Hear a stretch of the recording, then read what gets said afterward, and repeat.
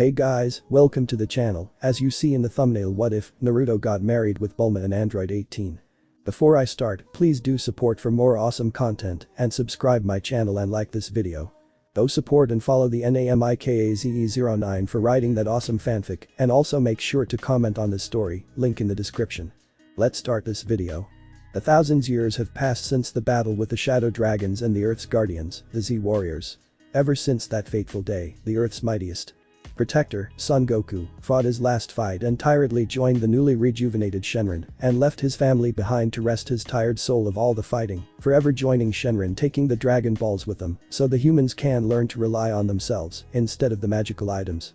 Ever since then, Goku's along with Vegeta's family and friends had continued to watch the Earth as its protectors in the stead of their old friend Goku, and long later died, but given birth to children to take up the mantle watching the Earth as its protectors. Even Vegeta, the Saiyan prince, as well as old rival and old friend of Goku's, took up the title to keep his friend's legacy alive until his death as well. Since then, the blood of the Saiyan race has all but passed on through the generations, growing weaker and weaker, but still compressed and growing stronger through each generation. That's when disaster struck as a terrible apocalypse struck the Earth, almost bringing extinction to the human race. They survived though, but at the cost of the protectors of the Earth's lives when they sacrificed themselves to quell down the apocalypse to a minimum, but it also cost the Earth's technology to completely go haywire before forever being lost to the world. As time passed, the Earth's barren wasteland soon began to thrive and humans began to appear once more. Time passed and civilizations rose and fell upon the passage of time and war. Since then, from what humans called upon was heaven's blessing, was that a large creature of godly proportions with 10 tails came from heaven. This entity was called many things as a guardian, protector, savior of Earth, but one name stuck with it for thousands of years. The juubi. The celestial being was a creation made from kami, since the kais of old and new had all but died out, and the new gods have taken up the mantle of their old predecessors to watch over the universe, but the Earth in particular that watched more sternly, since it was the same world the very warriors that could rival themselves in power grew up and got stronger throughout their lives. This being, the juubi, was created for the sole purpose of protecting humanity and keeping peace of Earth, but soon the dark side of humanity turned its ugly head. The group of greedy and power-hungry humans appeared mysteriously and tried to control the entity with an art called Fuinjutsu, only to have it backfire on them and enrage the juubi. That day, humans angered the once protector of the Earth and soon found out they weren't so powerful without the juubi's help anymore. The man who had been named as the Rakuto Sennin appeared before the enraged entity and tried to calm the beast and negotiate in why it's so angry, but the creature was too far gone to speak to the human. Its anger had slowly been rising over the years of seeing humans and their greed for power, and when those foolish mortals, as it called them, tried to control him.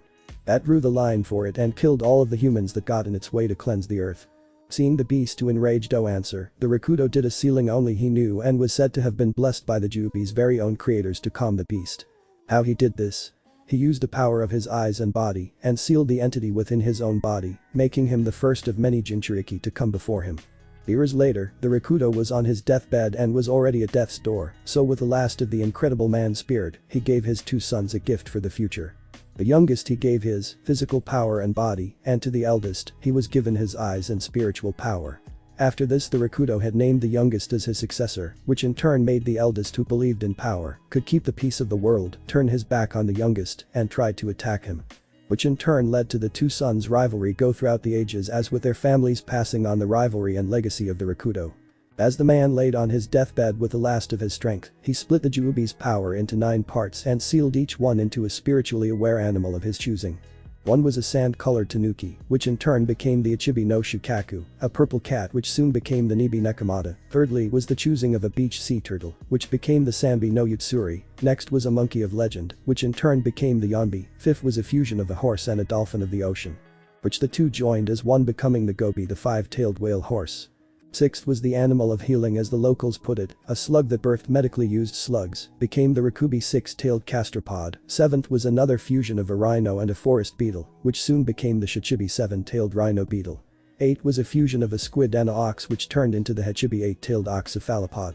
Finally, the last one was his secret daughter. She chose that day to take the last and most strongest of all of the juubi's power, and after much heated debate fused her with the orange fox, turning her into the now mythical legend, Kyuubi no Kitsune.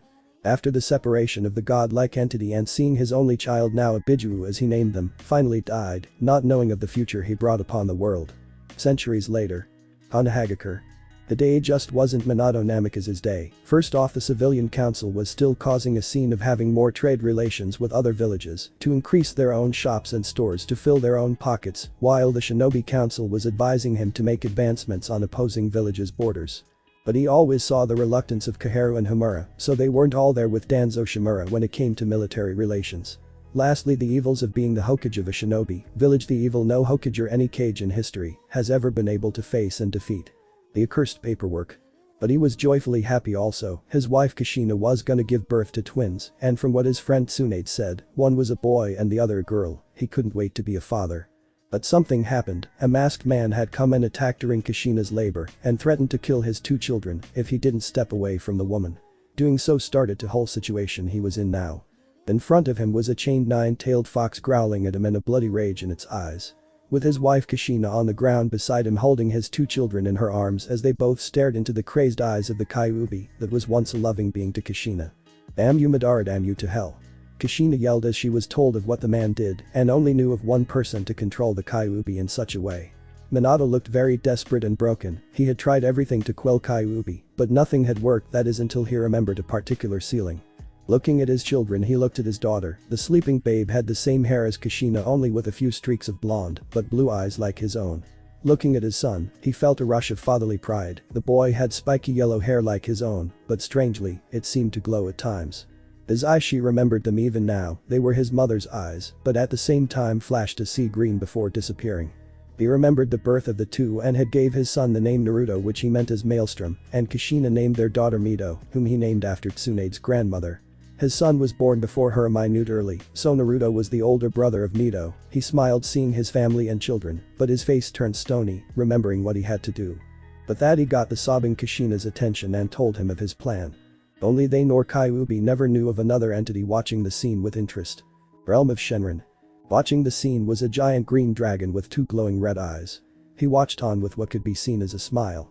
Ever since the birth of the planet, he had watched on as the earth continued without the Dragon Balls and how it grew and fell when the apocalypse fell upon the world. Everything and seen how the new gods, as they call themselves these days, created Juubi, a being he would say had the power to rival a Super Saiyan at best. He snorted in amusement. That thing did its job protecting the earth for a while, until those humans tried to control it, something the dragon found amusing, since seeing the Juubi crush them like ants and seeing them scream and run in fear was to him an amusing show. That's when he narrowed his eyes, seeing the scene before him, and had to think of an idea of what to do, because it was quite obvious the male was gonna use something to deal with the Kyuubi. But when he looked at the boy the man was staring at, his eyes widened at epic proportions before he started to chuckle before outright laughing. Hahaha. Who would have thought their blood was still alive on Earth? And in such a condensed matter, if a slight tap into the boy's blood, I can awaken it, he mused, thinking of what he could do. That's when he thought of something. Even though he would bring out his presence once more into the world and give out his location to the other celestial beings, it wouldn't matter, for if his plan worked there would be a new and stronger guardian for the earth than all the previous combined. Searching within himself, he felt its presence was still there, but he could feel the Saiyan's presence and smirked. I think it's time for a rebirth of a Saiyan and a guardian, he said before his form started to glow gold before disappearing in a flash of light. Back with Minato. I see you are gonna seal the Kyuubi into Naruto, but what about Konoha? They will see him as a monster, you should know this. Kushina said, trying to change Minato's idea, but it was unfortunately impossible. The man wouldn't budge. I know this, but I can at least try. Besides, he will have you and Mito in his life. He said, trying to reassure her, but even in the deepest reaches of his heart, he knew the life Naruto would lead if he did this, and it was heart-wrenching to know he would be the one to place the burden on his newly born son. The crying redhead just hung her head low, unable to say anything else. Her newly born son was gonna become the next Jinchuriki of the Kyuubish, knew the horrors of being one, and it pained her to know she couldn't stop it in her horrible state. As he was about to reach for Naruto, Minato felt a presence overbearing, and everything he ever felt before, even Kyuubi's bloodlust and killing intent, was dwarfed by this feeling of power. Looking around, he saw everything stopped, like time slowed down to a crawl. Looking back at Kushina, he saw that she was frozen as well, but somehow his son was still sleeping like normal. That's when he heard lightning, and snapping his head up, he saw something that would make the toughest of Hokages scream like little girls. Above him in the black sky was a green giant dragon with red glowing eyes, and its jaws were wide in a grin, revealing its giant razor-sharp teeth. In short, the thing made the Kyuubi look like a newborn kid. Minato broke out in a cold sweat when the dragon's head started to come closer to him and his family, before finally stopping a foot away from him. Shenron found it quite amusing to see the blonde man nervous, but couldn't blame him, seeing something of his stature was sure to scare even the toughest of any being. The gods themselves knew not to anger him unless they wanted to face the wrath of a dragon. Looking at Minato, he turned his gaze toward Kushina before resting his eyes upon the blonde babe, Naruto he heard his name was. Closing in, he looked down at the sleeping babe, and before Minato's shocked eyes a golden orb of light softly floated out of the dragon and into Naruto, and before he could do anything, there was a flash of light erupting from Naruto's form until it became clear again. Opening his eyes, Minato saw where his blonde son slept was a spiky black-haired baby with larger than normal arms for a babe. He saw the black-haired boy's eyes open slightly to see him and the dragon. Right then Minato saw the change in his son. He still had his father's eyes but were deep blue in color. Looking back at the dragon, "What did you just do to my son?" Getting a chuckle from the dragon, making the area shake and him stumble a bit. "Mortali have just did a little something that will save this world and bring about a new guardian for the entire earth. Your son Naruto, as you call him, is in reality the reincarnation of a being far stronger than any human or Biju. Hell, this being was able to tear the world asunder if he wanted to, but he protected like and cherished it throughout his whole time. And now your son will be reborn as this man, for this world needs a Saiyan once more to protect it from the future dangers that are to come," Shenron explained, getting a shocked look from Minato, looking back at his son who was curiously looking around as a brown monkey tail twitched a few times from behind him, making Minato gape. Looking back, he saw the dragon chuckling, "I know what's with the tail, right? Well, let's just say this being wasn't exactly human, but had the heart of one. Know about your little Kyuubi problem. I can't have you sealing it into this child, so I suggest you seal it into your daughter. Don't worry, nothing will happen to her, that I can promise you," he explained. Minato just stood there for a few minutes to reassess the situation before he lowered his head in defeat. No matter how much he thought, nothing else would work, and he most definitely wouldn't disagree with a dragon this size. So with a heavy heart he began to do the seals for the Shiki-Fujin as Shenron started to glow a golden light. Finishing the hand seals, he asked one last thing, "I'm sorry Naruto Mitakushin, I love you all." Before slamming his hands on the ground and shouted Shiki-Fuin. But the sealing announced, Shenron's body rose before shooting into Naruto once more. Good thing too, because then a figure floated from behind Minato with a twisted grin on its face. It was the Shinigami, entity of death and apprentice of King Yama. Looking around, the Shinigami's face turned into a frown before it settled upon the chained down Biju and broken family before it. Though when its eyes landed upon Naruto's tailed form, its eyes widened a bit before its grin got even wider. Though it looked down to see the one who summoned him talking with a woman. "Minato, what happened to our son?" Heshishinshed. She yelled frantically, worrying over what happened to Naruto. Minato just chuckled a bit. Even in such a situation, Kushina was always oblivious to what was going on. "Let's just say Naruto is gonna be someone very important to the world, and changes appeared since Naruto is basically the reincarnation of someone very important, and let's leave it at that." Kushina wasn't amused if the glare at him was anything. "Minato, I swear if what you're saying is some kind of joke, I will do Shinigami's job for it and kill you," said darkly, making him sweat a bit before they both turned to see something very adorable in both their eyes. Mito was giggling while petting the monkey tail that twitched, it slowly somehow reacting to her touches her baby face and caressed her face, making her burst into giggles once more and smiled at the sight until they were interrupted by the situation at hand. Looking up, they saw the Shinigami with an annoyed look on its face. "If you are done, mortal, I'd like to get this done with. I have other things to do, torture other souls and whatnot." The entity of death gaining sweat drops from both parents. But that Minato gently took hold of Mito while Kushina held Naruto.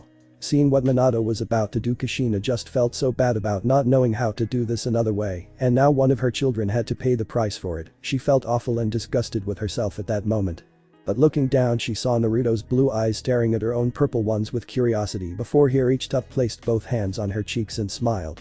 This seemed to lighten her mood a bit, even if he Chanjita Lati was still Naruto, so grasping his little hands, she held them gently as she kissed his forehead. Holding him tightly, she made a silent vow to always protect her children from any and all enemies that would try to hurt them. Hearing the sound of a body hitting the floor, she slowly looked up to see the Kyuubi gone, the Shinigami's spirit gone as well, with Minato's dead body on the ground with his arms wrapped around Mito's crying form. Quickly getting up, she got to the little red head and slowly placed the crying baby in her other arm before looking down at Minato's body and smiled sadly. "Don't worry Minato, they will be safe, I promise," she assured her late husband, not knowing of the painful future that's gonna come for them. 3 days later. It's been 3 days since the attack of Kyuubi and the village of Konohagakure. The civilian and shinobi alike were all mourning for their loss against the Kyuubi, but most were mourning for their late Hokage the Yondaime, who sacrificed his life to defeat the demon, as they were all told. Only the higher ups in the shinobi rank truly knew what happened, and yet even they wouldn't mention anything. Meanwhile at the Sarutobi clan house, Hiruzen Sarutobi, the Kami no Shinobi, student of the Shoin Nidaime, sensei of the legendary Sannin, and predecessor of the Yondaime, was rubbing his temples in frustration. The council was now on his back trying to have the current Jinchuriki Mito killed since he did announce to the council of what happened. Now he was getting pissed real fast of how the whole council, civilians and elders, were acting. That's when he remembered Kushina and the two children and smiled softly at the thought of them. The two little babes were almost inseparable, and they slept in the same crib because if they were separated, Naruto and Mito both would cry until they were put back together with each other. El Naruto's wail was strong enough to crack a damn window, and it seemed to always get louder with each passing hour, and even caused several of the Anbu who were watching him eardrums to bleed, literally, and almost disrupt the sound barrier seal. Though that didn't stop his iron will of protecting the three from the council and told Kushina they were welcome to live within his clan home since the Namikaze compound was all but in ruins during the attack. Remembering the two smiling faces of the two babes as well as the happy form of Kushina with them made the fire in his eyes burn brightly. The fire he had possessed when he was in his prime and then grew into a cold fury. He rose up and snapped his fingers, causing two masked Anbu awaiting their leader's orders. Brat, or gather up the council, it is time they learn just who it was that ruled Konoha. He said in an authoritative and murderous tone that made the two Anbu inwardly flinch but smile in satisfaction since the true Sandaime, the man who survived 3 of the great wars, mastered over 1,000 jutsu. And the very man who in his prime was the strongest of the other elemental cages in their prime, was coming back. With a quick hi, the two disappeared in a shushin. With that, Sarutobi turned around and headed to the Namikaze's room to check up on them. While walking he mildly remembered something about Naruto that made him curious, which was the monkey tail attached to his backside, and his hair was as black as night and still spiked, but not like his father's, more like spiked in all directions. He found it amusing of how Naruto looked similar to that of a newborn monkey he'd seen when he visited Monkey King Enma for the first time. Heading to the door, he knocked a few times getting an enter. When walking in he saw something very adorable in his eyes. In front of him was Kushina holding Mito as she played with the taller, but still small baby Naruto. The little redhead was playing with Naruto's tail like it was her favorite pastime in the whole world. Naruto himself looked constipated about something, but soon started to cry a bit when Natsume gripped his tail tighter, seeing the imminent danger of one of Naruto's dangerous shouts of hell. He flashed to the little babes and grabbed Mito's hand softly and pulled it away from the now ticking time bomb that was Naruto. Kushina, I'm about to head for another council meeting, and after this we will explain on how you want to train these two, for I know how much you want them to get stronger to protect themselves, so after this, we will discuss on how you want to train them, alright? He said getting a happy nod from the woman. Thank you Oji-san, and these two would probably say the same thing, but I think they're a little busy. She said with a giggle at the end. He smiled at the family of 3 and headed out to go show the council who truly controls Konoha and got them under control he did after killing several civilian and beating Danzo literally into the ground and having him sent to the hospital. He reminded those of the council who truly ruled Konoha with an iron fist. After this with the help of his 2 other teammates Kaharu and Homura, he explained to the clan heads of what truly happened and to say some were shocked was like saying Jiraiya had a healthy relationship with women. Biggest understatement of the year as Kushina's best friends Tsume and Makoto generally asked an audience with her and the 2 children which he accepted, but no others since even for a Hokage didn't trust those of the Konoha clans that much. 7 years later. After that day Hiruzen, with the help of Kushina, helped train the 2 little children to be shinobi so they could defend themselves, and the 2 children took to training like a fish in water, especially Naruto for some reason he trained much more than any child his age should. He always trained day in and day out not stopping till he drops and no one was able to understand. Naruto simply said that it was something calling him to never stop training, always go forth and never stop. What he found very interesting in the shinobi arts was ninjutsu and fuinjutsu, but the one he took to most was surprisingly taijutsu. He had found the art exhilarating to him since you could fight close up with your opponent and not from longer mid-range. Since he didn't find any of the current art suitable for him, so when Sarutobi realized this, he decided to teach Naruto a style he learned from the Monkey King Enma called the Shuriken, Monkey Fist, which to his surprise Naruto was able to easily learn the basics. His grandfather figure who is known to him as Oji-san or Jiji as he and his sister Mito likes to call him, had one time introduced them both to any kind of weapon they would use, and to Mito, she chose to wield a katana like her mother, as did Naruto, but for some reason he felt like there was another weapon that would suit him aside from a sword. That's when he at one time grasped a bow staff, and at that moment just knew he had to learn how to use one aside from a blade. It was a good thing Hiruzen was a master Bijutsu user and at that day started to teach Naruto the ways of the Bijutsu, while Kushina taught her daughter and him the ways of using a katana.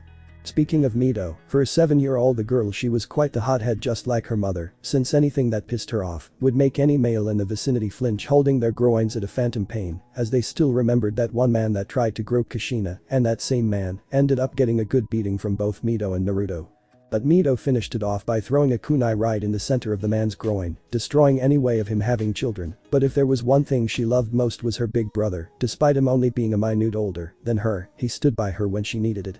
She was very protective of him, but those that tried to hurt her would end up having a beating of their life from the nickname Sarugaki of Konoha because of his monkey tail swinging around his backside. She had grew up by his side for 7 years and always knew something about him was different than her mother, or their father for that matter, but she never dwelled on it much and just lived happily by her most loved person besides her Ka-san. She too had trained even though it was nowhere near as much as Naruto, but a good amount for one her age, and was already at the beginning stages of chakra control exercises and in the steps of Ninken-gen Fuinjutsu. Kushina tried teaching Naruto chakra control exercises, but for some reason he just had too much energy to try and control it. Basically she was on an early start of becoming a shinobi, while her Nai-san was training to become something different.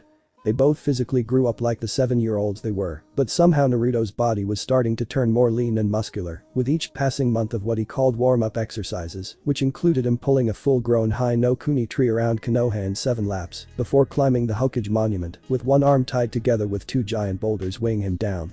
They checked out why he was able to do such things, but all they found was that Naruto had the strength and durability no human should have, while his stamina was off the charts going past even his mother's or Mito's own level.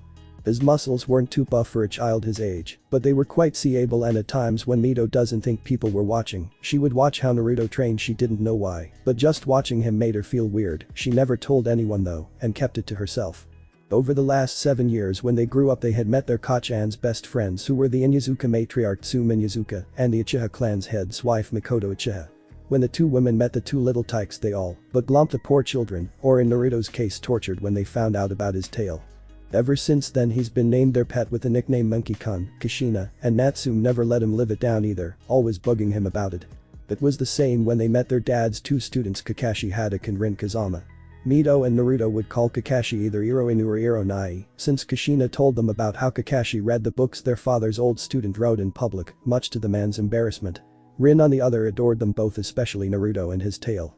It turned worse when she introduced a black-haired boy to Kurenai Yuhi, Anko Mitarashi, Yugao Yuzuki, and the young Chunin Hana Inyazuka, due to the fact that they would always glumps the poor kid, due to the fact that they were attracted to his tale.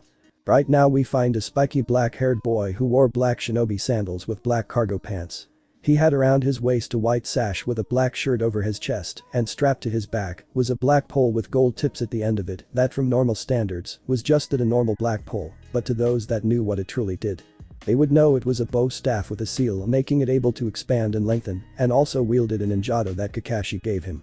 The boy's face still had a little baby fat, but was starting to lose it due to the training he was going through.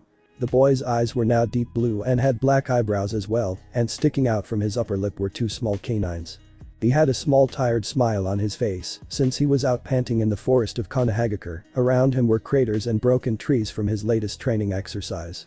Wiping the sweat from his brow he inhaled before exhaling. Standing up he heard something from within the woods, thanks to his sensitive hearing, and looked behind him, and saw in the woods a mob of what looked like armed civilians, with masked men mixed in with the kanji for northeast on their blank masks. Narrowing his eyes he took a step back and spoke, "What's up guys? Need something?" Already knowing the answer. "Shut up freak. Today you die and no one is here to help you or save you this time, so get ready to die," said a civilian. While the others cheered and the root ninja stood by watching for any shinobi to come by the area. "I see, and I suppose you think I wouldn't fight back then," he said, getting an arrogant smirk from Dumbus number 1. "Of course the freak has to learn from its betters who's in charge around here, so stay down and let your masters whip you like the obedient dog you are." Getting a roar of approval from the crowd. Naruto's eyes turned dark and dangerous, eyes that shouldn't be on a 7-year-old boy like him, and spoke while getting into stance, "Like hell I will, now come get me you pathetic bastards," he said, getting angry yells from the civilians, and with that they charged in intent to kill the monkey demon. Too bad they never stood a chance against a trained child in the arts of a shinobi. Quickly pulling out his bow staff, he started dancing around the civilians, knocking them out with a hit by the back of their heads or punches to the stomach. With his incredible strength his punches at full blast could punch a hole through the toughest of metal, even steel. So to a civilian and him lowering the punches to a minimum, they felt like they got tackled by a bull. Few minutes later Naruto found himself surrounded by groaning or unconscious civilians, but then a second later he found the rude Anbu surrounding him on all sides. Letting out an irritated sigh, he scratched his head in frustration. There was just no way he could fight these guys. He knew of the Anbu, but these guys were, from what Gigi said, mindless drones that wouldn't stop till their objectives are accomplished, and him still a genin leveled shinobi, he wasn't nowhere near the level to fight them. Feeling a little desperate, he jumped off into the woods with the route following. A few minutes later Mito came running into the area with a happy expression on her face to see her Nai-san, only to see groaning and beat up civilians. She was getting worried until she found something that made her heart stop. Naruto's bow staff and ninjato were lying on the ground near his belongings, the only thing that was missing the picture they took together with Ka-san. She started to tear up, fearing the worst, and grabbed his staff and pack. "I gotta find Ka-san and Gigi, Nai-san may be in danger," she said, jumping off into the woods. "Hurry kid, I sent something wrong, hurry." Kyuubi told her container. Over the last few years the two had finally met after one stressful training day and immediately bonded, seeing as the big bad Kyuubi wasn't as evil as people spoke of. Only Kushina and Naruto knew of Kyuubi speaking with Mito and didn't really care all that much since Mito was still family to them. Hell, Naruto was excited and asked if Kyuubi could see them or other random questions, which made the three females giggle at how cute he was when he was like that. Nodding her head in agreement, the little girl sped off trying to find her Ka-san as fast as she could. Too bad she wouldn't get them in time. But Naruto. The black-haired boy had a few cuts all over his body and had a few kunai and shuriken lodged in his small frame. Following him were 4 rude Anbu that were on his tail. He thought about where he was going, but didn't care, as long as he could get away from these guys before they could kill him. Looking ahead, he saw the forests ending, so with a mighty jump, he shot off ahead of the Anbu and out of the forest, only to come upon a cliff separating him from going any further. Looking around, he remembered the place being called the Valley of the End, something he read in a textbook once.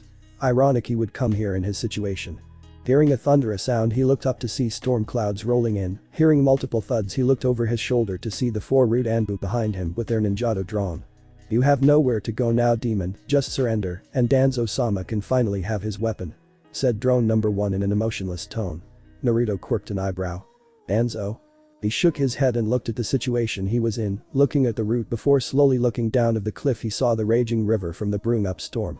Nervously sweating, he had 2 choices to go with. Even for a 7-year-old, he could tell when he's near a life or death situation, and now he needed to find a way to escape. Looking over the cliff once more and the slowly advancing route, Naruto closed his eyes, slowly channeling his breathing to calm himself. Putting his hand into his pocket, he pulled out a picture he cherished more than anyone would know. It was a picture of the 2 most important people in his life, Kushina and Mito, with him holding Natsume on his shoulders and Kushina kneeling beside them with a smile on her face with her cheek on his own. He saw Mito's victory sign of what she said that day, on top of the world. With a peace sign. Smiling sadly, he remembered his problem and placed the picture back into his pocket. "Sorry Ka-chan, Mito-chan, looks like I won't be able to see you 2 again." With tears falling from his eyes, he steeled his 7-year-old resolve and turned toward the cliff, ignoring the shout of the Anbu for him to stop. He ran as fast as he could, and with a strike of lightning, he jumped off the cliff and fell into the raging river below. The rude all rushed at the cliff, only to curse seeing their objective commit suicide. The 4 shushin back to Konoha to relay their failure on the capture of Naruto to their master, who wouldn't be pleased. But Naruto, the monkey-tailed boy, was trying to swim up from the river to get air, but he just kept getting pulled back down by the currents, and without seeing it, his head hit a rock, making his eyes go blurry and him succumbing to unconsciousness. Sarutobi clan house. As Hiruzen was finishing up on his last batch of paperwork on political issues with Kumo, and Kushina was planning for her children's next training plan, they heard a loud bang and rushed off to see what the commotion was. Imagine their surprise to see a panting Mito with Naruto's pack and bow staff. Seeing the staff, Hiruzen and Kushina got worried, and even worse when they saw the red-headed child crying. Rushing to her child, Kushina tried to calm her down, only to freeze from a few jumbled words. Natsume kept mumbling as she cried into her Ka-san's chest. She heard a few things ranging from stupid baka villagers and hurting Nai-san, but the most fearful one was "I can't find Hime, can't find Naru Nai-san." Getting the gasp from both Hiruzen and Kushina, a look of fury formed into his eyes, and the old man suddenly leaped out the window and yelled. "Anbu? I want 5 search teams to look for Naruto Uzumaki Namikaze. Look all over High no Kuni borders. I want him found, hurry," he said, getting nods from them all, since Hiruzen saw Naruto as a grandson as Mito was seen as a granddaughter. So to hear one of his surrogate family members was missing had him angry and infuriated with those that tried to attack him one more. He swore when he got a hold of the idiot villagers that attacked his grandson in all but blood, he would make them wish that the god of death had devoured their souls. Kushina though was trembling as his shaky hands were over her face, while her eyes were wide in horror. Her only son, the one that at times reminded her of Minato so much and was what brought joy to her and Mito was missing. First Minato. Now Naruto. She grabbed Mito and pulled her into a hug, trying to hold back her tears. She felt Mito stiffen before wailing into her shoulder. She felt horrible now, all she had focused on was their training, and now not watching out for her children, one of them disappeared off Kami knows where. She finally let the tears fall and joined Mito as they cried for their lost family. It made it all the worse for Mito since being almost a newborn at the same time as Naruto, she had a sort of link to him, whether it was spiritual or physical she knew of when he was in trouble. And right then as she cried in her Ka-san's arms, she felt a disturbance within her when her heart ached for her Nai-san. That's when she finally got to the worst conclusion her 7-year-old mind could comprehend. I felt it and Nai-san is gone. She yelled, shocking the sobbing Kushina even more before she finally broke down with her Musume. They stayed there in each other's arms crying for their supposed dead Sachi Nai-san. Naruto's mindscape. Groaning, Naruto was rubbing his head in phantom pain while trying to open his eyes. When he did so all he saw is a blue sky and the glowing sun. Leaning up a bit he looked around himself to see grassy fields and mountains as far as the eye and of the shinobi eye could see. He looked around and saw a 3-story house from what looked like it and another small cabin beside it. Somehow he felt like he knew this place, but didn't know from where. Hey there. The cheerful voice made the Namikaze jump back in surprise and turned around quickly, only to see something quite shocking. Before him was 2 figures. The first one got his attention immediately. It was a giant dragon in epic proportions. Its body was in the sky itself, appearing in and out of the sky. The whole length of the body was full of green scales and spikes running down its back. Looking at its face he saw 2 giant glowing red eyes staring into his own with what seemed curiosity. After staring at the dragon before him in shock, he turned his gaze at the second person standing beside the dragon. And strangely the person was a man. His hair was a bit spikier in other directions, while his skin was a dark tan, showing the man was outside quite a lot. He also noticed the muscles on him and realized that he trained extremely. That's when shockingly enough he saw the monkey tail twitching behind the kid. Seeing the guy wearing a blue guy t-shirt and white belt with sand yellow martial arts pants and Japanese type martial arts shoes, Naruto was seeing the striking similarities he had with this guy minus the hairstyle and for some reason felt an odd yet similar connection with this man. Like he has known him his entire life. Shenron, sensing Naruto's confusion, spoke up. Boy, we have something to talk about. He got a strained nod from the 7-year-old Naruto and an amused chuckle from the tan man. But that Shenron introduced himself as the Dragon of the Dragon Balls and Watcher of the Universe, telling Naruto the true story of how old the earth truly was, explaining of the humans that lived years and years before the shinobi era started. He also told him of what the Dragon Balls were, what they were created for, and their true purpose. Despite being only 7 years old, he completely agreed with the celestial being. Humans were sinful beings, but had to say they had the bright side as well to enjoy their lives to the fullest. It's true, humans are beings capable of both evil and good, but without the other there would be no balance, just like yin and yang. So I say taking the Dragon Balls away from them was the first step to the true evolutionary chain for them. He said, getting a small smile from the man beside the dragon and a grin from Shenron. You're very intelligent for someone your age, and yes, I agree with you. That is why there needs to be a protector to keep this balance from going out of control. Now there is something else I have called you here for. You're probably wondering where we are, and it simplifies your mindscape, your inner world, and this person beside me is basically your. Though the dragon never got to finish when the dark-skinned man jumped from where he was and flashed in front of Naruto, shocking him with his speed and held out his hand. Hiya. My name's Son Goku, and it's finally nice to meet you, Naruto Uzumaki, he finished with a big grin and hand held out. Blinking a few times, Naruto smirks before grasping the older man's hand with his own. Nice to meet you, Goku. So Shenron-sama care to explain what's going on? He said, only to get a bonk on the head from Goku, making Naruto blink, rubbing his head before looking at the grinning Saiyan. Nah, I'll start explaining this time because if he did it would take hours or even days, since the old dragon would just explain every little detail. Goku remarked, earning a growl from said dragon. Now Naruto, I'll cut to the chase. You know my name, but I may look like I'm in my prime to you, but in reality I'm older than the new gods as they call themselves. He said, and then scratching the back of his sheepishly, while Naruto just stood there gaping. I think that before him was a man who could be the same age as Kakashi, but was in reality an older being than Kami and the other gods. He tried his best to not faint and just dumbly nodded, seeing he still had his attention. Goku continued. Now you are mostly wondering why we look so alike. Well, to put it bluntly, you're my reincarnation ever since Mr. Big and Green here saw the Saiyan blood that had condensed over the years finally erupt in you, transforming you into a full Saiyan like myself. he said, getting a confused look from Naruto. Seeing this, Goku sighed and placed his hand on Naruto's forehead. I don't feel like explaining to you about Saiyans, so I'll transplant it into your mind, the knowledge of what they were. Before Naruto could retort, a glowing aura came from Goku and flowed into Naruto, making his own form glow the same. That's when a sudden rush of information rammed into his mind, and everything about the Saiyans was practically programmed in his mind. Everything, even about the truffles and the war between them and the Saiyans, the legend of the Super Saiyan, and finally how the race was all but killed by an alien called Frieza.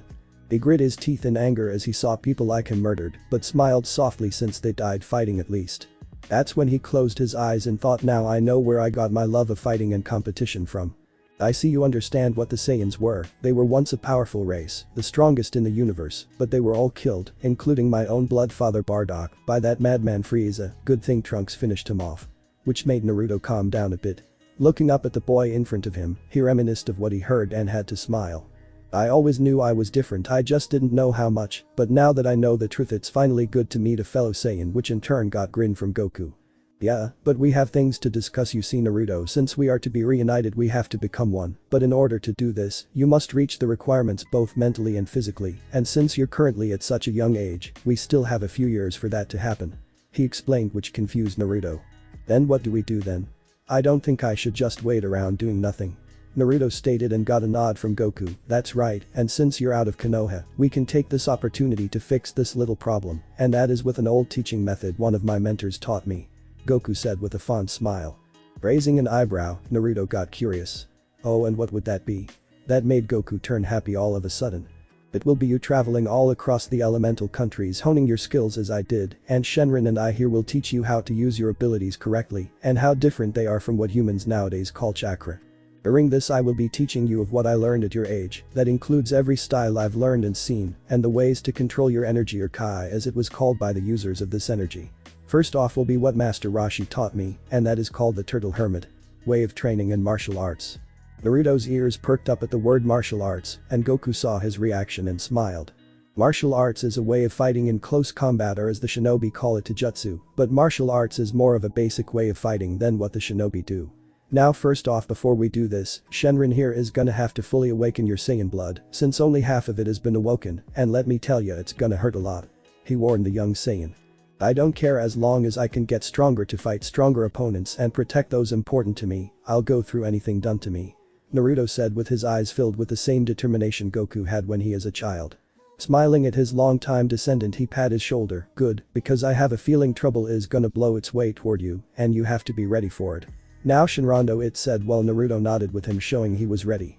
Seeing this, Shenron's eyes glowed red, and before Naruto knew it he was on the ground as blue lightning covered his body as a blue aura came off him in waves. Seeing this, Goku was a bit surprised. Whoa, he's got more Kai, fighting power or latent energy, than I did at his age, and even then I didn't find out about it till later on. But it would seem he was already unintentionally trying to control his power for a while. No, incredible.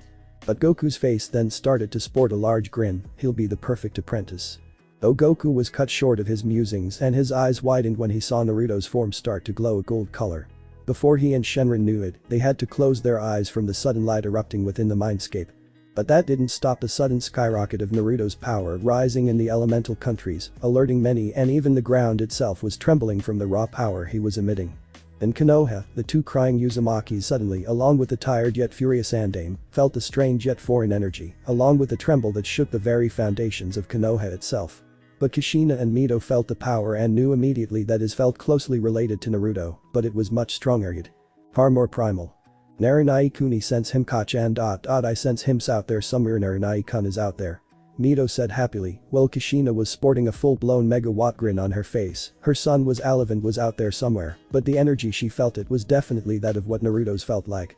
But it was much more potent and primal, and it honestly sent chills down her spine for some reason. She wondered when she would see Naruto again, as did the cheerful Mito. But Goku and Shenron, the two, stood in shock at what they were seeing. Before them was a changed Naruto. They honestly didn't know how much Naruto would change when he had his other half of his Saiyan blood awakened, but now seeing the results they couldn't but agree it was a good thing. For in front of them stood Naruto, who stood from his normal height of 3'6" to 4'0". His hair was just like Goku's in every way except for it being spikier. His face was the same, but his eyes held a primal urge to fight a good fight and find strong opponents. His muscles were now much more seen since his sudden growth spurt changed his body slightly. His latest attire from the shinobi all black he wore was all but in torn rags from the sudden transformation, and Naruto's monkey tail waved wildly behind him. Goku was more focused on Naruto's energy signature, and it was off the charts. Even in his age, he was nowhere near this kind of level, yet the feeling Naruto's aura gave off was a very primal, a feeling only Saiyans would have, since he gained the same feeling as he did when he encountered Vegeta, but his rival had the feeling in spades, since it was the Saiyan pride and thirst for battle. He would need to change that in Naruto as he didn't want to deal with a second Vegeta or the chaos that would happen if it did. Looking into his new apprentice's eyes, he smiled, patting him on the shoulder. "Well, I guess we have a lot of work to do, huh?" he asked, getting a small grin from Naruto.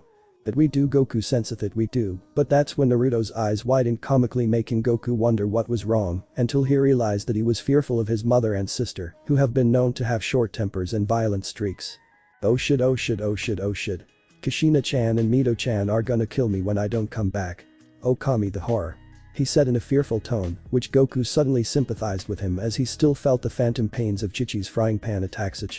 "I feel your pain, Naruto, as my wife was the same, but don't fret, we can send a telepathical link to them of what you're doing, then we must really get started on your training." Nodding in acceptance, he followed Goku's instructions and placed his hand on Goku's head, while the old Saiyan reached out with his senses until he found the two still in the Sarutobi clan home, alerting Naruto of this, and the newly reborn Saiyan began to speak within mentally. "Elwa this thing on Helluo." Kushina and Mito's ears perked up at the sound they were hearing and looked around only to see no one. "Kushina-chan, Mito-chan, can you both hear me?" Knowing the voice, the two redheads' eyes bugged out and jumped up in fright as they heard Naruto's voice, looking around frantically. "Ah. Ghost. Naruto Naisachi-kun's spirit is talking to us." They both shouted, trying to not hear the voice. Naruto and Goku both gained huge sweat drops on the back of their heads and chuckled before Naruto spoke once more. "Kushina-chan. Mito-chan, it's me, Naruto." Their eyes widened even further and looked up only to see no one. Getting frustrated, they both yelled, "If you really are Naruto Naisachi-kun, there, where the hell are you?" They both yelled in unison. Naruto suddenly gulped nervously while Goku sang a silent prayer to his descendant for a good future and to help him avoid the wrath of two female redheads. "Well, I'm not totally sure myself, but I want to tell you two something. This latest attack on my person has opened my eyes. Not only am I not safe in Konoha at the moment, I'm also risking both of your safety with the shinobi and civilian alike trying to kill me." They wanted to protest, but then he spoke up once again. "Now I know what you're thinking, Mito-chan, and stop right now. I know they think I'm some monster, and I'm fine with that. Let them think what they want. You'll just regret it later on. Besides, I don't like to see you cry, or you either, Kushina-chan." Too bad Naruto didn't see the blushes upon both the females' faces as he said his words, but Goku did, and since he's lived for so long, he finally understands a little bit more of the females and had to grin. Naruto had a way with words with women. Kushina and Mito just sat there rethinking what Naruto just said and kept playing it over and over in their minds as heat rushed to both of their faces. Why does Sachi-kun's voice and deeper in the way he said those things, and when did I start in calling him Sachi-kun? What happened to just plain Sachi? A flustered Kushina was wondering as her hands were on her face, trying to hide her growing blush. "He's mine, son, for Kami's sake, and I shouldn't be thinking about such things about the one you brought into this world." Mito, on the other hand, was Muriapin. Her Ani-san was acting much differently than before, but the way he spoke made that strange feeling in her grow much more and suddenly found a strange heat coming upon her face. That's when she heard Kyuubi speak. "Damn, Naru-kun sure knows how to speak with a lady. Has got you and Kushina-chan blushing hell." Even myself, Kyuubi muttered the last part to herself only. "Kyu-chan. When did you start calling Nai-san Naru-kun?" The redhead asked mentally with a cute yet confused expression on her face, but Kyuubi just blushed, trying to hide her embarrassment. He'll tell you later," Kyuubi said quickly before cutting off mental connection, leaving behind a confused Mito. That's when they both realized his final words, and their eyes grew as wide as dinner plates. "Sachi-kun, didn't tell me you're fearing the worst, Naruto not coming back to protect Natsume and herself from Konoha's villagers." Hearing this, Naruto sighed, but spoke honestly.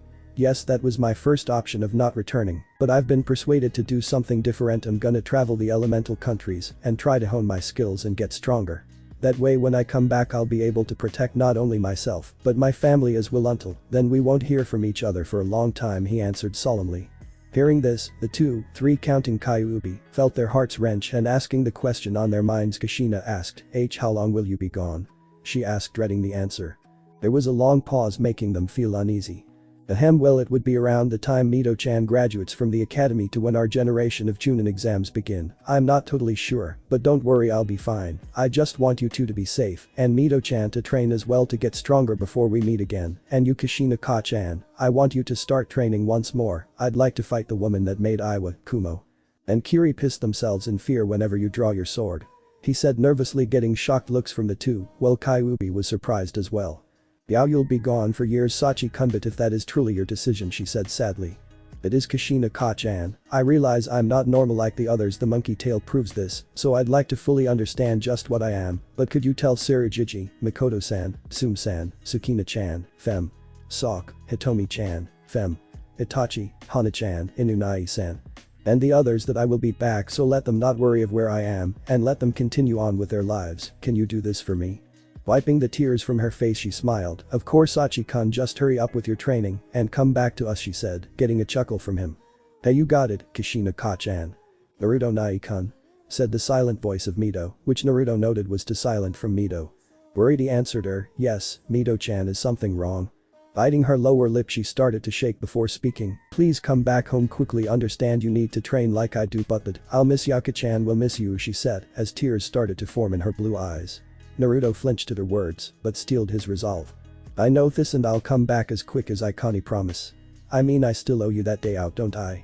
He said amusingly, getting a giggle from her as well as Kushina.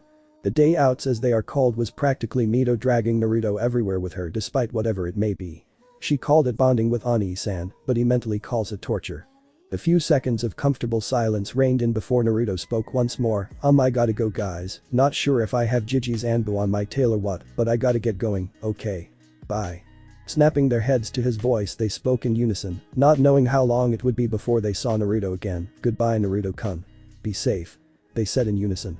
But mental connection went out and Goku was smiling at the grinning Naruto. You have a wonderful family. Naruto reminds me of my own a bit, though I suspect you are gonna get something very surprising when you meet them again, just know it.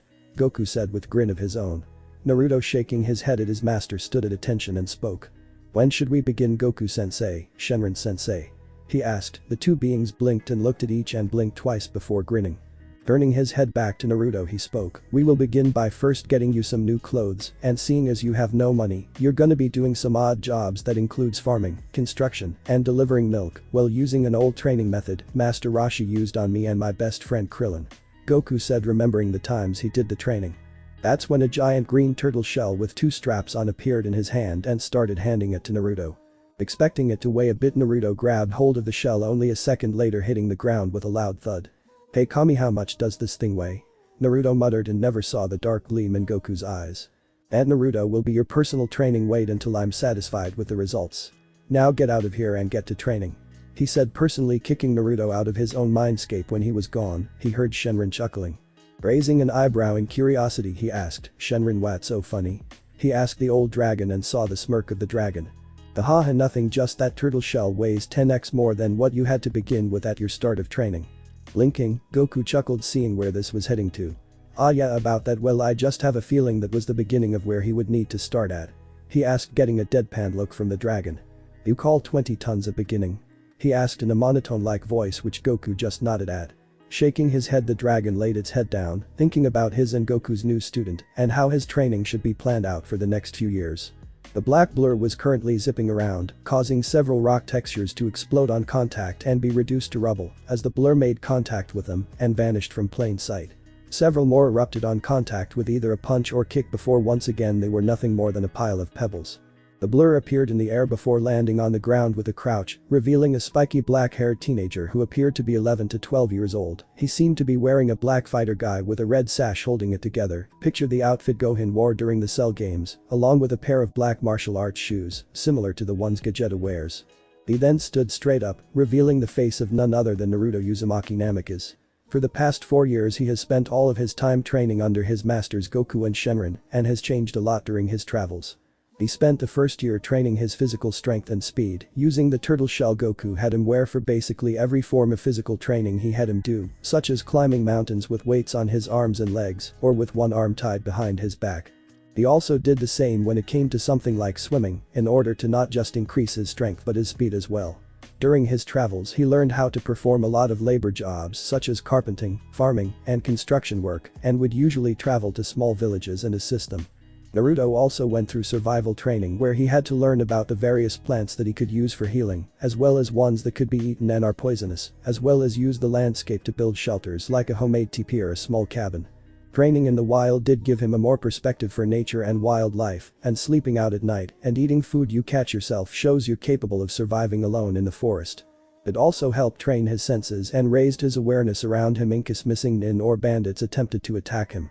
Not only that, but he also learned some intermediate fuinjutsu from a monk that live in the mountain range of Yama no Kuni, and needless to say, the young Saiyan was a natural and was able to understand the basics of modern sealing complexes that most beginner couldn't understand and would take a few years to learn. So far, he knew how to use seals and scrolls to store supplies, money, clothes, tools, etc. The second year Goku got Naruto started in learning how to control his Kai, which was in a manner the same as chakra, since it was naturally the life force which is a tangible energy that lives inside a living being and its major focus being in the center of the body.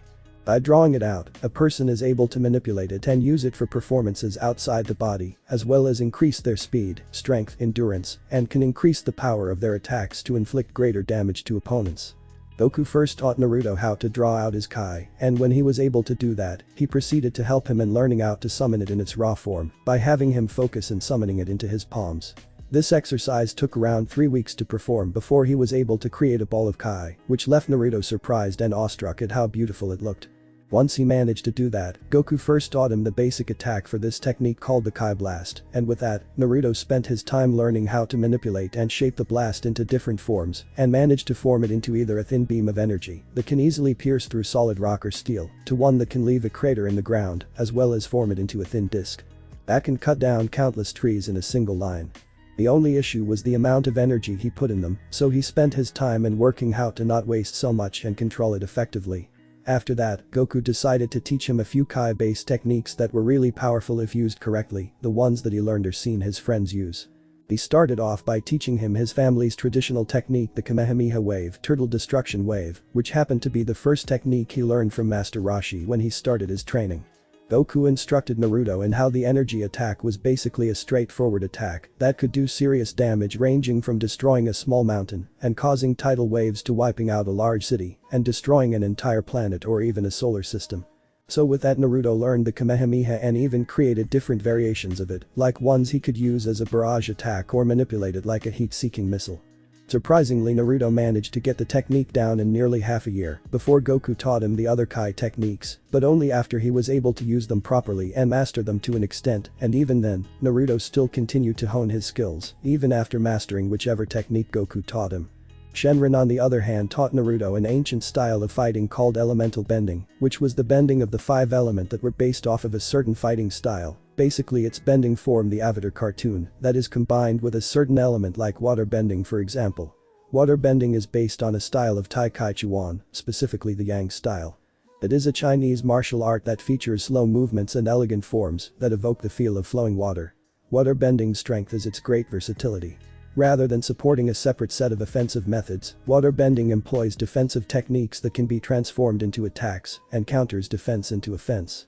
Instead of simply deflecting an attack, water bending's defensive maneuvers focus on control, achieved through turning an opponent's own strength against him, rather than directly harming the opponent. The other was earth bending. Earth bending is generally based on the Hung Gar style of Kung Fu, which features heavily rooted stances and strong kicks and punches that evoke the mass and power of earth. The martial art is based on the movements of animals, including the tiger, which is utilized when initiating hard blows, and the crane, which is used to land gently back on the earth. Another version which is more versatile is one based off the southern praying mantis Kung Fu, using its precise stepping to maintain contact with the ground, as well as sensing the different vibration through the ground and reading a person's emotion without using your eyesight. Another one was firebending. Firebending moves are based mainly on the style of northern Shaolin Kung Fu, but with a few techniques from northern 7-star praying mantis. These martial arts feature quick, successive attacks that exert extreme power for just a moment, much like an explosion, called Ginglik. That optimizes a strong continuous offense, sacrificing defense for greater power, the principle behind a preemptive strike, making firebending the most aggressive of the 5. Airbending is based on the Bagua style of martial arts, also known as circle walking or 8-trigram palm, along with a small hint of Xinyi, also known as mind-heart boxing. These martial arts feature swift, evasive maneuvers that evoke the intangibility and explosive power of wind, drawing energy from the center of the abdomen. Bagua, which utilizes circle walking, the idea behind it being the act of walking the 8 trigrams, is known for its constant circular movement, which makes it difficult for opponents to attack directly or land a blow. Since it's always maneuvering, nobody can get a solid hold on of this maneuver. Maneuvers employ the entire body with smooth coiling and uncoiling movements, utilizing dynamic footwork, open hand techniques, punches and throws. A common tactic is to maneuver behind an opponent and mirror their movements, preventing them from turning to face the practitioner. Unlike other bending disciplines, airbending is almost entirely a defensive art. The final one was lightning bending, which unlike the other elements, relied on using the internal strength, such as the bioelectricity that emits around a person's body, but is invisible to the eye. Lightning bending was basically one of the most dangerous forms of binding, since it was based off of the Shotokan fighting style, delivering fast and precise blows that relied on the person having fast reflexes. Basically each of these 5 basic disciplines each represent the balance of life, meaning neither one was too strong or too weak.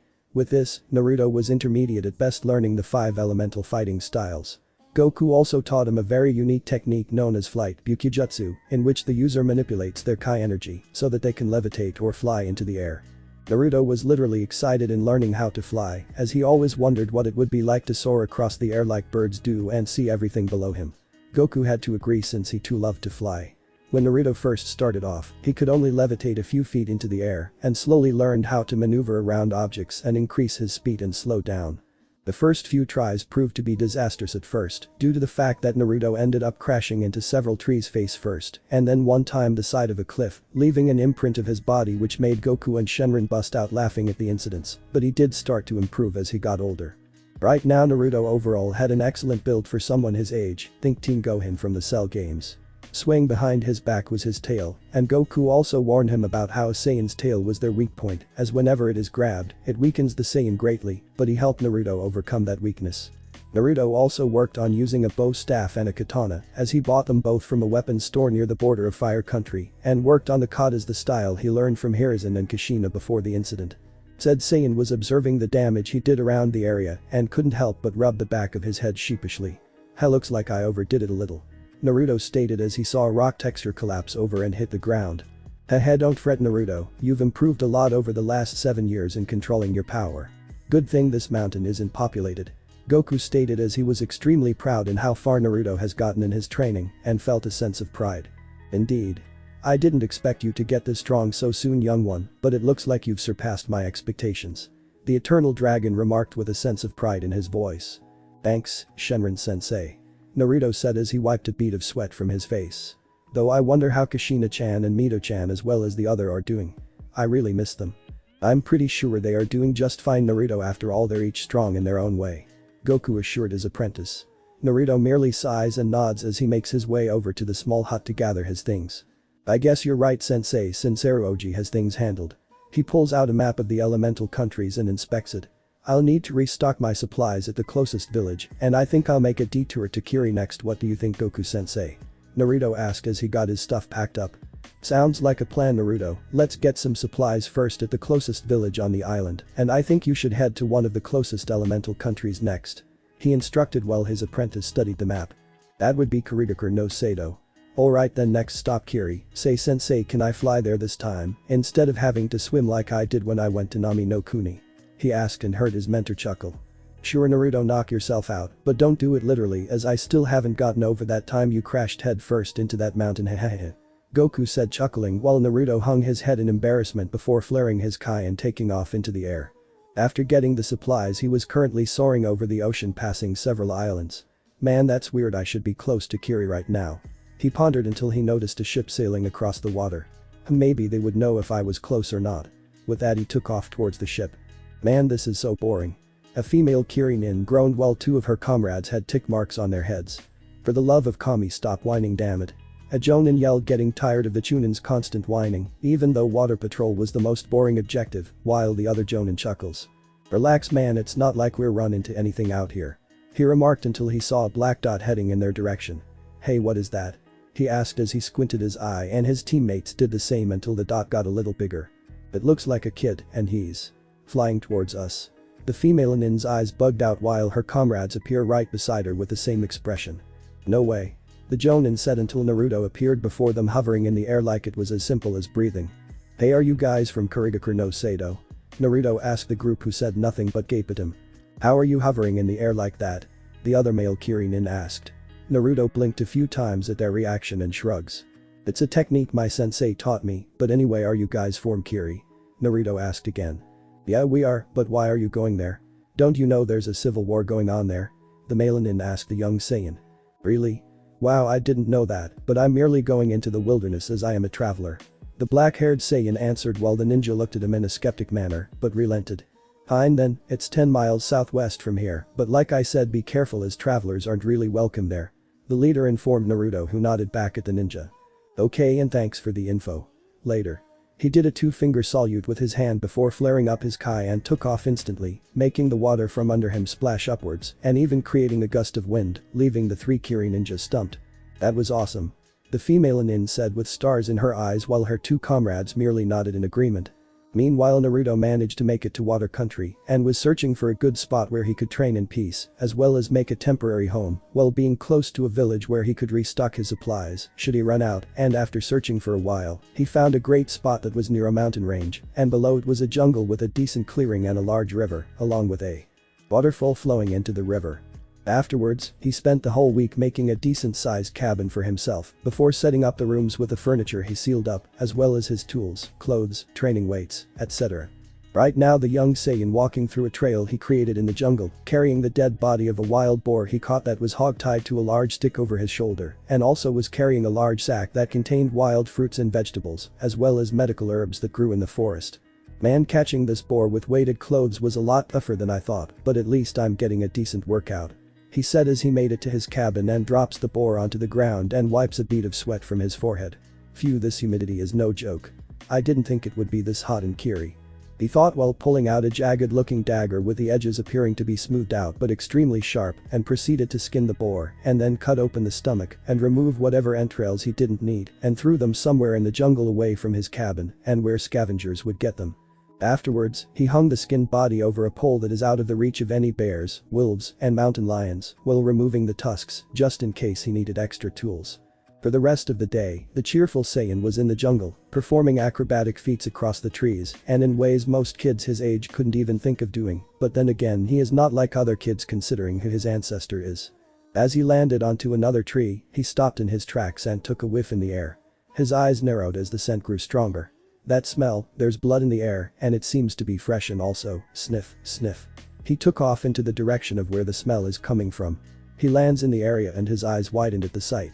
The area seemed to be charred, and on the ground were the bodies of masked ninja who were either in the ground in a puddle of their own blood with missing limbs, or to his surprise and shock melted.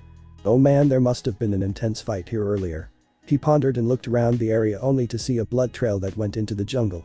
Someone's injured, and from the scent she's female. I'd better get to her before she's picked off by the predators in this forest, or worse, bandits. But that he took off into the forest. As he leapt through the trees, the scent was getting stronger, and as he landed on the last tree, out of pure reflex, he flips off of it as it was hit by a glob of what appeared to be lava and melted the entire tree. Whoa, that was close. He stated and heard someone huffing. He turned his head to see in his sights was whom he could picture was without a doubt the most beautiful woman he's ever set eyes on. From her appearance she seemed to be around 18 years old.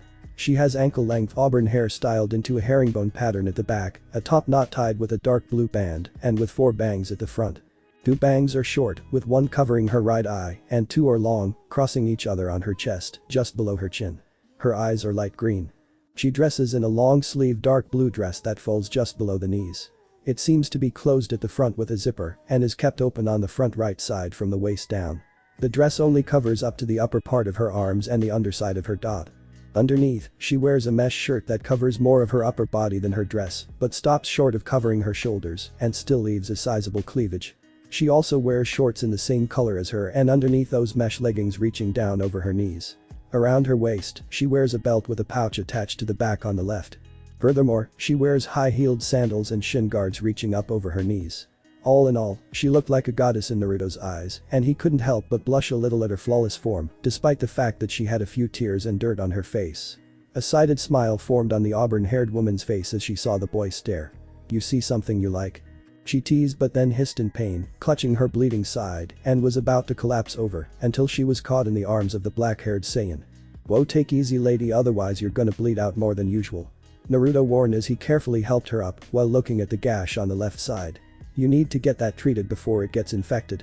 I have a cabin not far from here, I can treat it for you," he offered but then frowned as he sensed a group of unknown ninja heading here. The next thing Mei knew, she was scooped up in his arms bridal style and said woman eeks in surprise. "Sorry about this, but we've got to go." With that, they both vanished in a blur, leaving the hunter nin on a cold trail. A day later, Mei Terumi, the leader of the rebel faction and person Naruto helped, was looking outside for her savior from yesterday. By the river, a large splash occurred, surprising Mei as a fish that was the size of a small bear and hit the ground, flapping and flailing around. After that, Naruto leapt out of the river, shirtless and wearing his pants, like Gohan did after the Cell games. As he landed on the soft ground, he shook his head in order to get the water out of his hair, and then did the same for his body, until his tail wagged off the remaining bit of water on his person. "Man, these fish are tough to catch," he said to himself, unaware that Mei was sporting a small blush on her face as she saw his toned body. Never in her life has she seen any kid his age this ripped, as he had the build of a warrior, due to the fact that he hardly had any form of baby fat on his person. That was when she noticed his tail and had to resist the urge of screaming kawaii at the sight. That was when Naruto turned his attention to Mei, and his expression brightened. "Hey Mei-chan, I see you decided to get some fresh air while I was fishing. I guess those herbs did the trick and helped you recover faster," said 18-year-old, snapped out of her stupor and couldn't help but smile at his expression. "Indeed they did, Naruto-kun, and thanks for helping me even though you didn't have to," she replied back and nearly gawked as she saw him hoist the giant fish that was twice his size over his shoulder. "I know, but I couldn't live with myself if I let someone as pretty as you get killed by those hunter nin," he replied back in an honest tone, unaware that his words made the tint of pink on her face grow a little until. When it came to the opposite sex, Naruto was not as dense around females like his sensei was, due to the fact that when he was in Konoha, he basically spent a lot of time around them. Basically, he was innocent when it came to women and would simply compliment them on their beauty as if it was the simplest thing in the world, unaware that it would result in them blushing due to how innocent he looked when he told them. Most males would do it to get into their pants, but Naruto was a different case. Another thing Naruto didn't like were perverts. His Aniki Kakashi was an exception in a way due to the fact that he mostly kept his in check thanks to Rin and the fact that he reads what his mother called smut. Thank you Naruto-kun, she replied in a quiet tone as she brushed one of her bangs back. "Kami, what's wrong with me? He's a preteen for crying out loud, yet here I am acting shy around him. And those innocent eyes aren't helping the fact either." "You're welcome. Well, I'm gonna go get this fish skinned and clean for lunch. How do you feel about sushi?" he asked Mei, who smiled. "That would be great Naruto-kun," she replied back. "Great. I'll get onto it and afterwards I can take you back to your camp." With that, he headed to the back of the cabin in order to gut, clean, and cook the fish for lunch. 6 months later. It's been 6 months since Naruto met Mei and resumed his training in the deep wilderness of Mizuno-Kuni. Ever since then, many rumors have spread throughout the country and the shinobi village of an entity within the forests. Many don't know what it was, but how they know is that many in the shinobi village could hear the sounds of trees falling or explosions of something out of the ordinary. Sadly, no one was able to find this person or thing, since no one knew what it exactly was, but even then, during the Bloodline War, the mysterious deaths of Kiri shinobi that believed in Yagura, the current Mizukage's ideals about the bloodlines being demonic in nature, were always found at the Mizukage Tower's doorsteps, either in a broken and bloody heap, barely alive or simply dead, depending on the person's condition. The only sign this mysterious entity showed was the slight indentation of feet at the doorstep of the tower, and the only person rumored to have met this being was the rebels' very own female leader, Mei Terumi, who was said to have been saved by this unknown warrior when she was ambushed by the current Mizukage's elite hunter nin. Though there was one thing that all the shinobi, whether they were of the rebel forces or the ones that followed the Mizukage, remembered, and it was the sight they saw only 3 months ago during the second assault between the two on the rebels' fortress of Tezuki. It was when the forest was being ravaged by the jutsu and explosive traps being used that something horrific happened. Flashback. Fortress of Tezuki. Mei Terumi had just snapped the neck of an Anbu nin that had attempted to attack her blind spot while her forces were assaulting the fortress. The sound of battle cries, blades clashing, seal tags exploding, and Jutsu being unleashed echoed around the bloody war-torn fortress, and bodies of both rebels and loyalists littered the ground. Smoke also rose around the area as the battle ensured under the full moon. We have to keep pushing, this fortress is one of Yagura's main strongholds, and if we can claim it, then we'll be one step at getting closer to the village, but at this rate she pondered as she watched her comrades, the very people that were either bloodline holders or simply those who were against the war fought with everything they had. It's gonna take a miracle for this to succeed. I wish Naruto-kun was here. As soon as those words left her train of thought, a deafening roar echoed across area, making all of those that were fighting stop in their tracks and look around. Mei's eyes widened in fear, thinking that it Yagura who was in his Biju form to come assist his army in defending the fortress and was gonna call on her forces to retreat until she looked up and saw a large hulking figure leap over and land in the middle of the battle, causing the earth to shake violently and for dust to rise into the air. When it cleared, everyone's eyes widened in shock, horror, and fear as they set their eyes on what appeared to be a beast whose height rivaled if not surpassed even that of the nine-tailed beasts. It appeared to be a giant monkey-like creature with dark brown fur, covering its entire body minus its face, hands, and feet with large pointed ears, and its long and powerful tail swished around back and forth. It sported a set of wicked-looking canines in its maw, but what mainly freaked them all out was its glowing red eyes. They were basically, in simple terms, primal. More primal than any other animals, and from the way it was growling at the Kiri ninja, it was not happy, and a growl rumbled from the giant ape's dot. Mei stood on a tower speechless beyond words as she stared at the beast. Her look of fear changed to surprise as she recognized the tail, and the image of a grinning Naruto popped up in her mind. Naruto. She said quietly before said blonde stood straight up and let out a deafening roar that was so powerful that it shook the ground more than he did when he landed into the area and started to beat his chest. What the hell is that thing? One of Yagura's ninja cried out. Who cares, just kill the monster. With that, the ninja on Yagura's side proceeded to throw countless kunai with explosive tags on them at Naruto and exploded on contact, covering his form in smoke. Some smirked triumphantly, thinking that they killed the beast, but when the smoke cleared, Naruto was unharmed and snarling in annoyance, shocking the ninja to the core as those explosive tags had enough power to level a large building, but didn't even singe its fur. Naruto brought his hand up into the air and brought it down hard, crushing the enemy ninja like flies. He roared in triumph before stomping repeatedly on the ground. As this happened, the rebels decided to be smart and get the hell out of the giant ape's way as he attacked the enemy nin with his hands, feet and tail as they tried to use both explosives and jutsu that did little to slow him down. Mei watched the one-sided fight go on, pondering on how Naruto became this giant ape. One of her Kozao appeared next to her as did Chijuro. Kami was all the man said as he witnessed the slaughter, while Chijuro tried his best not to lose his lunch at the massacre. They then watched as the Saiyan turned ape reared his head back, opening his maw wide and gathering what appeared to be energy into its mouth. Once he gathered enough, with mighty roar, brought his head forwards and fires an energy blast so potent that it dissolves anything in its path to nothing, while the other ninja watched frozen in horror as the attack descended towards them. When it made contact, an explosion lit up half of the country in a flash of light, causing the place to erupt and generate a shockwave that ripped trees from the ground, as well as the earth itself. Mei shielded her eyes from the shining light and the debris as did Chijuro and Ao. When it cleared, they each saw a crater that was extremely wide and deep, and there was barely nothing left of the fortress or the shinobi guarding it. There's nothing left in that energy. It wasn't chakra or yokai, it was too potent. A stumped Ao stated as he has seen Amari, menacing ball, and what damage it could do, but this made it look like child's play. We'd be better get out of here as well before it spots us. Chijuro suggested as he backed away only for his heel to tap a rock that fell off the tower they were on and hit the ground. Chijuro's eyes bugged out in fear as he saw it make a clicking sound, as did Ao. "You baka, what have you done?" Ao tried not to scream out. Naruto froze in his tracks, and his ears twitched from the sound before turning its head to their direction. Ao and Chijuro paled to the point where they looked like ghosts as the ape growled lowly as his head descended toward the three ninja. Mei did nothing but stare at the form until she stared at Naruto's glowing red eyes. "We're gonna die, I'm sorry Ao-sama." Chijuro whimpered out as they both sweat bullets. That was when Naruto stopped growling and lightly sniffed Mei's form and went from their primal state to a look of curiosity. Mei blinked also as she saw this and slowly reached out, moving her hand to his giant muzzle, making Ao and Chijuro freak out in a comically fashion.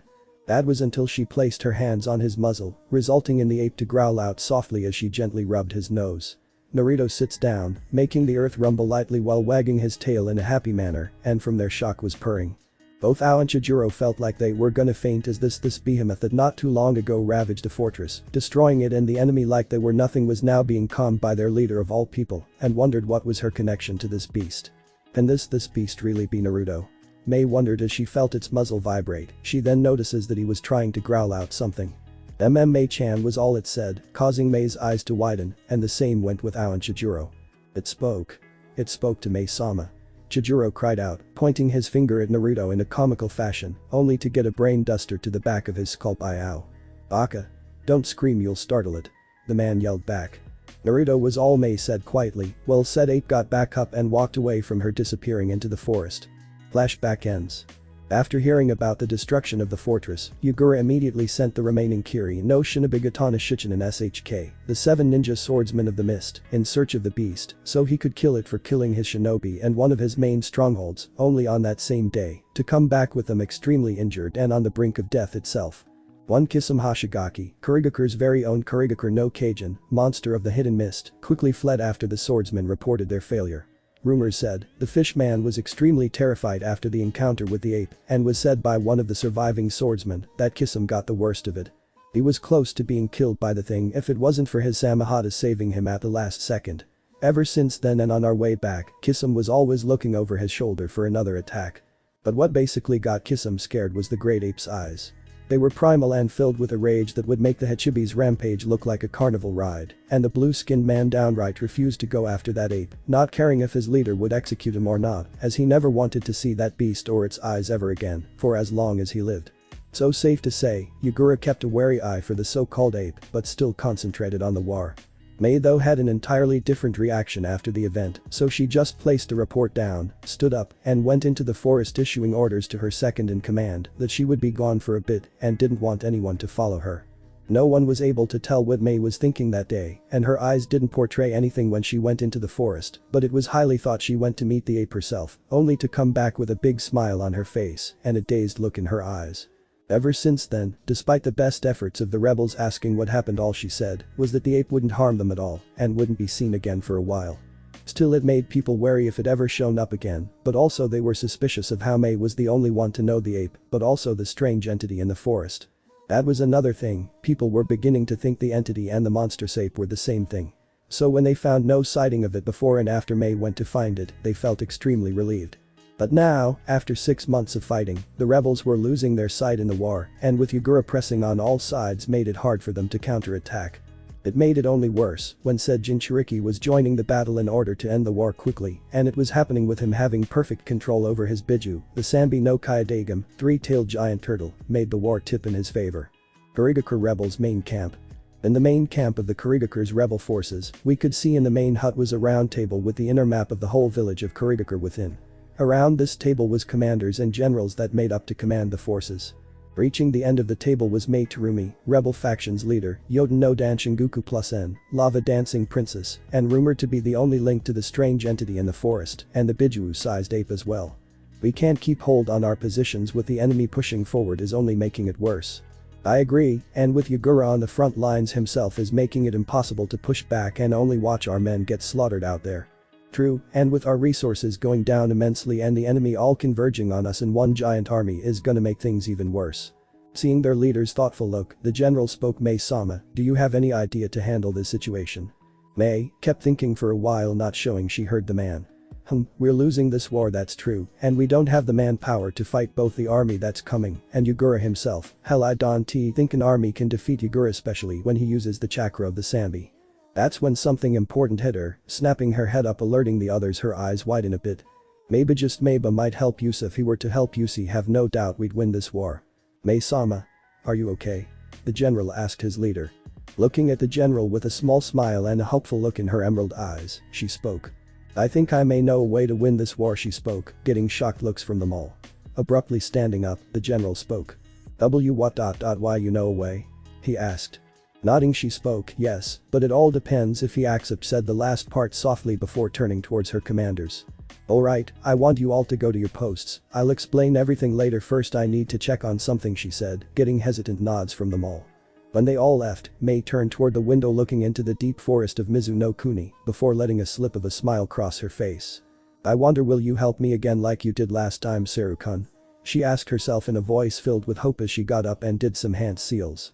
Fuchiyus no jutsu, she said, before a puff of smoke erupted. When it cleared, there before Mei was a small serpentine lizard with wings on its back. Rearing its head up to Mei, it spoke. Is there something you need, Mei-sama? Yes, I want you to go into that forest and find someone for me. Here, this has his scent on it. She said, fishing out a small black cloth. The lizard leaned over and smelt the piece of clothing before looking back at Mei. I got his scent, is there anything you want me to tell him? Yes, tell him that Mei needs his help greatly, and it's very important that he comes here quickly, that's all I ask of him. This got a nod from the small serpentine lizard before it ran through a hole in the tent and into the forest. Mei watched her summon disappear into the forest before lowering her gaze to the floor as a soft yet longing look came into her eyes. I hope you accept and come, it would be nice to see you again. But that she turned around and left the tent to prepare her forces for the battle that is to come. One day later, jungle of Kurigakurs. Mei summon came upon the cabin in the jungle and scrambles across the ground quickly as it came upon the front door. Once looking up at the door, the lizard started to scratch on it to get the attention of the person inside. It seemed to work when it heard footsteps coming closer, so when the door opened, the lizard's eyes comically widened at the sight before it. Hello little one, what is it you need? Naruto asked as crouches down while the lizard just shook its lead head and spoke. I'm here on behalf of Mei Terumi, she has asked for your audience, but also said it was very urgent you came. The lizard said, while Naruto tilted his head to the right a bit before chuckling. Very well, tell her I'll be there shortly and thank you for relaying this to me. He said, which the lizard just nodded before puffing away in a cloud of smoke. When it was gone, Naruto looked into the forest in the direction of the rebel camp. Seems Mei-chan needs help, well can't keep her waiting with it. He turned around and walked into the house before closing the door, getting his gear. Kurigakure rebels main camp. Mei sighed as she looked upon her forces all lined up looking at her with serious expressions.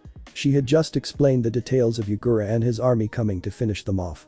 She seen their grief-stricken faces at finding out such information, but was quickly determined when they remembered what they were exactly fighting for. She just hoped it wasn't too late and he got here before the fight began. Despite how brave her forces were and determined to win, she knew they wouldn't even she couldn't Yagura when he used the Sanbi's chakra.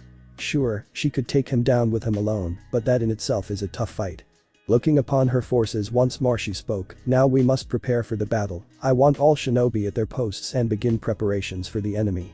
She shouted, getting a massive hi from them all before they dispersed into multiple directions to prep the battlefield. Once they were gone, Mei looked upon the rising sun and was already seeing the slight formations of the enemy coming. Sighing, she let her thoughts go back to him. Naruto, I wish you were here, she softly uttered, praying to Kami that he would come to their aid. I am here, Mei-heim, the said rebel leader stood shock still before turning around to find the owner of the voice. Only for her eyes to widen and a big smile come upon her face for the person in front of her. It was none other than Naruto himself, and strapped to his back was his katana, while his staff was in a small scroll. As well as several smaller ones that were attached to his sash. Swaying behind him was his tail, and he had his grew out to where it was now shoulder length and had it tied back into a low ponytail, like how Gohan's was when he trained in the hyperbolic time chamber. He had black bandage wrapped around his arms and stopped near his elbows, like how Rock Lee wears his, and also wore his black martial arts guy with his martial arts shoes. The only difference was the fact that Naruto had grown a lot taller during these last 6 months and was close to matching Mei's height. She then walked over to Naruto and hugged him while he returned it. Looking at Naruto, Mei let a small blush come upon her face before speaking. I didn't think you would make it in time, she admitted, while Naruto just chuckled. Yeah, sorry I had some last minute things to take care of. He said, breaking the hug, making Mei pout, which got another chuckle from the Saiyan. Putting up a serious expression, Naruto spoke. Now, Mei-chan, what is it you needed to speak to me about? He asked, and Mei just remembered the fast approaching army coming, which made her eyes take a serious look in them. This made Naruto blink a bit. It was quite rare for Mei to become so serious in front of him. Naruto-kun, you know of the war we've been fighting? She asked, which made Naruto nod. He's known about the war since he's partaken in a few of those battles when they came near the forest. Of course he wouldn't be there long just so he could help the rebels fight back. Yeah, I know of it, but what does that got to do with anything? He said curiously. Mei just looked down at the ground before doing something very surprising. Her emerald eyes started to tear up, making Naruto's eyes go wide at the sight. Never has Naruto seen Mei cry before, but seeing it now made his heart hurt. Letting out a grim expression, Naruto placed his hands on both of her shaking shoulders. Mei-chan, what's wrong? He asked sincerely. Mei quickly realized her tears and quickly cleared them away, but it was too late since he has already seen them. It's Yagura, Naruto-kun. He's making a final push and converging his whole army here to wipe us out, and we truly don't have the manpower to really fight back. Naruto's eyes widened a bit before narrowing. He was linking what she was saying while still listening to her speak. Despite how much the rebels want to win, it's impossible. You can't fight an army and a Jinchuriki with full control over his Biju, she said. Looking up she saw the stern expression upon Naruto's face. Naruto-kuni know it's selfish, but please beg you, she fell on her hands on knees and bowed her head before him, surprising the Saiyan as he knew Mei was a strong and proud Kunoichi. Help us, she begged while sobbing quietly as this war was too much for her, especially since she was the leader of the rebel faction, but all the responsibility did was do more harm than help, and it was too much for her. Although Naruto really didn't like to kill, it was only necessary when he fought to protect those important to him, and Mei was undoubtedly very important to him. Plus the civil war also reminded him too much of how the villagers treated his sister. Prejudice against things they don't understand because they were too stuck in the past. With that, he kneels down to her sobbing form and places both of his hands on the sides of her face. Mei felt his hands on her face and looked up to see Naruto smile warmly at her tear-stained face and gently wipe the tears away. You already know my answer, Haim. He said softly as he helped her on her feet. Besides, I would have helped you even if you didn't ask for my help. Plus I'll get to find out firsthand just how powerful the Mizukage is, even if he can control the full power of his Biju. The Saiyan finished in a tone full of excitement, surprising the dual bloodline holder, but then she shook her head as she saw the excitement in his eyes in facing a powerful opponent and shook her head in amusement. Naruto-kun, you never change, do you? She said, greatly amused by his attitude towards fighting. Naruto just chuckled, scratching the back of his head sheepishly. Turning toward the soon-to-be battlefield, Naruto spoke, I can't help it, Mei-chan, but I do have to tell you, if the battle Yagura and us gets out of hand and he starts to release his Biju, I want you to get out of there. He said, making Mei look at him like he was crazy. What? But that's crazy, if I do you'll be killed, because when he uses his Biju, Yagura is unbeatable when he uses that chakra. Only another Jinchuriki has enough power to face him. She cried, inwardly questioning Naruto's sanity of such a question. The Saiyan just chuckled before looking at the prepared battlefield once more. Let's just say, I have a way to fight him, but please just do this for me if it happens, alright? He asked. Mei just looked at him worried before seeing the confident look in his eyes. Seeing that look, all worry was gone in a blink of an eye. Instead she just shook her head and smiled. Well, if it does happen you better come back alive, or so help me, I will drag you back from death so I can kill you myself. Got that? She said, poking him in the chest to emphasize each word. Naruto merely sweat drops but nods before taking her hand in his and kisses her knuckles, making he blush in an instant. Don't worry, you won't be the only one that would kill me if I died right now. We have 2 other redheads back home that would kick my ass if I died here, he said. Then before her bodyguard Ao could see him, Naruto's form disappeared in a burst of speed, leaving a smiling Mei behind. 1 hour later, battlefield. Upon the cratered and broken battlefield was 2 armies on different sides. On one side you had the Mizukage Yagura and his army fighting for the ideal Kurigakure and killing off old bloodlines within their village. On the other, you had Terumi Mei, leader of the rebel faction, which fought for not just their people, but also the bloodline's survival. The first wave of Yagura's army was already decimated by traps set up by Mei's forces, but already after fighting the massive forces of Yagura's army, after only an hour was taking its toll on them. Upon this field of bloodshed was Yagura Jinchuriki of the Sanbi and current Mizukage. In front of him was Mei Terumi, rebel leader and current bloodline user of the Yoten and Futon, lava and boil release. Glaring, Mei looked around to see her forces engaging Yagura's own. Mei, why do you continue to fight back? You're the only ninja I respect, even if you have one of those accursed bloodlines. Questioned Yagura as Mei looked back at him with a glare. I fight for not only Kurigakure, but for the safety of the children with bloodlines. Because of you, families were separated, slaughtered or just plain butchered. I'm fighting to stop that and bring Kurigakure back to what it used to be. She answered back, getting a glare from the cage. How foolish of you, then you shall die with your own demonic kin, Mei. Screamed the crazed cage. Mei stood guard as Yagura charged at her, leaving behind dust in his wake. He was almost upon her form until a blur struck him right across the face and sent him flying in the air and crashing into the ground hard, causing a cloud of dust to erupt into the air and the ground to slightly shake. Mei blinked before looking ahead to see Naruto smiling at her with a wave with his right leg up, showing he was the one to have kicked Yagura. Hey Mei-chan. Sorry I'm late, I got lost on the road of life. He said, gaining a twitch of an eyebrow from Mei while back in Konoha. The copy ninja Kakashi Haddock sneezed hard, wondering who was talking about him. You and your excuses, Naruto-kun. She muttered, shaking her head. Naruto on the other hand just grinned before turning around quickly to see the glaring form of Yagura, with his clothes and body scratched a bit from hitting the ground, as well as the broken nose that was slowly healing with blood going down his face, showed how much the hit injured him. Who are you? Yagura questioned as he saw the black-haired warrior land beside Mei. Who am I, you ask? Just your average 12-year-old with a monkey tail. Naruto answered back with a toothy grin and his tail swaying behind him. Yagura's eyes widened as he saw the appendage sway back and forth and narrowed his eyes at the new opponent. So all this time another accursed bloodline holder was hiding in my country. You must be the so-called entity of the forest who has been aiding these scum. Yagura stated as Naruto rolled his shoulders in order to get the kink out. Sheesh, what an attitude. So what if I was born with a tail? I happen to like it and it attracts a lot of good attention. Naruto stated with a grin on his face before he narrowed his eyes in a serious fashion, surprising Yagura as the playful demeanor changed into one of a warrior by the next second. I came here to help Mei-chan and end this senseless war. Yagura on the other hand looked irked. Senseless. I am purifying my lands by ridding them of these accursed bloodlines. People like her are the reasons why we always go to war. Clans with bloodlines are nothing but a cancer that needs to be cleansed, and that is what I'm doing. Naruto on the other hand clenches his fists at his proclamation and scowls. Purifying. Do you call a mass genocide a good cause? All you've done is destroy your home and the lives of those who are innocent and had nothing to do with this war. All this destruction over nothing is not right. You call my cause nothing? Foolish boy, I don't have to explain my reasons to you or anyone, as the only thing awaiting you and that wench and those rebels is death. He growled as his chakra flared. Fine then, if reason won't make you understand then my fists will. Naruto said, and with that, a blue flaming aura flared around his body, making chunks of earth rise around him. A form of curiosity appeared in Yagura's eyes as he could actually see this.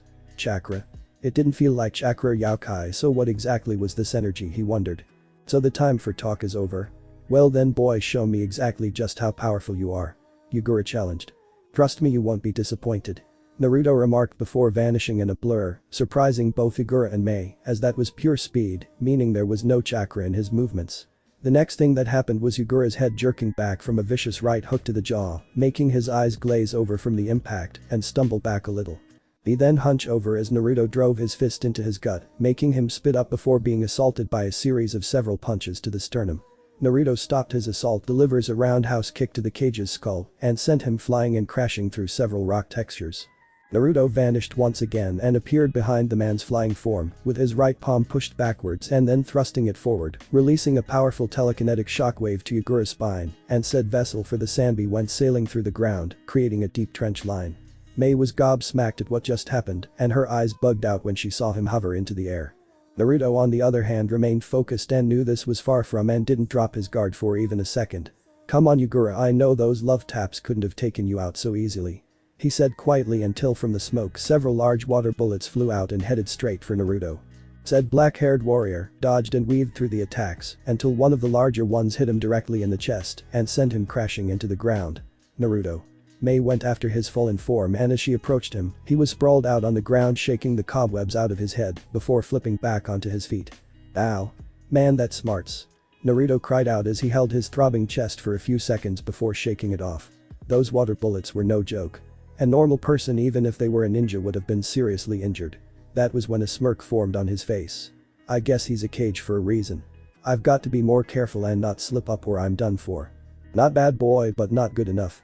Yagura stated before going through a series of 50 hand seals at a fast pace before adding chakra into his lungs.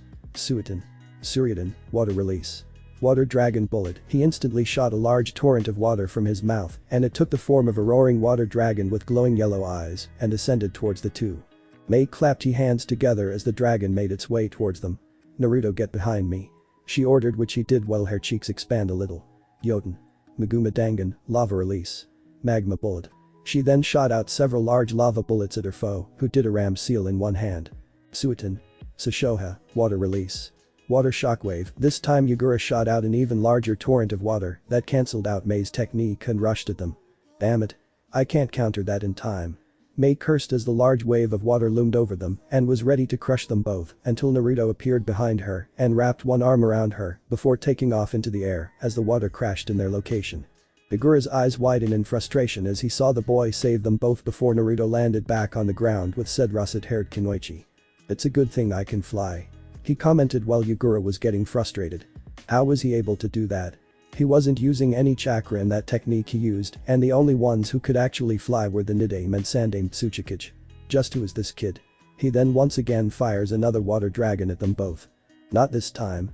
Naruto brought his hand back and gathered blue kai in his palms. He brought them forward and fired an energy blast at the dragon. The water dragon engulfed the blast, but then it expanded and exploded into water, making it spray everywhere, much to Yagura's shock. Impossible, how did he didn't get to finish as he was struck in the side of the face by an aerial high kick to the side of his face, making him stumble back a little. He snapped out of his daze before his senses put him on high alert and brought his right arm up to block another attack, but Naruto broke through and delivered a palm strike to his jaw before spinning around his back and delivering a reversal spin kick to his spine and sent him flying across the battlefield and crashing into a large rock texture that fell over and buried the cage in the rubble. Mei on the other hand remained stumped and flabbergasted as she saw Naruto smack the man around like he was a genin. Naruto landed back onto the ground, remaining in his fighting stance and with a focused look on his face. Said russet-haired female appeared beside him. "It's not over," she replied, getting a nod from him. "You think I'm? The only thing I did was piss him off and I'm pretty positive he's not gonna be in a happy mood." Naruto didn't know how right he was because the rubble erupted into nothing and murderous intent and yokai filled the area, making the rebels feel the intent and look fearful. The bead of sweat fell from Mei's brow as she saw a pissed-off Yagura snarl at them with glowing eyes, while a greenish-blue demonic cloak with 3 swaying tails swayed behind him as his injuries healed up.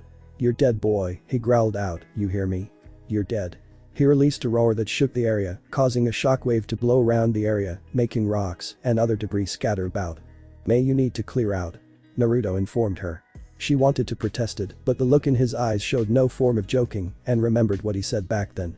She didn't want to leave him alone to fight this monster, but she knew good and well she was no match for Yagura when he used his Biju powers and let out a relented sigh. "I know," and Naruto, said Saiyan turned his head only to have Mei catch his lips in hers, making his eyes widen before he returned it and they pulled away from each other while said woman had a small blush on her face. "Good luck," she informed him before she shunshins out of the way. Naruto then vanishes and appears before a pissed-off Yagura's form. "You may have gotten lucky earlier, boy, but now you're gonna know the true meaning of fear before I send you into oblivion." "Oh really? Well, let me tell you, Yagura, this whole time I wasn't even taking you seriously," Naruto commented with a smirk on his face and Yagura's eyes widened a little. "You're bluffing, there's no way a mere human could have the strength to rival a Jinchuriki's, it's impossible." "Says you, and what makes you think I'm human?" A small smile grew on his face as he gets into a fighting stance. "It doesn't matter if you're human, demon, or just a freak of nature, you're still going to die." He vanished from his spot and appeared behind Naruto with his fist raised and brings it down. Naruto vanished as Yagura punched the ground and created a large crater, kicking up rocks and dust. Naruto appeared on a rock texture in a crouching position before getting up and firing a barrage of Kai blasts at Yagura. Said Cage turned his head and saw the incoming blasts before sprinting across the field, avoiding the blasts and heading towards his prey, so he thinks. He punches his arm forward, causing an ethereal arm to extend and head straight for Naruto. The young Saiyan saw it and then extends his hand out, forming a yellow ball in his hand, and then it starts to flatten and take the form of a rotating energy disc and rears his arm back. Destructo disc. With that, Naruto throws the disc at the arm. As soon as the attacks collided, the disc simply cuts through the ethereal hand like a hot knife through butter. Yagura's eyes widened as he saw the technique cut through the outstretched chakra arm, so he cancelled out the attack and was forced to avoid the deadly energy attack unless he wanted to get his head lopped off, but the bypassing attack did leave a nasty gash on his left cheek, while the disc cut down several trees and boulders before dissipating. "This is madness. His attack cut through my cloak as if it was nothing. That was pure yokai that I use and he just damn it. Damn you, boy, I swear if it's the last thing I do I'll kill you." Yagura bellowed as he got on all fours and snarled at the young Saiyan. His cloak flared up and he unleashed several chakra claws at Naruto, who basically used his reflexes and Kai blasts to either dodge or destroy the ethereal hands, infuriating the cage of Kiri. "Hold still, you freak." That was when Naruto vanished in a blur of pure speed before appearing under Yagura with both palms in front of his cloak. Yagura's eyes widened at the boy's speed, wondering how he was able to easily dodge the attacks of a cage. "Let's test the limit of your cloak, shall we?" Naruto asked as blue Kai gathered in both of his hands and formed into orbs and afterwards joined together to create a larger energy sphere. Yagura's eyes widened as he realized what Naruto was gonna do. "No. Stop, you foolish brat," or he didn't get to finish because Naruto let out a battle cry and fired. The Kai sphere pressed against Yagura's cloaked body, making his feet skid back against the dirt as he tried to stand his ground. The blast pushed outwards as Naruto was surrounded by a flaming blue aura. With one final push, Naruto poured more energy into the attack and Yagura was sent flying across the battlefield. He was blasted through the front gate of the village and into the evacuated land before an explosion occurred and smoke in the form of a mushroom rose into the air. "Oh man, it's a good thing the village was evacuated. I have to be more careful and not let my instincts get me like that. Naruto replied before taking off into the air and towards his opponent. Meanwhile, watching the battle from afar were Mei and her second-in-command Ao, who both were wide-eyed and their jaws hung from the ground, as did the rebels who witnessed the attack from earlier. "My Kami Mei-sama, where did you find that kid?" The patch-wearing man asked his leader, who remained speechless as she saw the magnitude of his attack and was glad he was on their side. Smiling, she spoke proudly, "That's a secret, Ao." Sidelines of the battlefield. "But God, that kid's beating Yagura down like a rag doll," said the amazed words of a rebel shinobi. "I know what you mean, and even in his cloaked form the kid is still beating him," another one said, awed at the fight before him. "That kid is Suo Cute," said a female shinobi who had hearts in her eyes, which made the other two just sigh. Naruto was flying through the village before landing on top of a tower and searching the area for his foe. His energy signature has weakened greatly, and it's only a matter of time before he didn't get to finish because the ground underneath him rumbled and shook violently, startling the young Saiyan. "Oh man, that's not Yagura who's causing this, it's that was when the ground erupted, causing debris and dust to shoot out everywhere." Well, Naruto covered his eyes before looking up and staring at none other than the Sanbi no Kaidagam, three-tailed giant turtle. The three tails primarily resembles a turtle, but with a crab-like shell and three shrimp-like tails. It has a pair of human arms and hands, but no hind legs. Its right eye is constantly closed, indicating some sort of injury, and because of this, it is particularly vulnerable to attacks directed at its right eye. "Wow, so this is the Sanbi? Funny, I didn't expect you to be this ugly," Naruto remarked while the creature stared down at the black-haired warrior before growling in a low manner. Its one eye glared murderously at him, while its three giant tails swished around him, crushing and sweeping buildings around it like nothing. Many were now horrified whether they are enemy or ally, to face a Biju was just asking for a slaughter. Mei and Ao. "Oh, Kama help us all," Ao stated, looking upon the fully formed Sanbi of legend. Its giant form crushing much of the village already. Hope was slowly dwindling from his eye seeing the tailed beast of legend. Mei though was more focused on Naruto, his form wasn't deterred from seeing the Biju, if anything he looked more excited than anything, but didn't show it. But she knew he was excited, she's known him long enough to read him enough to know that much. That's why right now, she was more curious than fearful for what was going to happen now. "Good luck, Naruto-kun. Wow, this beast's chakra levels are incredible. If this is how strong a three-tailed Biju is, I can only imagine how strong Kyuubi could be."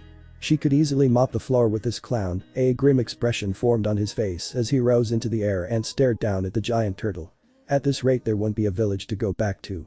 I really didn't want to use that yet since I'm still learning how to maintain it." He sighs in annoyance and brushes his hair back a little. "What choice do I have? I know Goku-sensei said to not use it unless the situation was dire, but this would be one of those times." He then got into a horse stance once again and started to gather his power.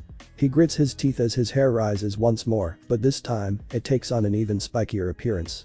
The skies start to darken and thunderclouds cackle around the area.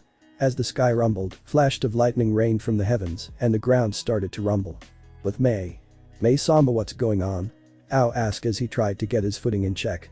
"I don't know, but for some reason I know this is our allies doing," she answered before dashing towards the village gate. Wait. Mei-sama," Ao shouted as he went to join her, as did Chijuro. "With Naruto." Naruto growled lowly as his power continued to rise. From underneath his form, chunks of rock, buildings, and other debris rose into the air, and the earth split from the weight of his power. His muscles flexed from the power increase and bursts of yellow static shot around his body. That was when his hair flashed a golden color before returning to its basic color. The thunderclaps became even louder as Naruto's power level kept rising. After a few minutes, Naruto reaches his max in his normal state before he reared his head back. Grai-iya. That was when he released one final cry and a golden flaming Kai aura flared around his body. Due to the release of his new power, the ruined buildings around him tumbled over and collapsed. The flare caused the entire area around him to coat the gloomy village in a bright light. Naruto's appearance completely changed. Now his hair was spiked upwards, minus the bangs, and took on a golden color, as where his clothing was a lighter shade, appearing to be a light gray color, and the same with his complexion being a little lighter than normal, and the slight increase in muscle. His expression was a lot sharper and more fierce looking, and his eyes were no longer dark blue, and his tail was now a golden color. They were now teal and were gazing at the Sanbi with a piercing expression that would make anyone tremble in fear. "No more, it ends here, Yagura," Naruto said in a calm yet cold voice. "With Mei, Ao, and Chijuro. My Kami, that kid is emitting all of that power. Incredible, it's practically on par if not greater than the Sanbi, but that's impossible, how can a mere boy possess such great strength?" The Byakugan wielder wondered. Mei on the other hand was entranced by Naruto's golden form. The light emitting from the now Super Saiyan was so warm and shined like the sun, enveloping everything around him.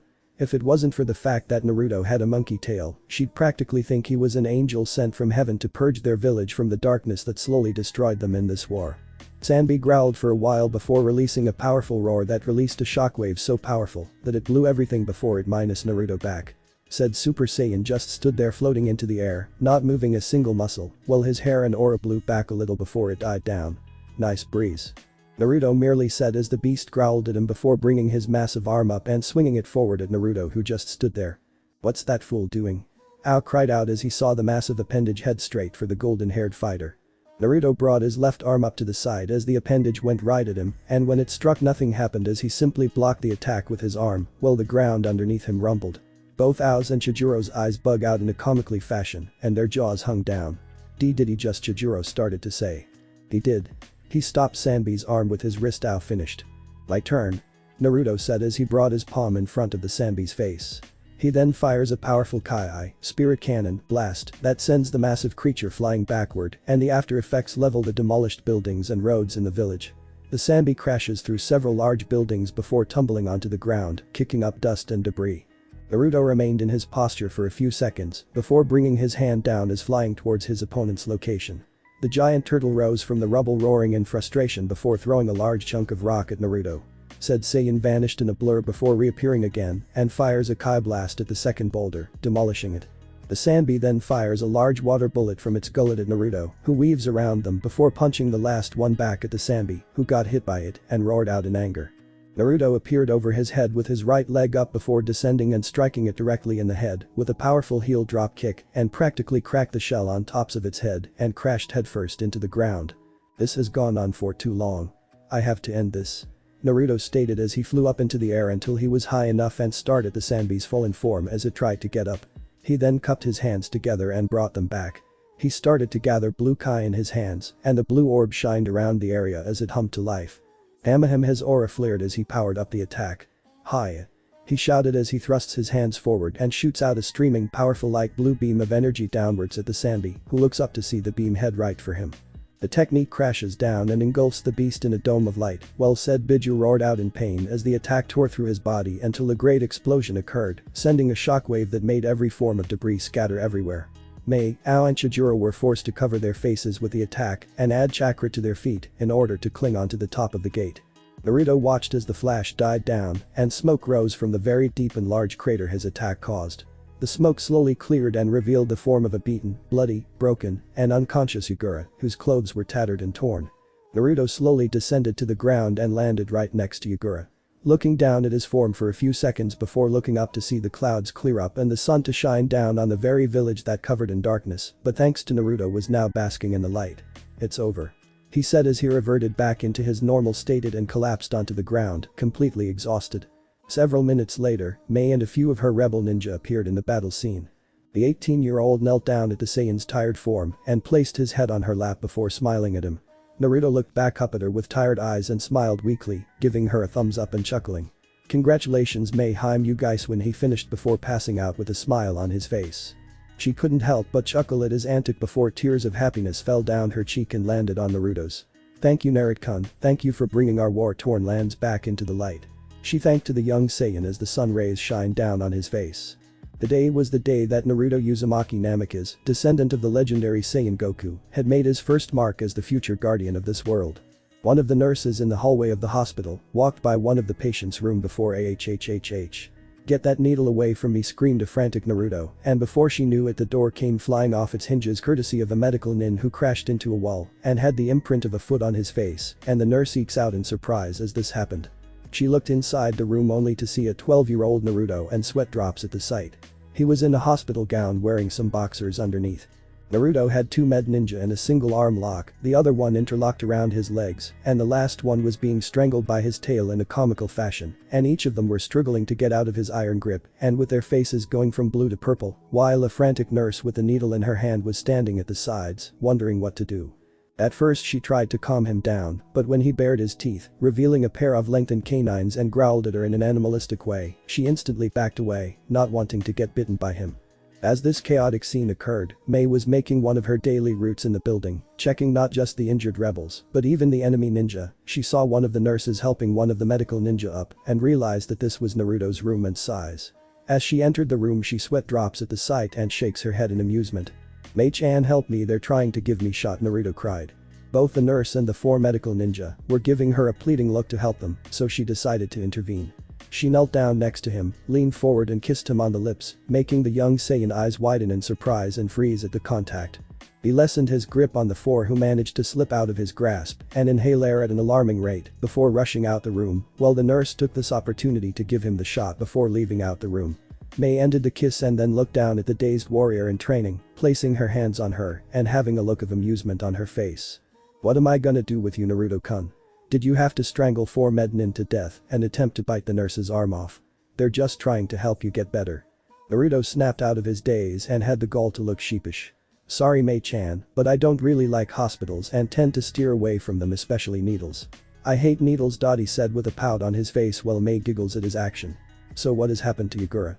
He's alive but still recovering. He's lucky to even be alive after you hit him with that attack, and it's mostly because the Sanbi took most of the blunt force." She answered and wondered just how he pulled an attack of that magnitude off, especially since it practically rivaled that of an Amari, menacing ball, one of the Biju's most powerful and signature move. Naruto on the other hand nodded.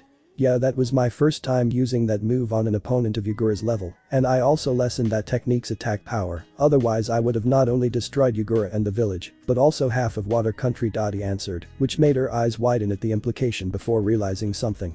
"Naruto-kun, if I may ask, what was that transformation you used when you fought Yagura?" she wondered, since the image of Naruto with golden hair, piercing teal eyes, and that golden aura was still fresh on her mind. "Oh, that? Well, it's kind of a transformation my ancestor achieved a long time ago. Kind of like a hidden jutsu, secret technique, as only members of my family can use, but with a twist, since it is more bloodline based and takes a while to gain, and master." He explained. Mei on the other hand took the info in and nods. She knew he was leaving a few things out, but she could understand that it was a family secret. "I see. So that's how you were able to easily beat Yagura." She pondered, and that was when Naruto chuckled in a sheepish manner. "Actually, if I wanted to, I could have easily beat Yagura in my normal state without transforming, but I didn't want to carry out the fight and try to reduce collateral damage before things went out of hand, and to be honest, I could have used another technique that would have increased my natural power, but it would have done more harm than good since it puts a major strain on my body and if used too much. It actually cripple if not kill me, so that's why I used my transformation instead." He explained. Mei remained silent for a while before shaking her head in amusement. "You really are an enigma, Naruto-kun." She replied back to the grinning Saiyan. "Yeah, so I'm told," he said back. Before she knew it, he had placed his hands around hers, surprising the russet-haired Kunoichi. She then looked into his eyes, and they radiated with warmth, kindness and love. "Mei-chan, I have to be honest. During the time I've been in Kiri and I've met you, I sorta gained a crush on you." He answered with a small blush on her face and her eyes widened at the confession.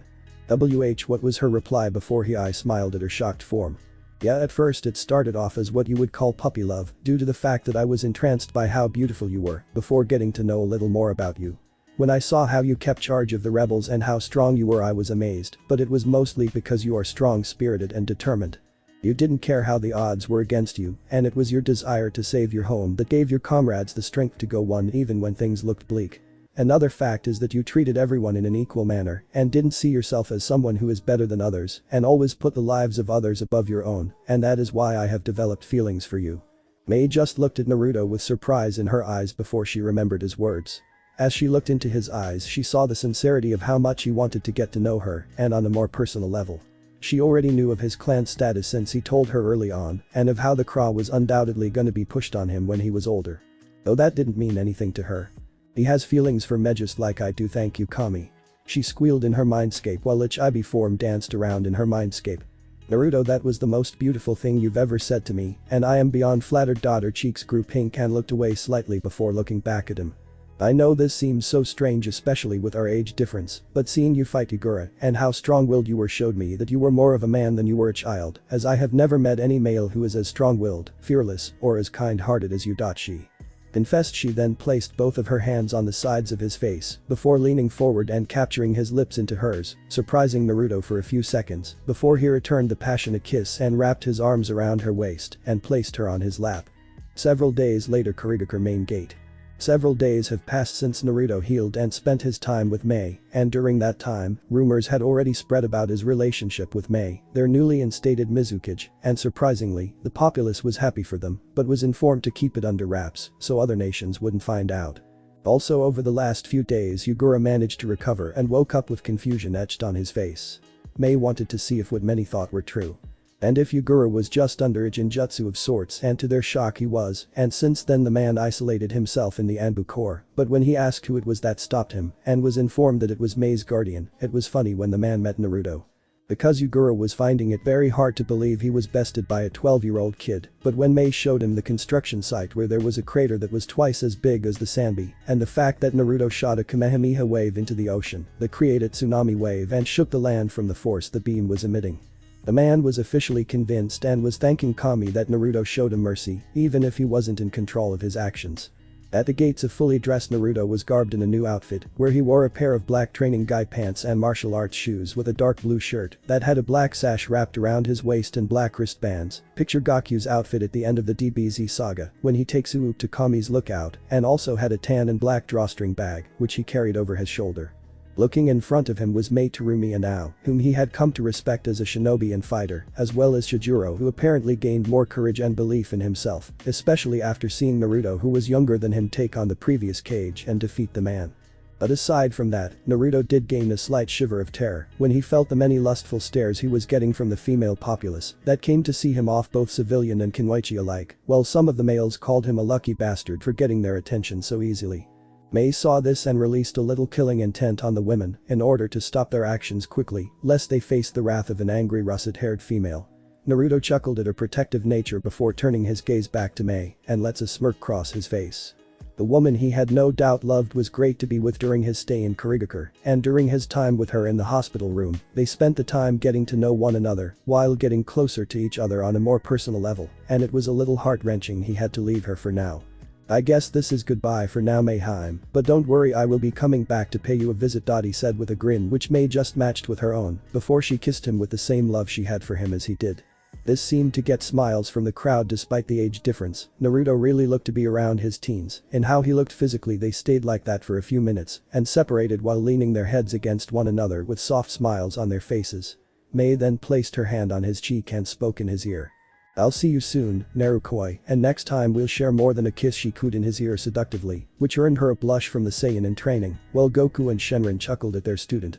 "Until then, take care, Lady Mizukage, and rule well," Dottie said as he rose into the air, waving at the crown, before doing a two-handed salute and took off into the air as the people said goodbye to Naruto, who disappeared into the clouds.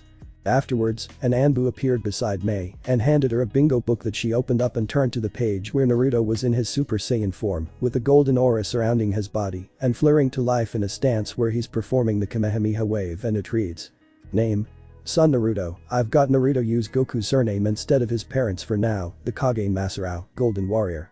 Age: 12. Occupation: unknown. Abilities: Bloodline. Abilities are unusual at best, but is able to fire energy blasts that are as damaging as any ninjutsu, and ranges from being a single to multiple shot to one that is capable of rivaling if not surpassing a Biju Zamari, menacing ball, and even powerful enough to harm a Jinchuriki in his or her Biju state. Also retains the ability to fly in a similar manner like the Nidame and Sandame Tsuchikage Mu and Ryotenben no Inoki of both scales, but is more versatile and move faster.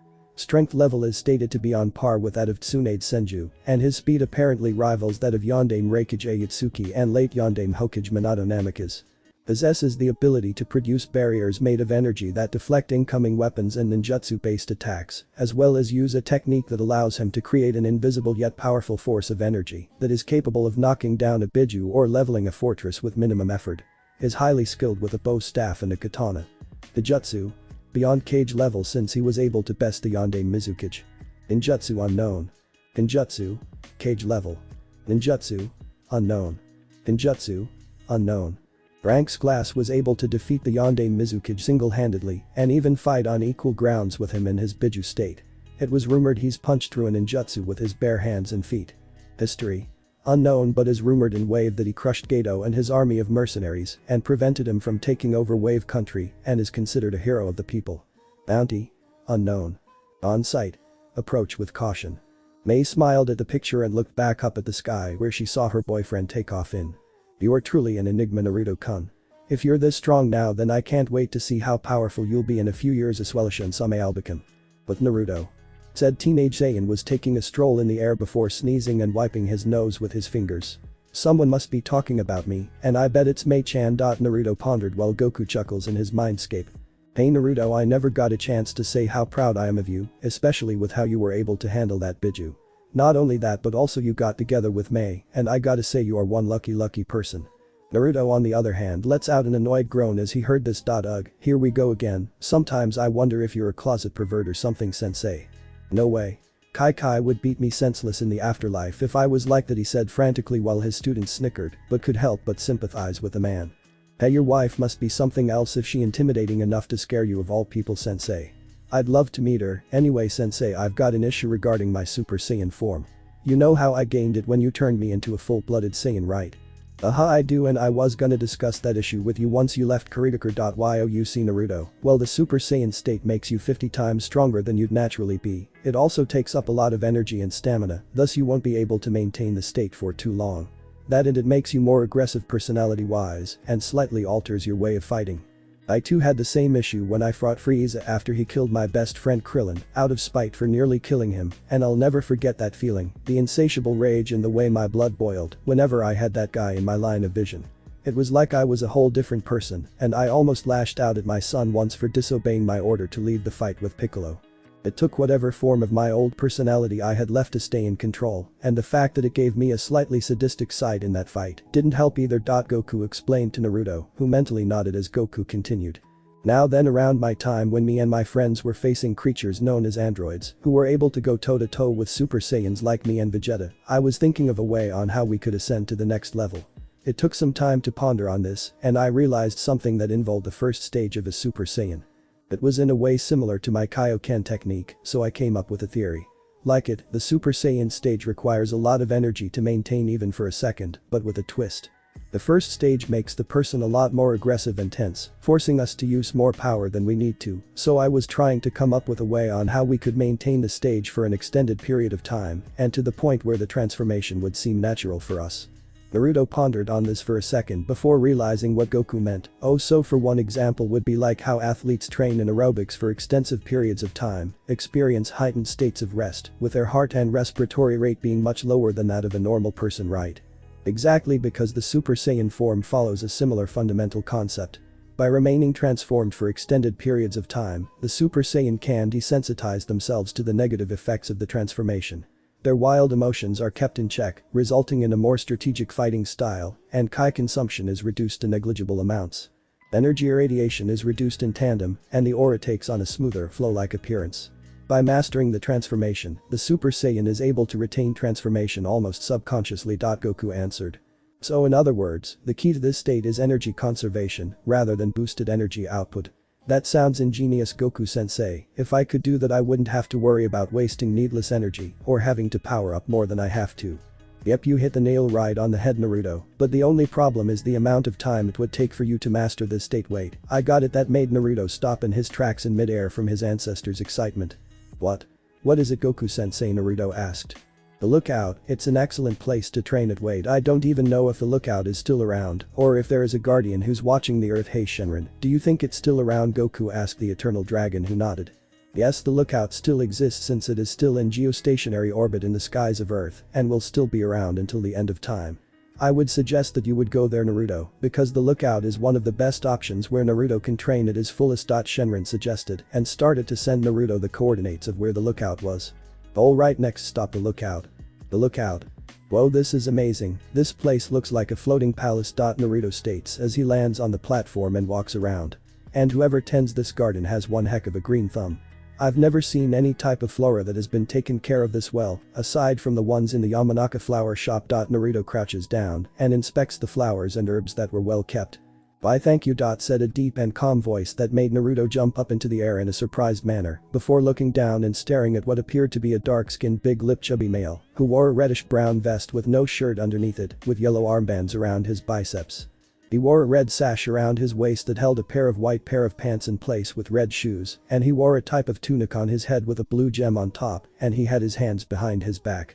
"Greetings young man, how may I help you?" the short man asked in a polite tone, while the preteen who descended back onto the ground. "Oh hi there, sorry for intruding on your home like this." Naruto apologized. "No need to apologize, you're more than welcome to stay since it's been a while since I had a guest on the lookout or had someone compliment on my green thumb." "Hey, it's Popo. Man, it's been so long since I saw him and to think he's still around keeping the lookout as tidy as ever." Goku said in an excited manner. "Popo?" Naruto asked himself. "Yes, that is my name young man. How did you know?" Mr. Popo asked. "Oh sorry, I was thinking out loud because my sensei said he knew you." Naruto replied sheepishly. "Oh? And who is your sensei exactly?" "Son Goku, or I in my case Goku sensei, since he is my ancestor and is training me to be the next guardian of the earth." "Oh, and I'm Naruto by the way." Naruto answered, and Popo's eyes went wide for a few seconds and smiled. "Goku huh? The last time I saw that young man he left the planet with Shenron after defeating the Shadow Dragons.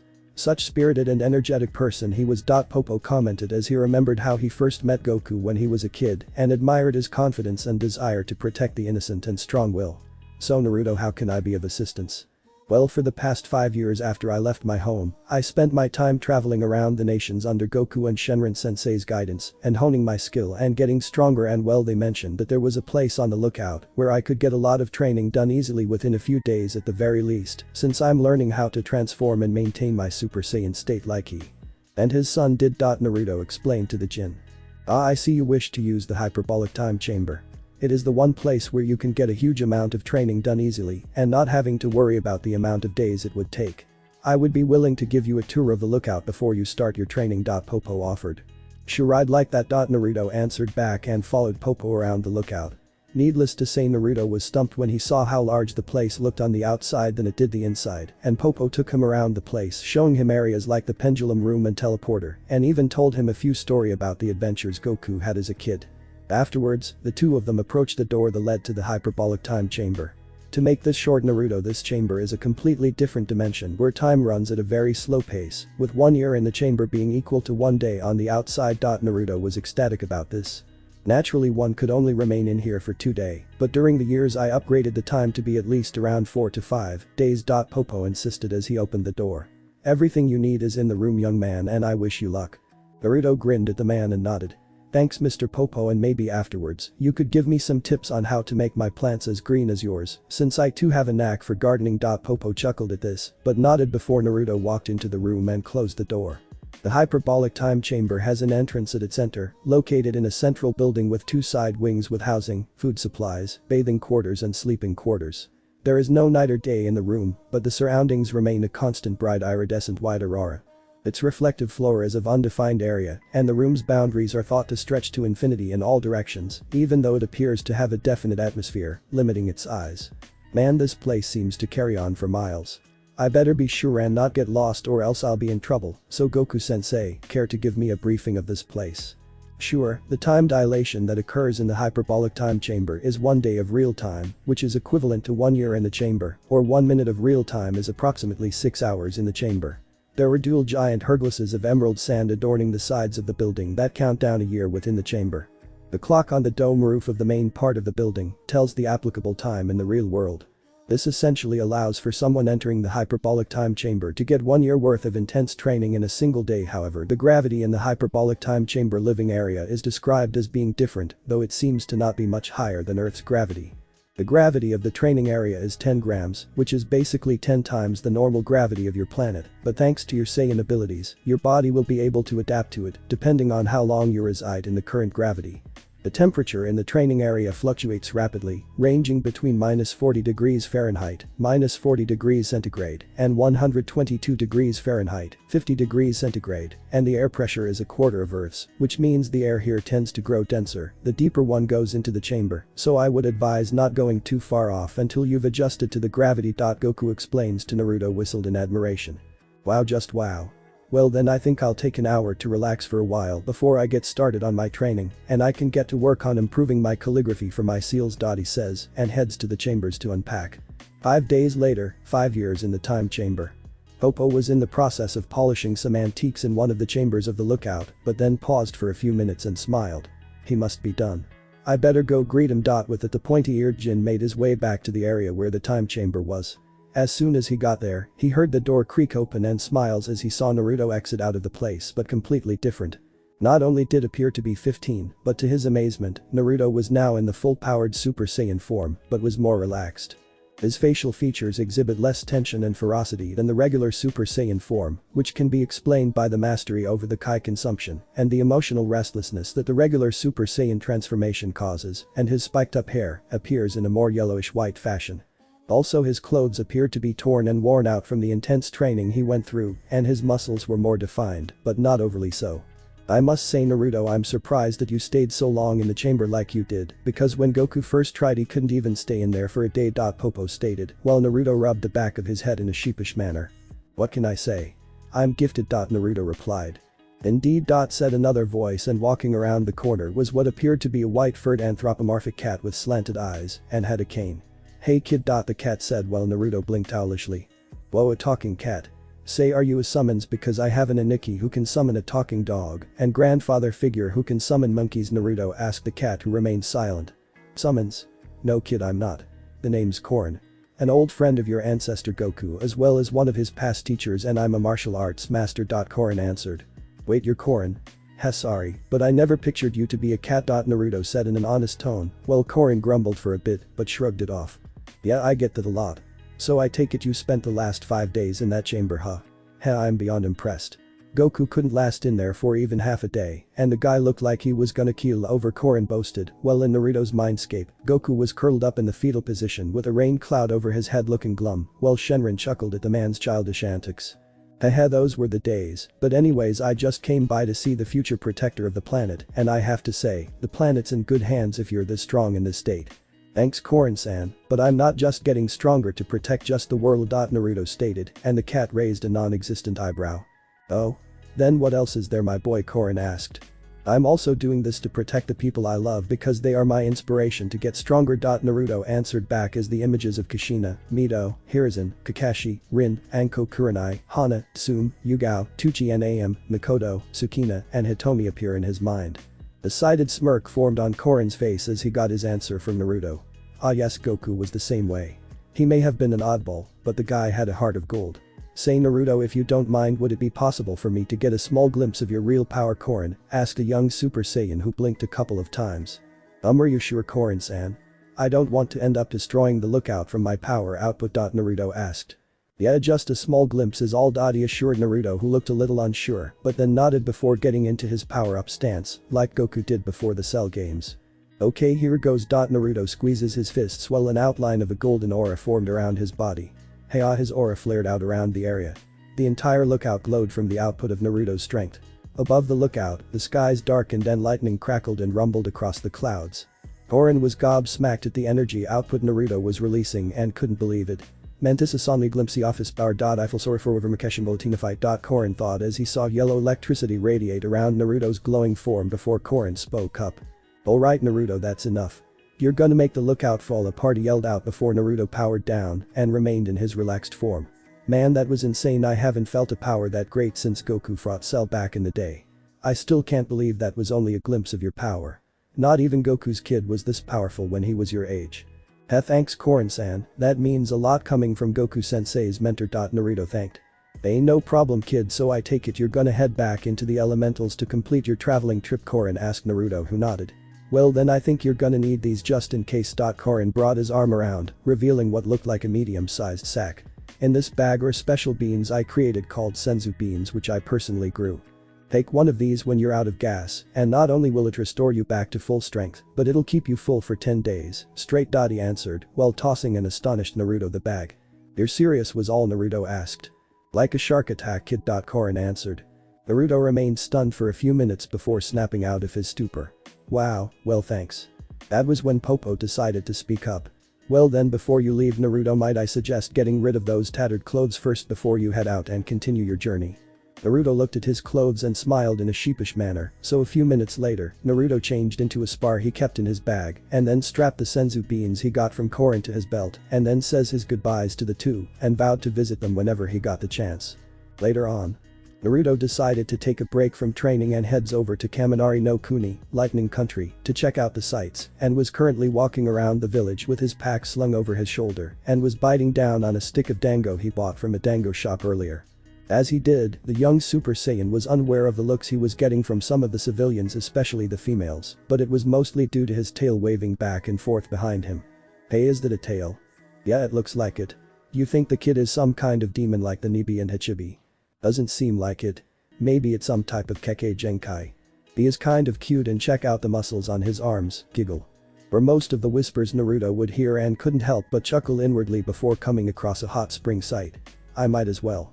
I hear the hot springs here are very popular. Right now Naruto was relaxing in one of the outdoor springs, sighing contentedly as the warm soothing water worked its way on his muscles and removed the tension from them. On the other side, he could hear some of the females on the other side talking and giggling. That was when he heard a different form of giggling that wasn't female-like and was more perverted. His eyes shot open and narrowed them because from the trees was a white-haired man with binoculars sitting on a tree branch and grinning like he won the lottery. The pervert. Naruto growled out and was contemplating on knocking him out of the tree with a Kai blast, but that would draw unnecessary attention to him which he didn't want, but that was when a devious grin formed on Naruto's face and he hops out of the hot springs and dashes back inside to get changed. Afterwards, said young Super Saiyan was zipping across the tree branches like a blur before hiding behind another tree and looking over his shoulder, turning his gaze onto the unaware pervert and a glint appears in his eyes. I think I have just the technique to use on this guy. Naruto says as he snickered in an evil fashion and channels a small amount of Kai into his index and middle fingers and brings them together into a ram sign. Afterwards Naruto vanishes and appears behind the man and shouts. Take this you pervert, Naruto shouted, surprising the man who tried to turn around only for it to be in vain. Konohata Jutsu no Aogi. Senin Garashi. Leaf Village Secret Finger Jutsu. 1000 Years of Death. Naruto drives his Kai-enhanced fingers into the man's rectum and sent him flying off the tree branch and lands into the women's side of the hot springs.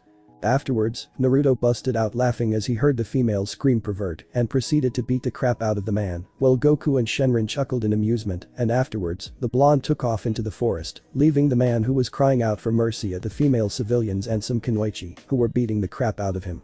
Right now Naruto was sailing over the open ocean of Lightning Country with his back turned to the water and simply staring at the sky with his hands behind his head, humming before his eyes shot open and stood straight up into the air and looks around. What was that feeling?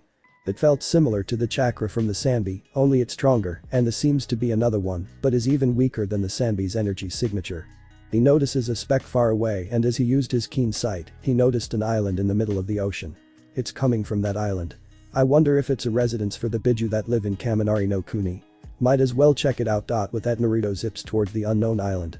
As Naruto flew towards the island, it got bigger and bigger until he saw the jagged rocky edges of the large land mass. The energy signatures are stronger now that I'm so close to the island. Naruto says to himself as he flew over the forest part of the island and descends towards the ground while his aura dissipates. After landing, he walks around the forest in a careful manner since he is in unknown territory. Man, this forest reminds me of the one Anko-chan showed me once when I was 6. He commented before his senses alerted him and then leapt out of the way as a large appendage swung down at the area he was formerly at. Naruto landed back onto the ground in a fighting stance to see what it was that attacked him and his eyes widened as he saw a giant gorilla roaring at him and then rearing back, beating on his chest. Whoa, now that's something you don't see every day, Naruto commented and noticed the beast growling at him and then attempt to lunge at him. Whoa, easy big guy, I'm not looking for trouble. Naruto assures the gorilla who stops his lung and stared down at Naruto before getting on all fours and leaning down before the sheepish blonde. Sorry for spooking you like that, buddy. Naruto apologized before the giant ape blinks a few times and then sniffs Naruto a few times and notices the monkey tail before scratching the top of his head in confusion. Ooh, the giant gorilla grunted out. The name's Naruto. What kind of name would suit you? Naruto pondered in this before smiling. I know. I'll name you Kong. What do you think? The Super Saiyan asked the now named Kong, who pondered on the name before grinning and nodding. Great, Kong it is then. Kong grunted in acknowledgement before bringing his fist forward before Naruto and said blonde was confused at the gesture before realizing what he was doing. Oh, that's your sign of wanting to be friends. Naruto did the same gesture before bumping fists with a large ape who grunts in an excited fashion until they both heard what sounded like a female screaming. What was that? Naruto wondered before Kong's eyes widened and took off. Hey Kong, wait up, he cried out before leaping onto a tree branch and hopping from each one before Kong stopped in his tracks and Naruto lands before giant ape. Before their eyes was what appeared to be a female, and from the looks of it was around 14 years old. She had blonde hair and blue eyes that were cat-like with a thin slit in each of them and had a slender build. Her hair was tied into a braided ponytail, and her outfit consisted of a gray and white shirt that hugged her body with a pair of black pants and purple sandals, and strapped to her belt was a weapons pouch, and right now she was fighting a giant bear that was standing on its rear legs and bellows at her with a roar before bringing his giant paw at her. The girl manages to leap away as the paw slammed down on the area she was formerly at. She landed down and the bear rushes at her again.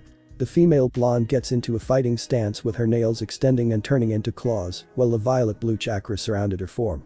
She getting prepared to attack only for Naruto to appear over the giant bear's head with his right leg raised and brings it down, delivering a falling axe kick to the bear's skull, knocking him to the ground and causing the area to tremble from the strength behind the attack. The teenage girl's eyes bugged out and her jaw dropped to the ground as she saw the mysterious blonde appear out of nowhere, who appeared to be around her age, and knocked the bear out. Kong clapped his hands with glee as he saw Naruto knock the bear out, while the blonde lands back on the ground with his duffel bag slung over his shoulder. "Hope I didn't hit the fella too hard." He muttered before turning his attention to his fellow blonde and waved in a cheerful fashion. "Yo." Naruto greeted. Before she had a chance to say something, several more bears leapt out of the forest and towards Naruto, who looked up to see the large body masses descend towards his person and land on top of him.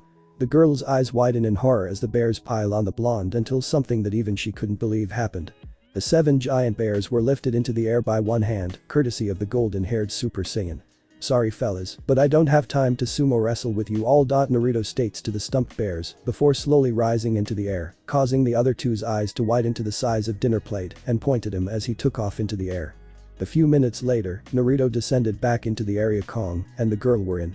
"Hey, are you alright?" Naruto asked the girl, who was simply sputtering and looking at him comically. Naruto blinked a few times before rubbing the back of his head, smiling. "I take that's your first time seeing someone fly, right?" Said girl snapped out of her stupor and suddenly appeared in Naruto's personal space. "How in the name of Kami did you do that? The only person who was able to knock out a giant bear of that size was my sensei and his brother, and how can you fly? Wouldn't it be better if we introduce ourselves first?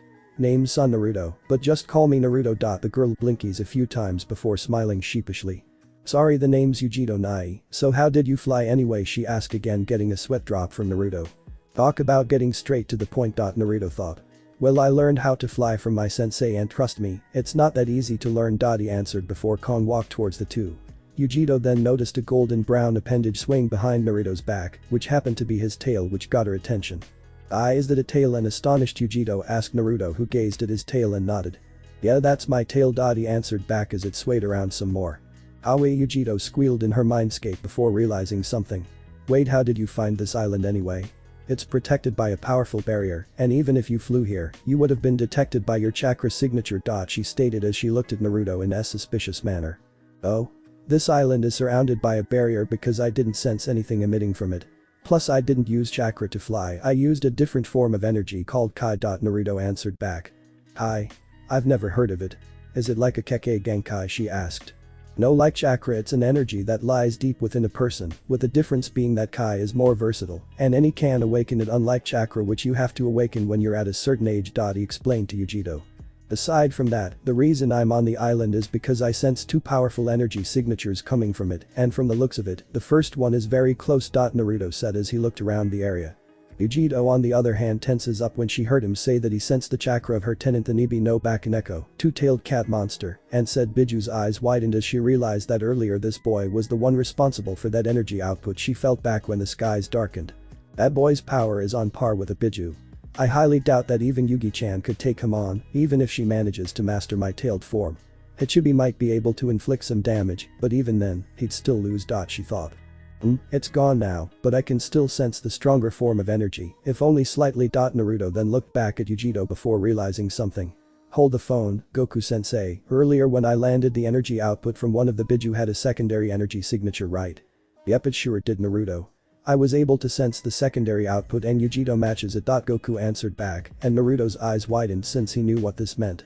"She's a Jinchuriki just like Mito-chan." Naruto realized. "Say Yugito, by any chance are you a vessel?" he wondered and noticed her tensing up. "What makes you think I am?" she asked with an edged tone in her voice before he brought his hands up.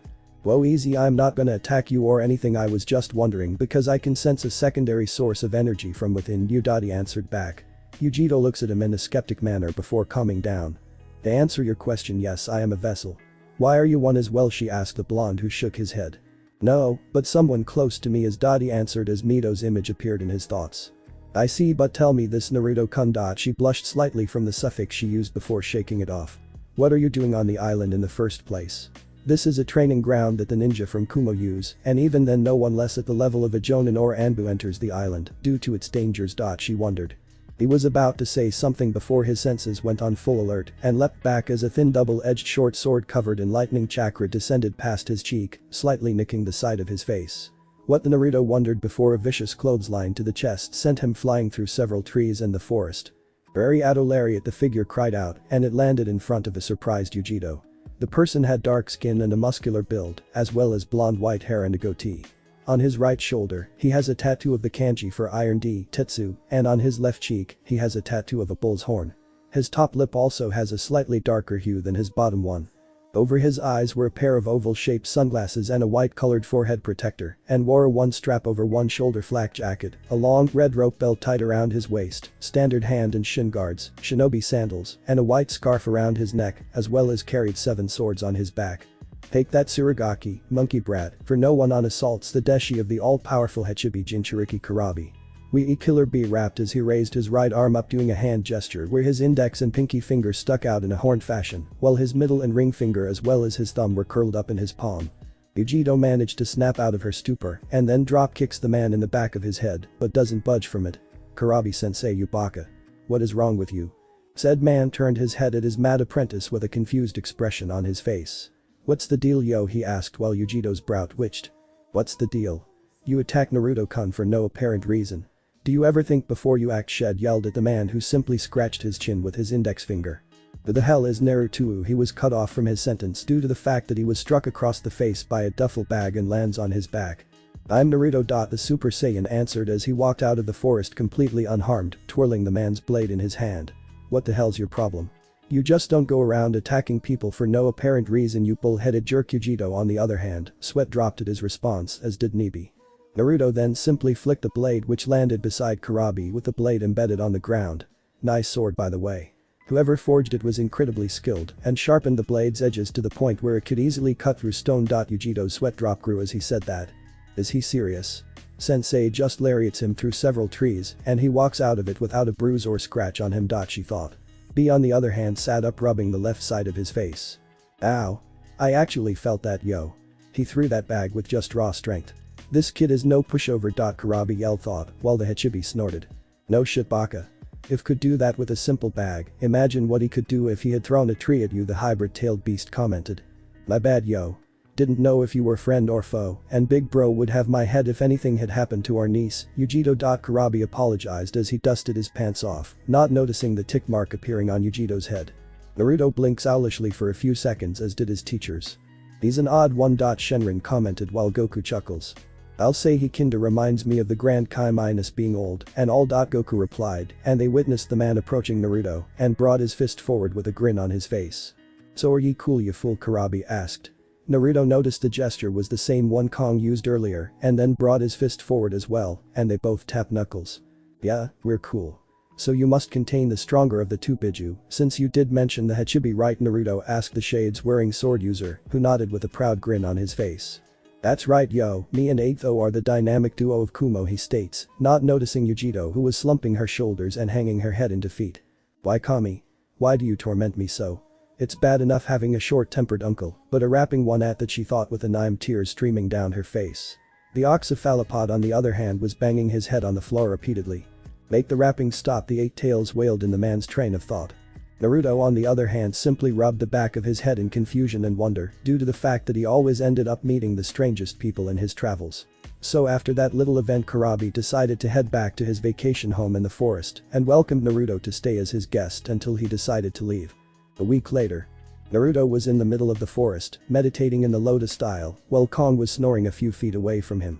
He remained calm and relaxed in his state, and that was when Yugito leapt out of the trees and landed in front of him. She frowned when she noticed that he didn't jump out of his state in surprise and huffs before sitting cross-legged in front of him with her arms folded. Said Saiyan was chuckling inwardly as he knew the vessel of the two-tailed Nico always tried to go out of her way to try and scare him, but sadly nothing worked.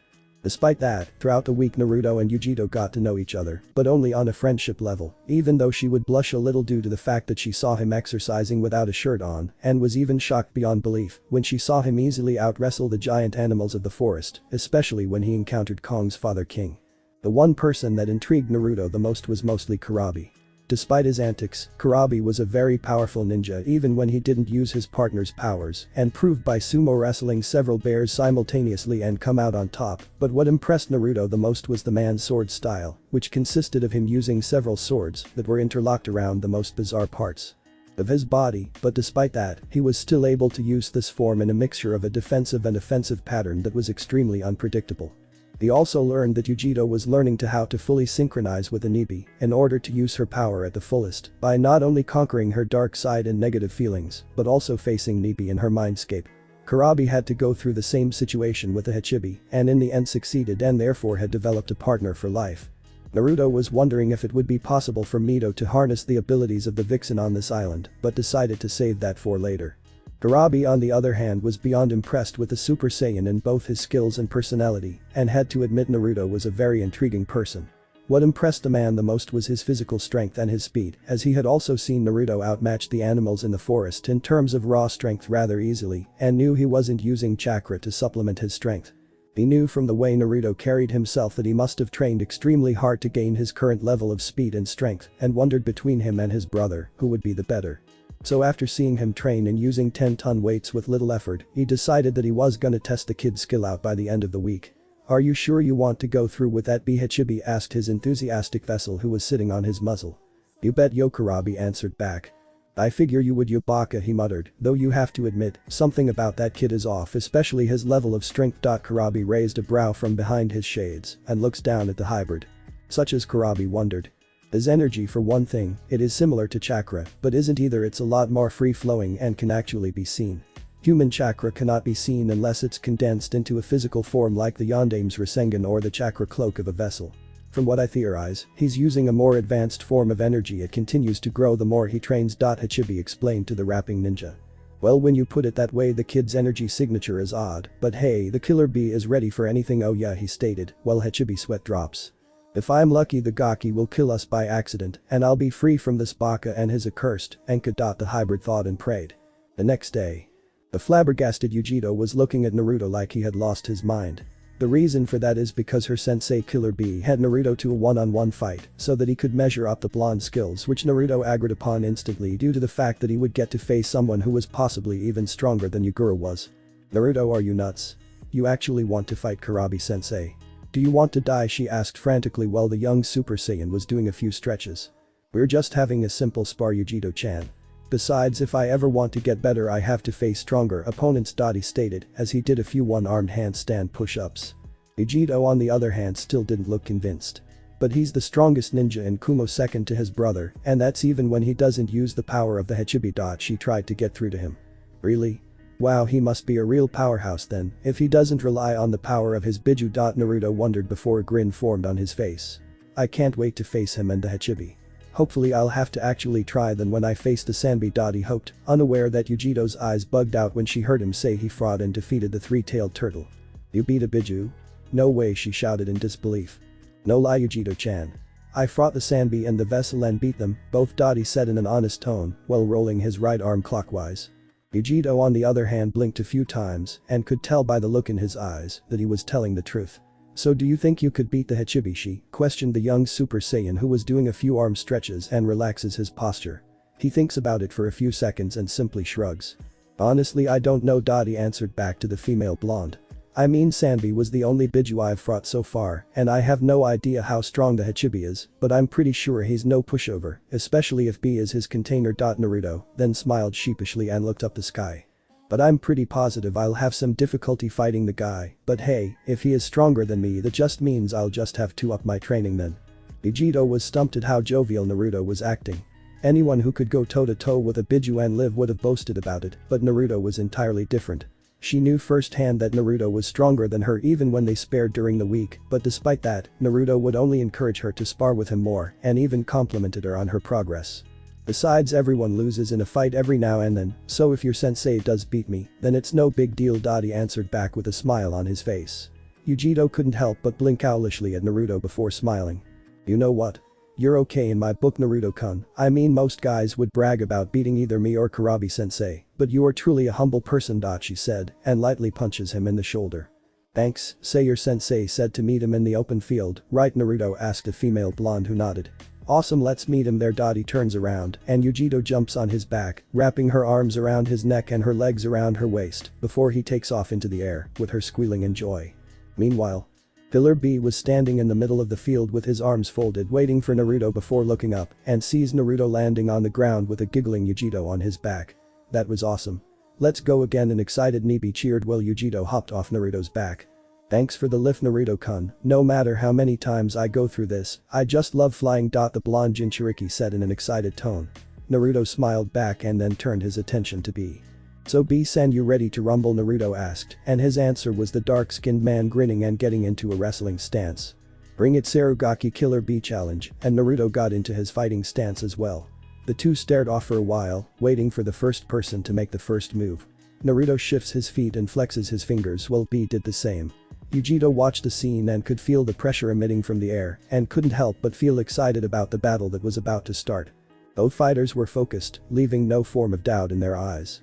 The staring match ended when B grinned and the two suddenly vanished in a blur of speed. Yugito's eyes widened at what happened before hearing a collision occur. She saw both Naruto and B in a grappling match, with each one trying to overpower the other with raw strength. Both were gritting their teeth as their muscles flexed from the battle of strength. B noticed that his heels were digging into the ground as Naruto started to slowly push him back. What the? He's actually pushing sensei back, a bewildered Yugito thought. Killer B grits his teeth as he tries to stop, but then he rears his head back. Edo Bado, headbuddy swung his head forward at Naruto, who reacted by letting go of B's hands and flipping over him, causing the man to miss and ends up getting struck in the back of the head by Naruto foot. Said Saiyan flips in midair and lands back on the ground, while Killer B stumbled forward a few times before stopping and rubs the back of his head, turning his gaze at Naruto, who was in the same fighting stance, like the one Goku uses, with a smirk on his face. Looks like I landed the first hit. Naruto stated, getting a smirk from B. He held back on that kick. Had he added a little more force, I'd be in la land. The rapper thought before vanishing in a burst of speed. Naruto leaned backwards as B attempts to lariat him by surprise, and he spins around in order to deliver a reversal roundhouse kick at the Saiyan's head, only for it to phase through Naruto. He raised a brow at this before he ducked as Naruto flies over him with a flying drop kick before landing back onto the ground again. Yugito was now wide-eyed at what happened. Whoa, earlier he moved at a level of speed so great, he left an after image, and I didn't even see his body movement. She whispered to herself. He's so fast.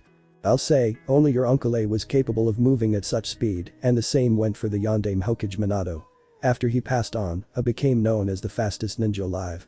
Sure, B may have attained the speed to keep up with him, but A is still faster than him. Nibi explained to her vessel. But there is something different about him, something not of this world. She narrows her eyes in curiosity, wondering about Naruto's scent, which wasn't human at all, nor did he smell like a demon. Naruto then proceeded to sprint towards Killer B at an astonishing speed, surprising the man at how fast he was moving.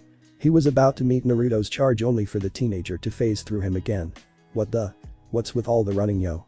Are we gonna get our fight on or run a marathon? He asked out loud as he looked around for Naruto, but stopped as he felt something land on top of his head. I'm up here, big guy. Naruto replied with a grin on his face. B's brow twitched due to the fact that Naruto was using his head as a stool. Not cool, yo, using my head as a stool, he shouted. B attempts to grab Naruto, who vanished once again and appeared in front of B's unprotected form with his arm cocked back and drove it into the man's torso. Yugito's eyes widened as she saw him land a blow on the Kumonin's frozen form with a focused look on his face. Bad move, Killer B-san, leaving yourself open like that. Naruto chastised in a serious voice while pulling his fist out. Well, B didn't show he was screaming out on the inside at the punch Naruto delivered, and the only show of reaction was a bead of sweat falling from his brow. Oh sweet Kami, that hurt. It feels like big bro just punched me in the gut just now, yo, he wailed in his mindscape.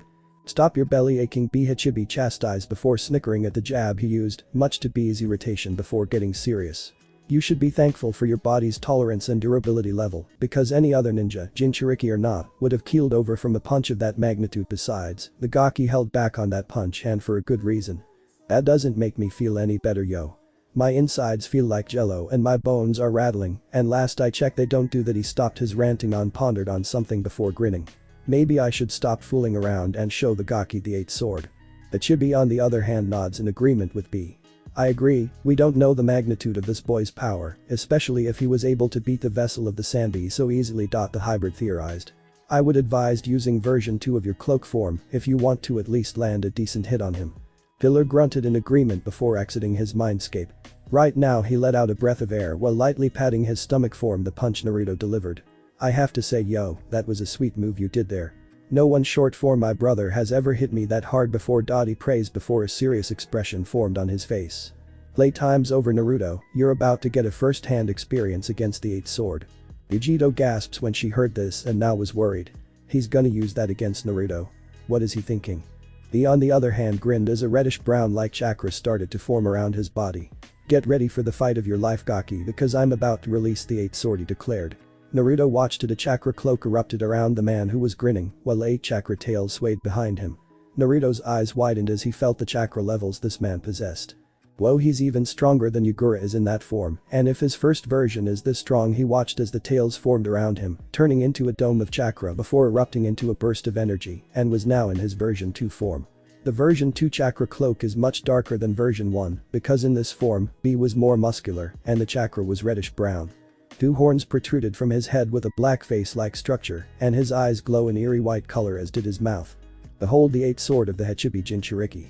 Wee Kurabi roared, releasing a shock wave so powerful that it scattered dust and rocks everywhere. Naruto brought an arm up in order to protect his face from the debris. Incredible, his roar alone is powerful enough to cause this much damage. I might have to use more power than I first thought. Naruto thought as the dust settled. Killer B raised his arms in the air for a few seconds before bringing them down hard. The ground underneath them started to rumble, resulting in a crater spreading outwards. Naruto looks down as he saw the earth under his feet cracks and leaps away as it rose up and exploded, revealing a pair of dark brown-red arms. Kairabi smirks in a creepy fashion as another arm sprouted from the right arm and descends toward him. Naruto lands on the ground and vanished as the extra arms hit the ground before it rises up again and tries to attack him in a repeated process. He then skids back while forming a yellow ball of Kai in his right hand as the hand descends towards him.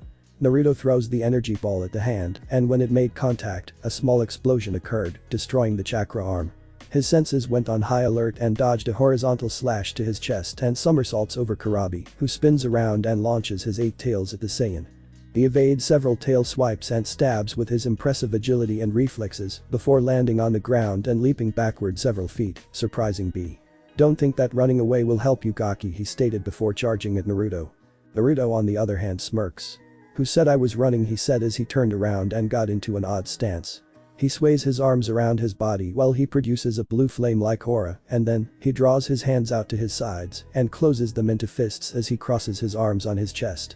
Let's see how you handle this thunder flash attack. Naruto draws his fists together in front of him and fires a huge storm of flames at the transformed ninja. Yugito's eyes widen when she watches the attack travel through the field, scorching the earth and grass with the heat alone. Pillar B skids to a halt with a gobsmacked expression on his face as he saw the attack come upon him and great accuracy. Holy shit, too late to dodge or counter, he screamed before he was engulfed by the attack. The flames shot outwards around the area before dissipating and leaving waves of smoke that rose from the area the shades-wearing rapper was at. When it cleared, it revealed Kurabi, who was sprawled out on the ground but with singes on his clothes and some burn marks on places like his arms, legs, etc. before his healing factor started to slowly heal him. Yugito's jaw hung downwards as she saw the damage the technique did not only to her uncle but to the surrounding area. Whoa, what an attack. She whispered in awe while Nibi nodded in her mindscape in agreement. Naruto on the other hand was impressed and watched Killer B slowly get back on his feet while healing and whistled lowly. Wow, this guy is resilient. From what I can tell, his cloak took at least half of the damage from the technique sensei taught me. If it were the other way, he'd be in serious trouble even with his Biju healing his body. He summarized, though in reality Naruto actually held back a lot on that technique because he didn't really want to damage to forest that was at the edge of the field. Goku on the other hand was impressed with how Naruto was able to control the thunder flash technique he learned from Pikin to such a level, which proved that Naruto's control in his Kai has improved a lot since their training in the hyperbolic time chamber. He got up panting slightly from the attack with a smile on his face. Despite how the fight was going, he helped but be thrilled to fight some who could actually make him fight more than he usually did. The Gaki's awesome. No one short of my brother has ever made me go this far, and that technique was off the chain. Were it not for version 2, I'd be in real pain. I can't believe he made you revert back in your current form with that technique. B, you're gonna need to fully transform if we want to actually get a decent hit on the tail Gaki, and whatever you do don't let him hit you with that move, otherwise you'll get roasted. Hachibi warned his vessel and got a mental nod from Killer B, who finally manages to fully heal. Say no more 8-0 because the time for playing is over, yo, he cried out before turning his attention to Naruto, who was blinking in confusion as the man pointed to him with a grin on his face. Their victory I will negate. From his back 8 tentacles slowly sprouted out and enlarged. With my transformation I will eradicate. His body started to shift and ripple before a cloud of smoke formed around. My true transformation will be your plight as the power of the Hachibi will unleash its might. The smoke erupted outward, and when it cleared, it revealed the true form of the Hachibi no Kaijik, 8-tailed gained ox. The Biju had 4 long horns on its head, similar to that of a Jacob sheep. The lower left part of one of its horn was permanently sliced off in a battle with A and his father. It also has a muscular upper body structure, with a hunched back similar to an American bison, arms with spiked protrusions on the elbows, and hands with opposable thumbs like that of a human. It has no hind legs, but instead its lower half is made up of its tails, which consist of 8 tentacles that resemble the cephalopod arms of an octopus. Naruto gaped as he stared at the gargantuan form of the creature before him that snorted steam from its muzzle. It wasn't the size that got to him, it was the unbelievable amount of chakra this force of nature possessed. Kami. His chakra levels are unbelievable, the Sanbi doesn't even compare to this guy, he muttered before a smile filled with excitement and thrill formed on his lips. This might prove to be a challenge for me. Naruto said as his eyes shined in excitement. Yugito was on a rock texture and didn't look as thrilled as Naruto did. That baka, Uncle A warned him about transforming into his final form, but B would be the type to ignore his warnings, even if he used the iron claw on him. She turned her gaze to Naruto, who was standing before the behemoth with a worried expression on his face. Be careful, Naruto-kun, I don't know how strong you really are, but in this form, sensei is unstoppable. Get ready for the thrashing of a lifetime Gaki. I'll send you packing and crying for the Shinigami. Wee, he bellowed before raising his arm up and swinging down at Naruto. Said Saiyan vanished in a burst of speed while the fist smashed into the ground and he appeared beside the beast's face with his fist reared back only to go sailing as a blur struck him from behind and sent him flying backwards in the air a few feet before stopping himself and rubs his back. "Now man, that smarts," Naruto complained and shook the throbbing sensation off. "I guess those tentacles aren't for show after all. He's not only bigger, but his speed isn't even affected at the least. With that, Naruto flies at the transformed Killer Bee, who howled back and fires several globs of black ink with electricity arching around it, forcing Naruto to evade several of them and notice the electricity. "Oh man, I better not get hit by any of those." Another one sails towards him and Naruto fires an energy blast. When they make contact they explode on collision. Naruto suddenly appears above Hachibi's head with an energy ball in his hand and fires it. The hybrid sees it and swats it to the side, and Naruto uses the distraction to appear under its jaw and attempt to uppercut the beast in the jaw, but had to dodge another tentacle that attempts to smash him into the ground and appears once more while another one attempts to hit him. Naruto maneuvers over it with his hands raised over his head, with the palms facing the target and one hand in front of the other, with the fingers going in opposite directions. "Masenko ha!" he cried out while thrusting his arms forward, releasing a yellow beam of energy. Hachibi brings an arm up and blocks it with one hand and grunts from the strength behind it. Naruto narrows his eyes and pushes more energy into the attack, making it slightly bigger. B grunts as he tries to stay his ground, but feels himself getting pushed back from the attack and is forced to use both palms in order to stand his ground. The young Saiyan once again adds more power behind it and the beam grows in width. B snorts in frustration as he felt himself getting pushed back even more. Using his newfound strength, he pushes his arms upwards, releasing the attack into the air, where it explodes into a flash of light before disappearing. "Nice try, little money, but it'll take more than that to knock down the Grade." He didn't get to finish his sentence because Naruto landed on his muzzle with a grin on his face. "Here's light in your eyes," he called out. Naruto brought his hands close to the center of his face, with the fingers spread toward his eyes. Solar flare. Suddenly a blinding white light flashes outwards and surrounds both Naruto and B. Yugito saw it spreading out and covers her face with her hands as the light shined brightly. When it dies down, B was clutching his eyes and howling in pain. My eyes. My eyes," he wailed out as he thrashed around with his tentacles smashing the ground and shaking the earth. Naruto descended from the air and delivers a bone-shattering axe kick that impacts with the beast's skull, putting him in a daze and stumbles. He then spins and hit him in the side of the jaw with a reversal roundhouse kick and B ends up spitting out saliva.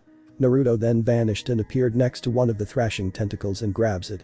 He then starts to rise into the air, pulling on the large appendage and starts to lift B into the air. Naruto grit his teeth and flies up even harder with his opponent. B on the other hand gets his vision back and realizes that he's rising in the air. Yo 80 I didn't know you could fly yo this caused a tick mark to form on the hybrid's horned head. Aka I can't fly. The Gaki is lifting us into the air Hachibi roared. The transformed beast snapped out of his stupor and realized that he was being lifted into the air by Naruto. It then stopped and his aura flared to life. He started to grunt slightly as he pulled back and started to spin the guy slowly around the air by his tentacle before the speed increased. As the pace increased, he ended up creating a twister around them for a while before swinging his opponent upward into the air, resulting in B flailing his arms and tentacle as he ascended into the air. Akami I'm gonna die, I'm gonna die. I'm going to throw up and then I'm gonna die he cried out. Naruto then appeared over the flailing ninja. B looked up to see Naruto with his fist reared back and electricity coursing around his arm. Oh this is gonna hurt like hell. B muttered. Naruto then swung forward and delivered a powerful punch on B's jaw, causing the entire area around them to shake violently, while B went free falling down to the unforgiving ground at high speeds. As he made contact, dust erupted from the ground, forming in a mushroom-like shape, and the entire area shook violently from the aftershock. Yugito was struggling to keep her footing as the earth shook underneath her feet and flailed her arms around frantically. For goodness sake, can this get any more violent? If this keep up they're gonna split the island apart, she yelled out before tripping and falling on the ground face first. This action caused Nibi to laugh her ass off at the action. Shut up, it's not funny, she screamed mentally as she got up and rubbed her injured nose. As the dust settled down, Naruto descended downwards, landing on the ground softly while B was covered in rubble. Man, I hope that fall didn't kill him. Maybe I went too high when I carried him off. He pondered until the ground started to rumble. Naruto turned his head in the direction where the 20-foot wide and deep crater was, and B in his Biju form rose up roaring at the sky. Aya he bellowed before slamming his fists into the ground on the cracks. Do you think I'll let you get away with that, brat? I'm gonna stomp a hole in your head for this. He opened his mouth widely, which got the attention of the Saiyan. Black chakra started to form into a large sphere before compressing into a smaller shape. As Yugito got back up, she felt a large amount of chakra being created and her eyes widened in horror. No sensei, you're going too far, she whispered before looking around for cover. And the closest thing was a trench. She made a mad dash for it and dived into it. Naruto watched as his foe was gathering chakra in curiosity. Naruto. Don't let that attack hit you. The power in that move is of the charts. Don't get caught in its range, Goku screamed to his student whose eyes widened as the hybrid reared its head back. Crap, I don't have enough time to get out of the range, he screamed as his foe shot his head forward. No choice, Naruto's golden aura flared to life as B fires a concentrated beam of energy which then engulfed the young Super Saiyan. The beam shot through the area before the beam widened and then an explosion occurred erupting outwards and the whole island was shaking violently. Yugito was curled up in the trench as the shaking rocked the island while a large cloud of dust rose in the air. Once it died down, the effect from the Amari, menacing ball, resulted in a wide and extremely deep trench, stretching outwards in a straight line, leading from the field to the forest area where a 40-foot wide and 20-foot deep crater formed with dust still rising from it. The blonde Kunoichi popped her head out of the trench she was behind and her eyes widened from the results and stared at the dust cloud rising from the forest area. No, Naruto-kun, she trembled, fearing for the worst while tears brimmed around her eyes, praying that he wasn't dead. Nibi remained silent before her vessel, who was trembling before her senses picked something up and her eyes widened. Kitten. He's still alive, she shouted to her vessel, snapping Yugito out of her stupor. He is? Where, she asked the two-tailed cat and looked around. In the dust cloud, he's alive and well. She assured the 14-year-old. Focus your eyesight, their daughter slit pupils dilated as she focused on the sight and saw a shadow figure in the dust cloud. It then cleared and revealed Naruto surrounded by some type of golden energy dome, with his arms crossed in an X formation. There didn't appear to be any damage aside from a few scratches and bruises, and aside from that his clothes were torn up. Half of his shirt was missing, and he had several holes and rips in his pants, but other than that there was no other serious damage. He's alive, I'm gonna kick his ass for worrying me like that, she screamed mentally while Nibi chuckled. Now that attack was the shit, B said in a dazed tone, resulting in Naruto sweat dropping and chuckling. He then slowly helped Killer B up and hoists the man over his shoulder, rising into the air and out of the crater. As he left it, he carefully placed the wrapping Jinchuriki onto the ground and reaches into his sash for something. Yugito came running towards them and stops beside Naruto with a worried look on her face. Is he gonna be okay, she asked the young Super Saiyan and got a nod. Yeah, he's just a little shaken up, Yugito-chan, he assured the girl, and he managed to pull out a bag that seemed to be filled with something. He shuffled his finger through the bag and pulls out a senzu bean. I don't think a chakra pill is gonna help him. Yugito stated and received a chuckle from the blonde who inserted the bean into Killer Bee's mouth.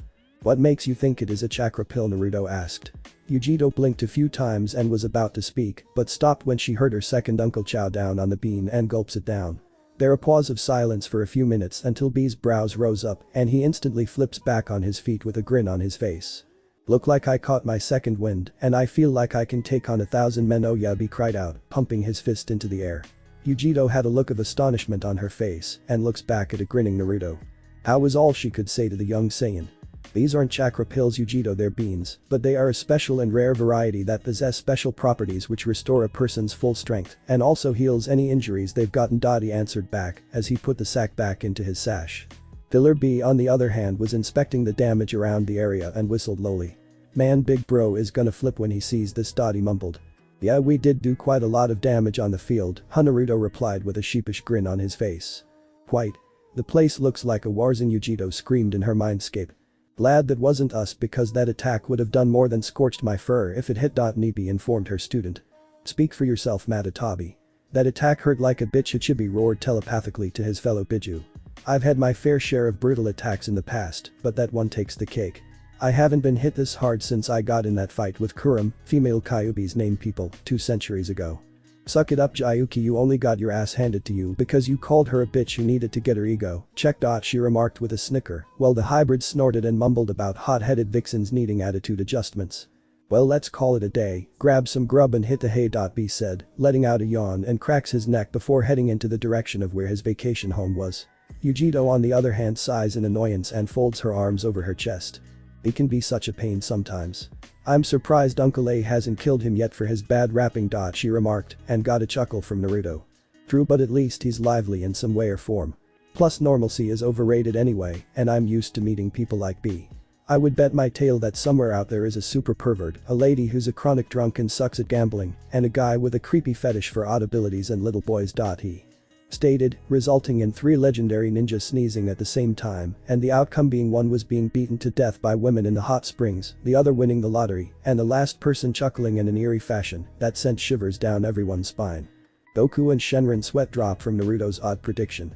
Your future successor is an odd one, Goku, if only he knew how true his prediction was. The immortal dragon states, getting a nod of agreement from Goku. Anyway, let's head back, Yugito-chan. Naruto stated, and that was when she leapt onto his back, wrapping her arms around his neck and legs around his waist, grinning in an excited manner. He then took off into the air with his passenger screaming in delight and heading to the house, telling him to go faster. B looked up and dropped his jaw as he saw his niece on Naruto's back flying over him. That's not fair, the monkey can fly, but I'm grounded, I feel a tear coming to my eye. He whined before taking off like a blur across the field, leaving a trail of dust behind. B's vacation home.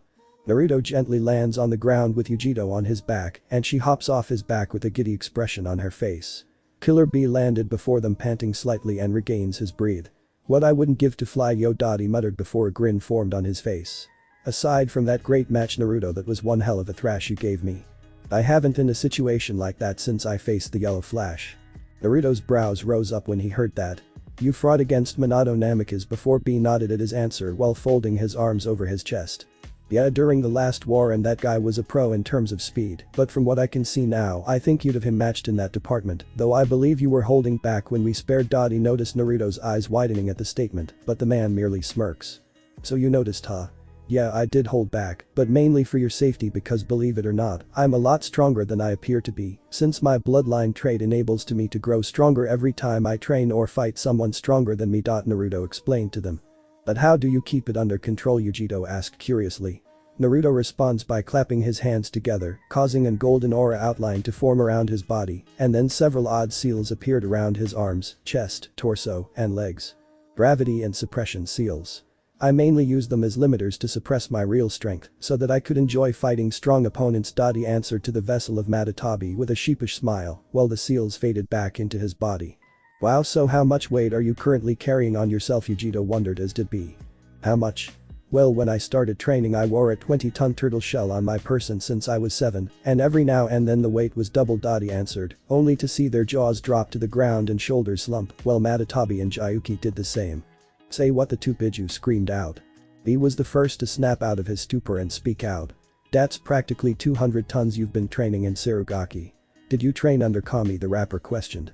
And they say Uncle A was a trainaholic, but he's going nothing on Naruto-kun. Yugito thought with her vessel nodding in agreement while the teenage Saiyan rubs the back of his head sheepishly.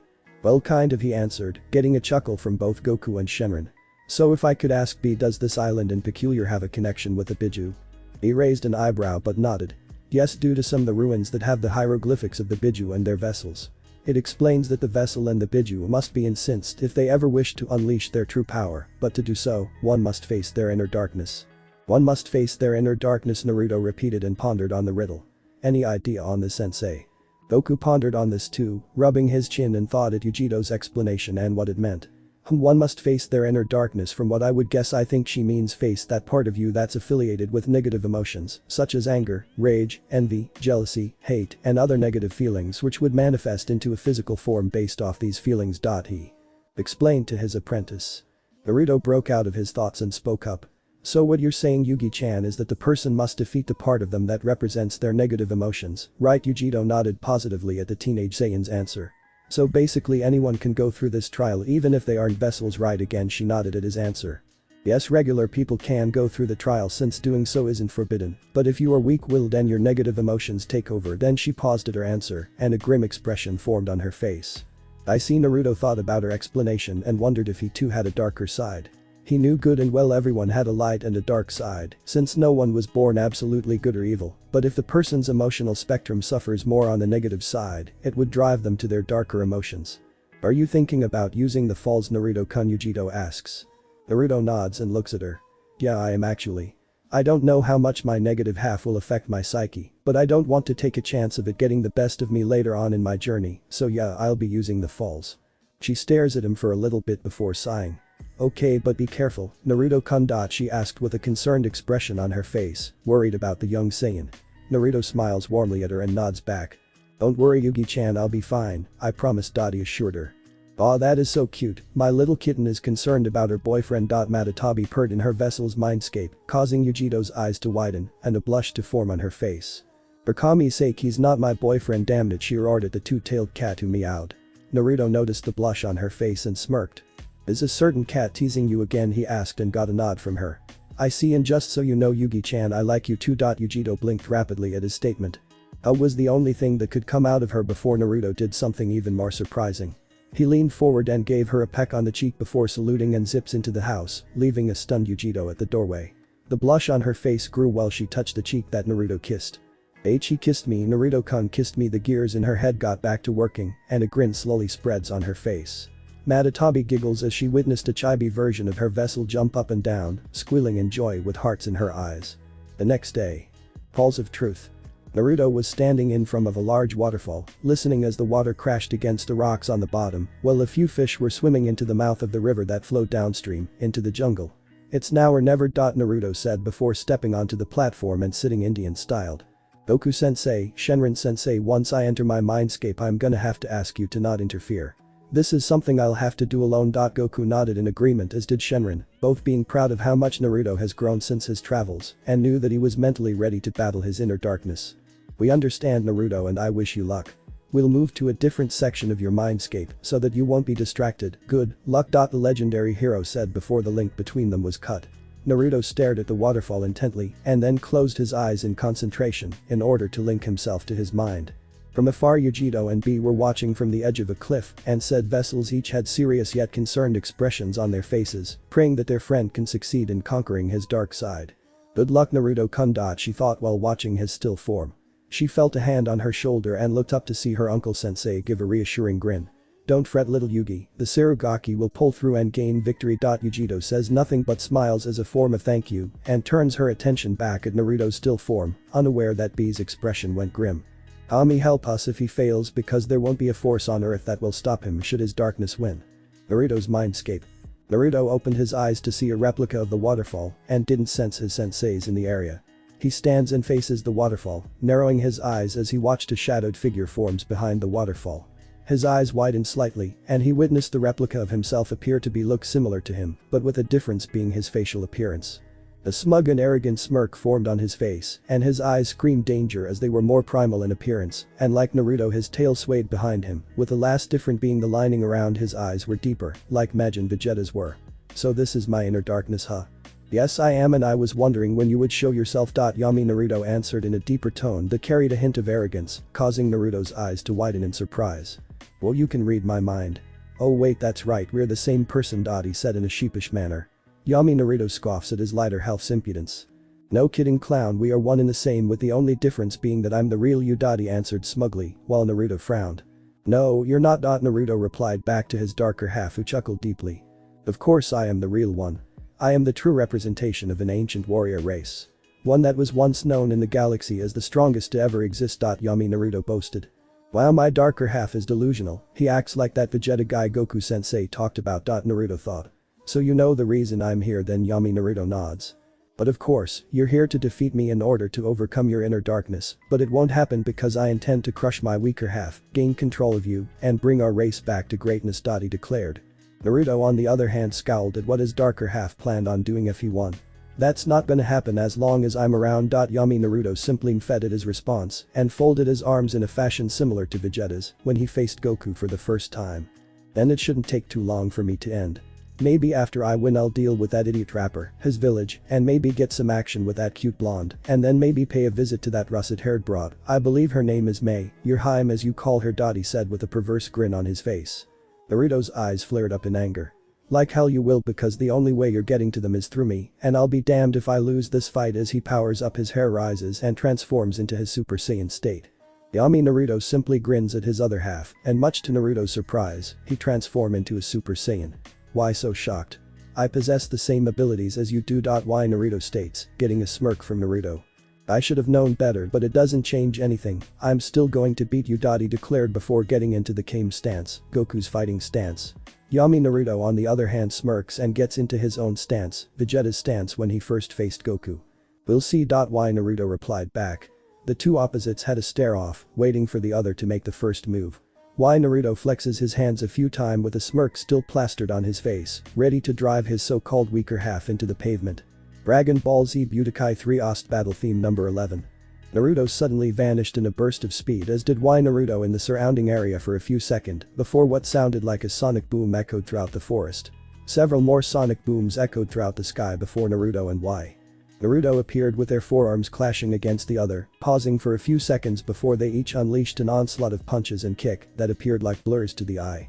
The force behind their moves caused a strong breeze to brush trees back, as well as other forms of debris to fly in different directions, the water in the river to rise up, and the rock textures to crumble into piles of rubble. The assault continued for a few seconds until Naruto slipped into Y Naruto's defense and delivers an elbow uppercut into his chin, making his head jerk back in surprise. He recovers quickly and returns the hit with a right hook to Naruto's jaw. The two once again vanished, moving at speeds that would make Minato Namikaze look slow in comparison, releasing shockwaves around the area.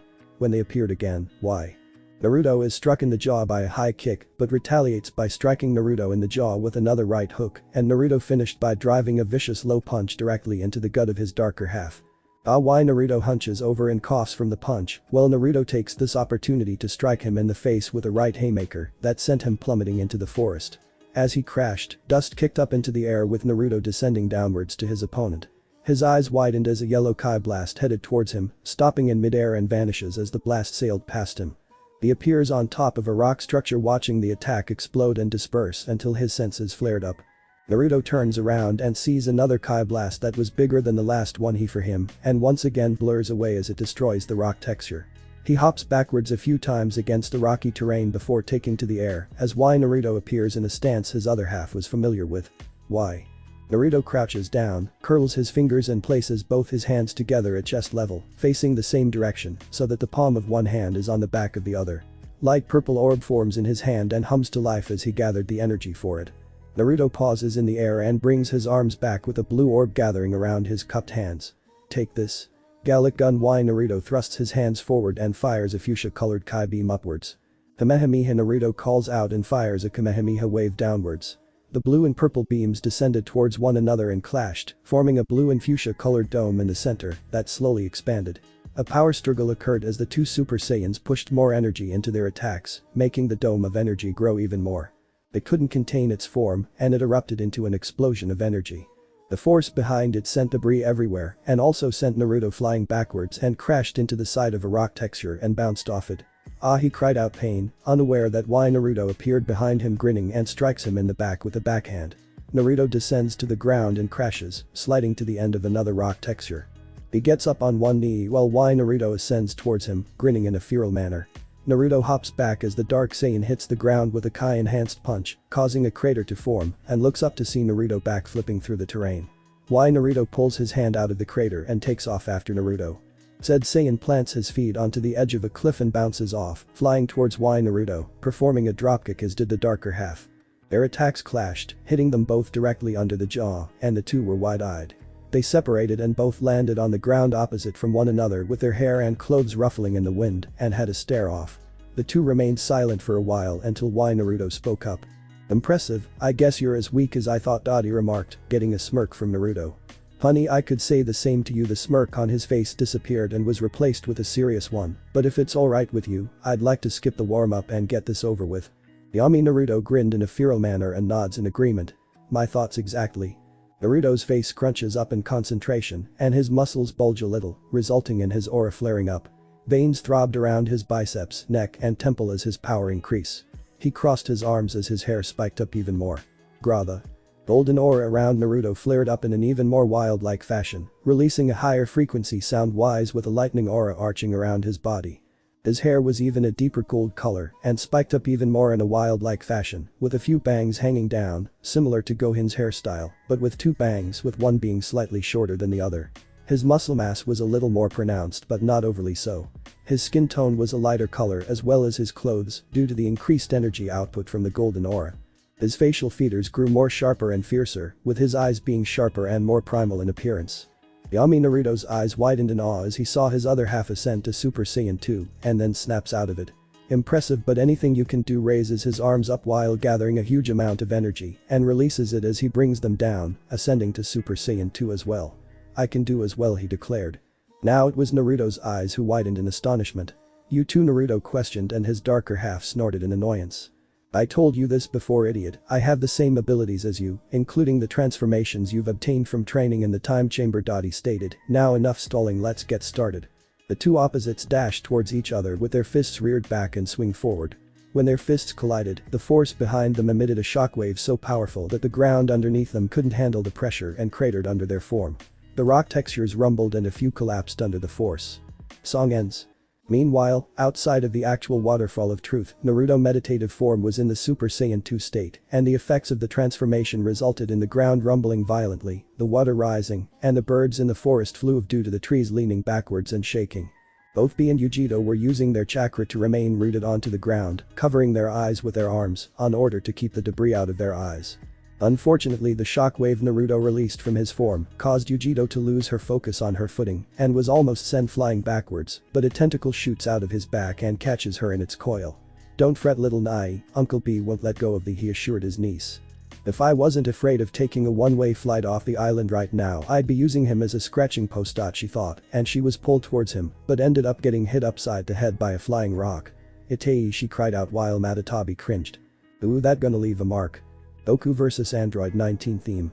Why Naruto rushes at his foe and swings a left and right hook at Naruto, who was forced to evade them both before the Dark Saiyan unleashed a flurry of punches that made him block or evade while moving backward. Before he had a chance to recover, Naruto drove a knee strike into Naruto's stomach, causing him to gasp out in pain and hunch over. Yami Naruto raises his right arm up and delivers an elbow strike to his back and sends Naruto falling towards the ground. Said Saiyan falls on all fours and slowly get up and leaps right back into the air to avoid getting drop-kicked into a crater caused by Naruto, who looks up at Naruto's retreating form before flying out of the rubble and stops in front of his other half before attempting to hit him with another knee strike that Naruto blocks with his own knee. Yami Naruto growls before smirking at his foe while red static emits around them. "What's wrong? I thought you said we were going to skip the warm-up," he questioned, and Naruto smirks back. "Sorry, force of habit." Naruto apologized before they backed off and lunged at each other again. Naruto swings a right hook, but Naruto catches it. He attempts to do the same with his and gets caught by his other half as well. They both growl as their arms interlocked and then deliver a series of simultaneous knee strikes. As the attacks continued, Naruto takes this opportunity to deliver a headbutt right into Naruto's face. He cried out and releases the darker warrior from the grapple, holding his throbbing head with Naruto, taking this opportunity to attack him with a series of left and right hooks into his torso. Naruto coughs up spit while Naruto grins as he continued with the assault. Naruto recovers quickly and catches the fists, much to the surprise of Yami Naruto. He gets him in the lower jaw with 2 knee strikes, stunning him and finishes it off with a high knee strike to the temple and sends him flying and crashing into the edge of a cliff. The embedded Dark Saiyan grits his teeth and opens his eyes to see Naruto float towards him. "Grrr, that's more like it," he growled. He crosses his hands and pulls them back, freeing himself from the edge by releasing a burst of invisible Kai and left a near circular shape in the cliff. They both breathe heavily as they floated close to each other and stop when they're nearly nose to nose and have a stare off. Their aura slowly hums to life and flares around them with static emitting around their forms. "Why?" Naruto snarls in a challenging fashion while Naruto smiles back. The darker half frowns but returns the same grin since they were both starting to get serious and both let out a battle cry. They release their aura in a bright golden flash and continue the match with a series of punches and kick while in the air. They paused in their assault with their fists reared back and swung forward, delivering a bone-crushing blow to their jaws and their heads snapped back at the same time.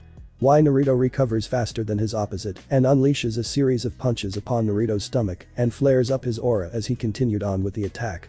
He then hits with a right hook across the jaw, knees him hard in the gut and then delivers a reverse elbow strike into his neck. Yami grins at the fact that he was gaining the upper hand so far, but his eyes widened when Naruto grabbed his leg and swung him around for several and threw him to the ground. Naruto flips and lands on his feet and looks up only to see Naruto gone. What the he wondered before his senses went off and turns his head to the left and instantly blocks a right punch with his forearms courtesy of Naruto, who then pushes him back with a flurry of rapid punches. Naruto had some trouble blocking and evading some of the punches that got through his defense as Naruto went on the attack. He pulled back and delivers a mid-kick into Naruto's torso, making his eyes bug out. Naruto smirks at the successful hit and pulls back again, channeling some Kai into his fist in order to deliver a powerful blow. Naruto senses the power behind the physical attack and when Naruto swings his fist forward, he vanishes in a burst of speed. Naruto curses as Naruto appears behind him and smirks. The teenage Saiyan freezes on the spot as his darker half aimed both palms at his chest with a ball of yellow Kai and fires. A flash of yellow forms around the area as Naruto was sent flying into a rock texture and a blazing explosion occurs. Naruto stays floating in midair, waiting for the dust clear. When it does, a hole is revealed in the rocky wall and there was no sign of Naruto, but he knew better than to believe he defeated his other half with an attack as weak as that. He watched intently for any sign on his foe and his eyes widened as he saw a bowl of Kai hums to life, revealing Naruto's form, and he fires a Kai blast at his darker half. He retaliates and fires a Kai blast at his opponent. The energy blasts descend towards the other and once they clash, a dome of energy forms at the colliding blasts. Naruto rises out of the hole pushing Kai into the colliding energy techniques and continued to push forward until he was close to the dome. Yellow static surges through as they push more power into their attacks. Yutsuki, son of the late Sandame Reikage, current Yondame Reikage of Kumagakure no Sado, and fastest man alive after the death of Minato Namikaze was sitting in his chair, doing a series of arm curl-ups with a massive dumbbell that would appear to be difficult to lift for a normal man, but then he wasn't exactly normal. He was a tall dark-skinned man with a large muscular build, with his blonde hair in the combed back, a small mustache and beard. His face is very distinguished with pronounced cheekbones and tear troughs under his eyes, and a prominent crease across his forehead. He has pointed canines, and his top lip also has a darker hue than the bottom one. Unlike other Kage, seems to wear his Kage Haori and hat on a regular basis without a shirt underneath, further displaying his hulking physique. He has black Fuma shuriken tattoos on both shoulders and around his wrists and forearms were a pair of gold bangle bracelets which each have protrusions that can jut out when he attacks an opponent. The rest of his outfit consisted of a pair of black pants, shin guards, sandals, and a gold belt around his waist with a boar's face engraved in the center. He had pretty much spent the day doing a series of light exercises since all of his paperwork was completed, but from the expression on his face, the man was bored as hell, especially since he had his brother take their niece Yugito to Turtle Island to work on communicating and training with her Biju like Bee did and was inwardly wishing for something to happen that needed his direct attention. The door to his office was forced open by a jonin who was panting heavily before his leader. "What is the meaning of this?" Aide demanded in a low gruff voice. The Kumo jonin regained his breath and bowed his head to the massive man. "My apologies, Reikage Dono, but there's something you must see atop of the tower." He informed the man. He raised an eyebrow and blinked a few times at his subordinate before sighing. "Very well," he said, and shunshuns up to the rooftop along with the jonin to see what the fuss is about. Reikage Tower rooftop. Stood on the roof along with the Jonin and his two guards. Derry and C. Derry is a fairly tall, dark-skinned man with a slightly bulbous nose, a lazy look in his eyes and shaggy, white hair which covers his left eye. He wears a high-collared, sleeveless uniform with loose-fitting pants, bandages on his wrists, and the one strap over one shoulder flak jacket of a Kumagakure shinobi. Derry also has stylized characters for water, fire, and lightning divided by tattooed on his right and left shoulders respectively, denoting his chakras nature affinities, water release and lightning release, as well as the fact that he has a Kekkei Genkai, the storm release. 3 The tattoo on his left arm also signifies that he has inherited the third Raikage's black lightning. He carries a broad foldable cleaver-like sword, strapped to his back. C is a young man with short blonde hair and dark eyes. He wears a sleeveless black shirt with a one strap over one shoulder white flak jacket, forehead protector, black elbow-length arm guards, and the red and white Kumagakure shin guards, along with a pair of sandals. He was just about to ask them what the problem was until he saw something that made his eyes widen. Far away from their location was a pillar of golden light with what looked like lightning coursing around it. Hovering over the top of it was a large black cloud the size of an continent with lightning cackling underneath it, and the group can hear thunder booming from it. What in the name of Kami is that? Asked no one particular. We don't know, sir, this occurred not too long ago. The energy level that pillar of light is emitting is off the charts. C answered. I'm talking Biju level reading if not higher. A's eyes widened when he heard that. Higher than a Biju? The only beings with a higher level of power would be the gods themselves. His eyes widened even more when he realized that his brother and niece were on the island and possibly in the middle of the energy output. Oh, Kami B and Yugito-chan are possibly in the middle of that. What do you want to do, boss? Derry asked his leader. Gather several Anbu and meet me at the docks. Whatever is on that island cannot be good if it can emit a level of power from this far, yet for some reason it feels familiar, like it has occurred before, but at a higher level. He pondered before order his men back to their stations and have his two guards gather up the Anbu. But Naruto rushes at his darker half with his left arm reared back, ready to deliver a bone-crushing punch to his skull, but gets struck in the face with a right hook and sent flying backwards with a dark Saiyan in hot pursuit. He had his right foot reared back and prepared to drive it into Naruto's chest, only for his brother to recover, flare his Kai and counters with a right hook and strikes him across the jaw. Why? Naruto cries out as his body jerked back from the vicious punch, resulting in spit and blood flying out of his mouth. As he recovered, they each traded blows that were so intense that it sounded like thunder was booming across the area, and then the duo went on an onslaught that shook the land. Dust rose all around the battlefield, and the ground underneath their airborne forms rumbled while flashes of electricity coursed around their blazing auras. Several rock textures explode from the force behind the knee strike. Naruto attempted to strike the side of Naruto's skull, but he shrugs it off and swings a diagonal punch that Naruto dodges, releasing a force so great that it creates a 30-foot wide trench, reducing everything in its path into nothing. Naruto looks around for his opponent in the dust-filled area, but his senses alerted his to danger and dodges to the left as an energy blast passes by his face, only to get a lariat into the chest by Naruto, who only goes flying back for a few seconds due to Naruto grabbing him around the ankles and spins him around several times before releasing him. Naruto vanishes in a burst of speed as Naruto went sailing across the landscape via the air and then appears with his right leg reared back as his darker half descended towards him. Naruto swung his leg out only for Naruto to phase out, surprising the young Saiyan.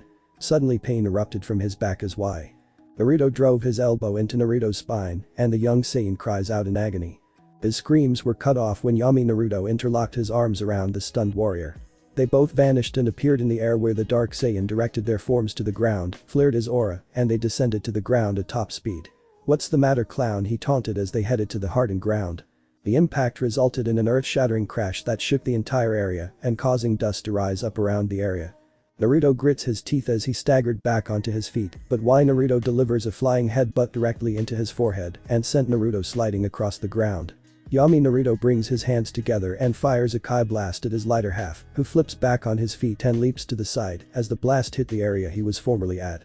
Naruto swings his arm in the direction and fires another Kai blast at his foe. He grins viciously as he saw the blast hit Naruto and caused a miniature explosion, and then leaps forward with his right arm outstretched backwards in a stabbing position. He cried out as he was about to run his hand through his weaker half, but then his senses kicked in and he skidded to a halt into the air due to the dust clearing and not seeing Naruto in the crater. I've got to say, you've got a few tricks up your sleeve, brother. Naruto growled and turned his head to see Naruto standing on a slab of rock with his arms folded and his aura flaring to life, smirking as he stared down at his other half. But then so do I. Waterfalls of truth. Lightning rained from the blackened sky, the winds blew hard enough to rip trees from their roots, and the ground rumbled violently due to the energy output Naruto's meditative state was releasing. Said Saiyan was floating mid-air in a dome of golden energy with lightning-like energy arching around him. "Ah, this is insane," Yugito screamed as she clung onto her uncle's back with her clawed hands. "Hey. Easy with the claws," Kitty B shouted as his clung onto a large boulder that was embedded into the ground, though he was unaware that the force of the wind was loosening the large rock from its position until it started to wobble. He looked at the ground and his brows rose in dread and a bead of sweat fell from his face. "Oh shit," he muttered. "Yugito nai?" "Yes," she asked her uncle. "Hang on tight to me," he cried out as the boulder flew free from its spot with Yugito and B on it, flying across the forest from the gust of wind. "Aye," Yugito screamed as they descended into the forest. Naruto's mindscape. Yami, Naruto bellowed as he swung his head forward and clashed with Naruto's. Both opposite halves were engaged in a grappling match with their auras flaring wildly as they both reared their heads back and slammed them together, releasing a sonic boom that echoed around the battlefield. They performed this attack pattern several more times before stopping, snarling at each other as they tried to break the grapple hold. Bioelectricity buzzed around their forms as their aura flared even more. Naruto and Naruto break their hold and leap back, dispersing their energy, and the Dark Saiyan reacts first by swinging a high kick which Naruto blocks with his forearm and counters with a left hook. Naruto dodges to the left, placing both hands on the ground and kicks both feet towards Naruto's chin. He evades it and takes this opportunity to drives his right knee into his darker half's torso and sends him sailing mid-air until he manages to adjust his body and flips his legs over, landing on solid ground. As he tries to regain his breath, Naruto dashes towards his form. Naruto vanishes and appears under the Saiyan's running form and knocks him off balance with a sweep kick. Naruto curses as he falls towards the ground but catches himself and flips forward while Naruto rushes at him and attempts to strike him across the jaw with another right hook. The attack fails as Naruto catches the move and counters with a palm strike to the face, making stumble back as his quarry goes around him, grabs him around the waist, lifting them up into the air, and slams him into the rocky ground with a German suplex. Naruto cries out from the impact and then Naruto brings him back up for another, but the other half break out of the hold with an elbow strike to face, stunning the young Super Saiyan while he flips over and strikes him across the head with a reverse roundhouse kick. He grins at the successful hit and tries with a secondary one, but Naruto catches it in both hands, surprising his darker half. He pushes back and knocks his other foot off balance, grabs him around the face and slams him into the ground, only to get kicked in the chest and skids back clutching his chest while his other half flips back on his feet. The two warriors each pant heavily as they stare each other down. Neither looked ready to give up as too much was at stake.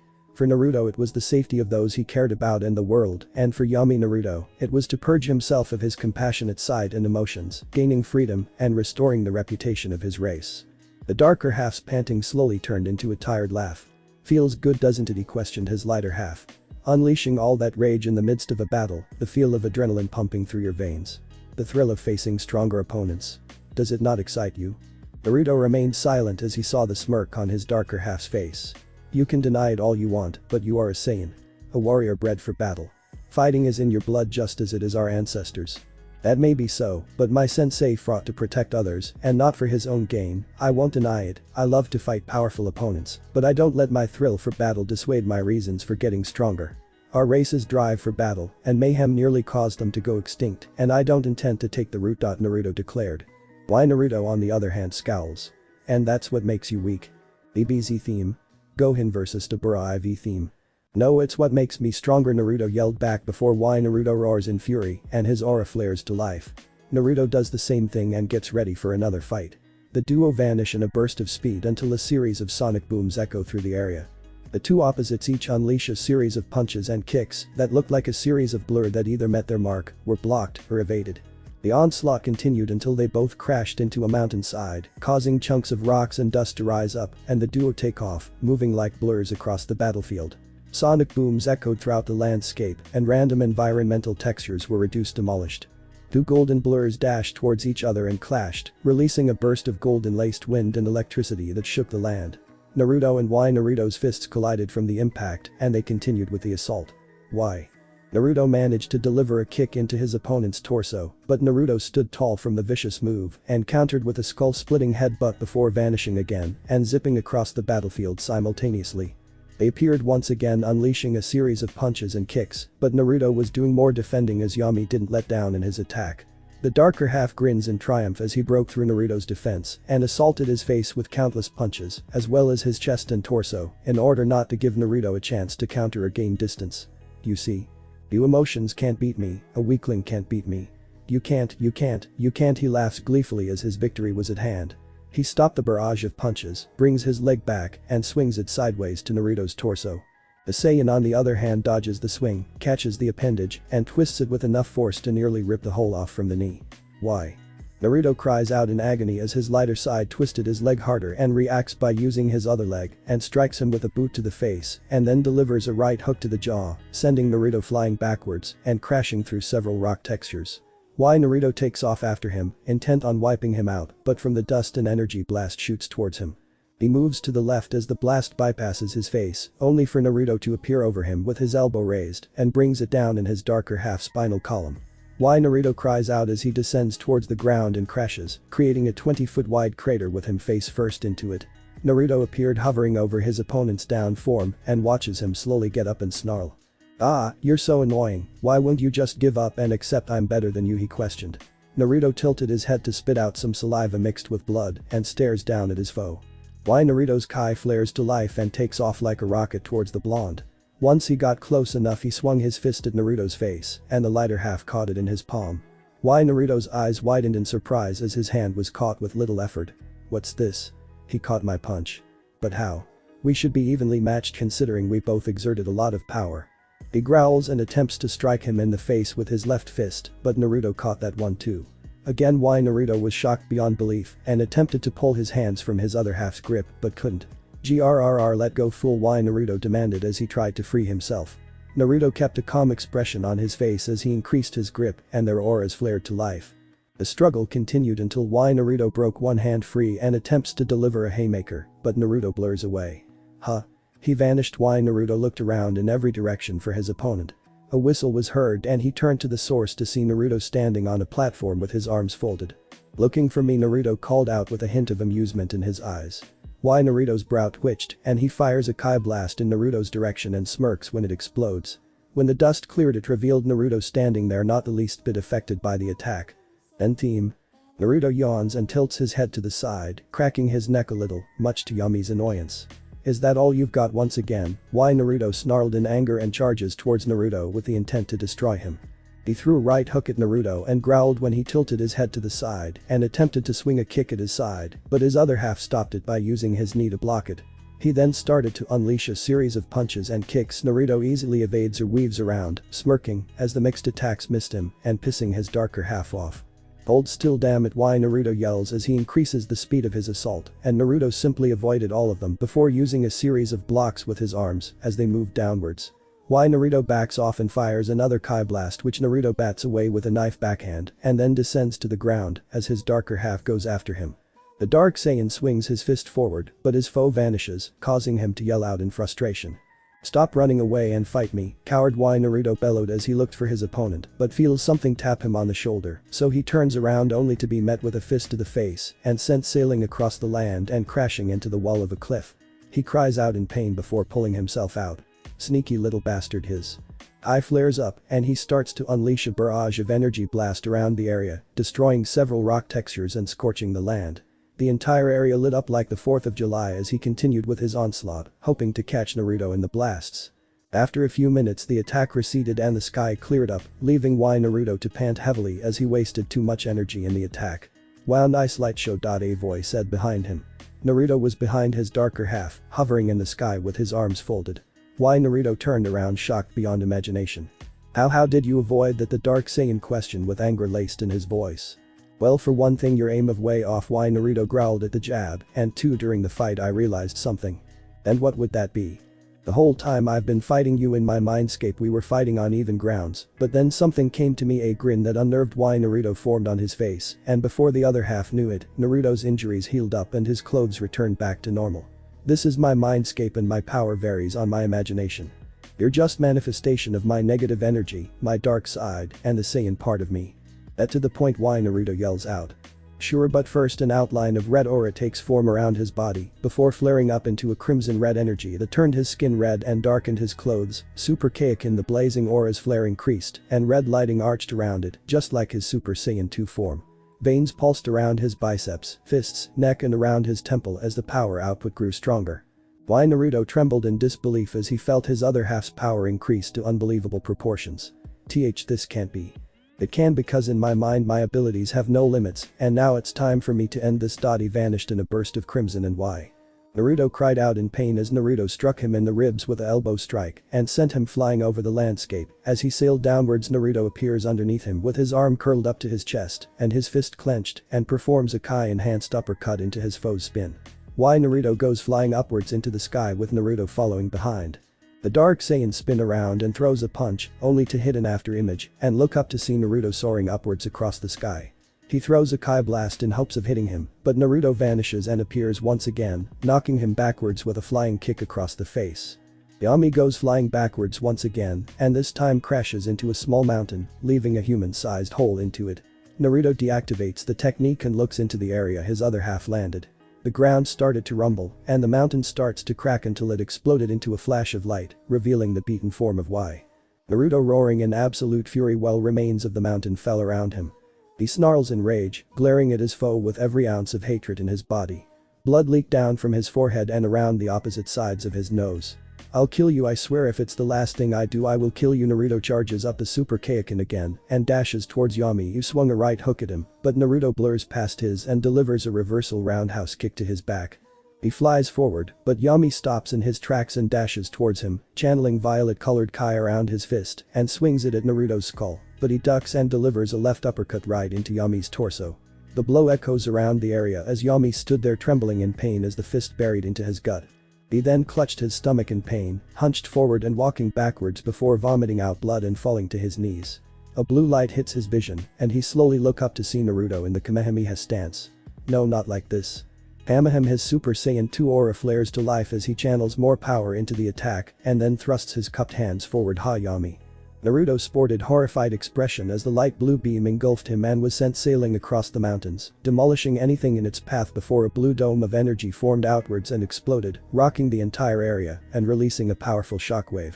It died down, revealing an extremely wide and deep trench that traveled to where a mountain once was. He senses his other half's life force weakening and heads over there. When he gets there he finds Yami in it. He was sprawled out under some rubble, beaten, bloody, and down for the count in his basic form. Naruto descended down towards him and plants his feet firmly on the ground. Yami opened his good eye and stares at his lighter and supposedly weaker half in contempt, but still smiled weakly. Looks like you win, he mumbled before coughing out weakly as Naruto continued to stare down at him. Don't look at me like that, just finish me off, I accept my fate. He closed his eyes waiting for the inevitable. No. Yami's eye snapped open as he heard this. By destroying you I deny who I am, and that would be an insult to my master and the other Saiyans. Why was all the darker half could say. You fight for self-preservation, I fight for the sake of others. My reasons were stronger than yours, and that is why you lost. Yami continued to stare at him, wondering what Naruto was thinking. Why do you go so far for others knowing they won't do the same for you? Why are you willing to give others a second chance, knowing when the opportunity arises they'll get back at you, and if not, then those you love? You can't save everyone from themselves, they choose to be who they want to be and will crush anyone who get in their way. This world is nothing but chaos caused by power-hungry fools. You should know that better than anyone after what happened years ago. What makes you think you can change them? Naruto pondered on his darker half's words for a bit before speaking up. I can't. They must be willing to do so on their own, and if not what? Then I'll put an end to them right then and there without hesitation. Naruto finishes with determination. Yami looks into his eyes to see any doubt and simply smirks. Spoken like a true warrior, now then, it's time. Yami struggles to bring his bloody right arm up and held it out towards Naruto. He glances at the hand and back at Yami, who nods in agreement, and he brings his hand forward. Once he grips it, Yami's body glows white and starts to merge with Naruto until a flash of bright light enveloped the area. Thanks for watching this video. If you really enjoy this video, like, subscribe, and comment down below and turn on that bell notification. Don't forget to support and follow the Namikaze09 for writing that awesome fanfic, and also make sure to comment on this story, link in the description. See you in the next video. Goodbye.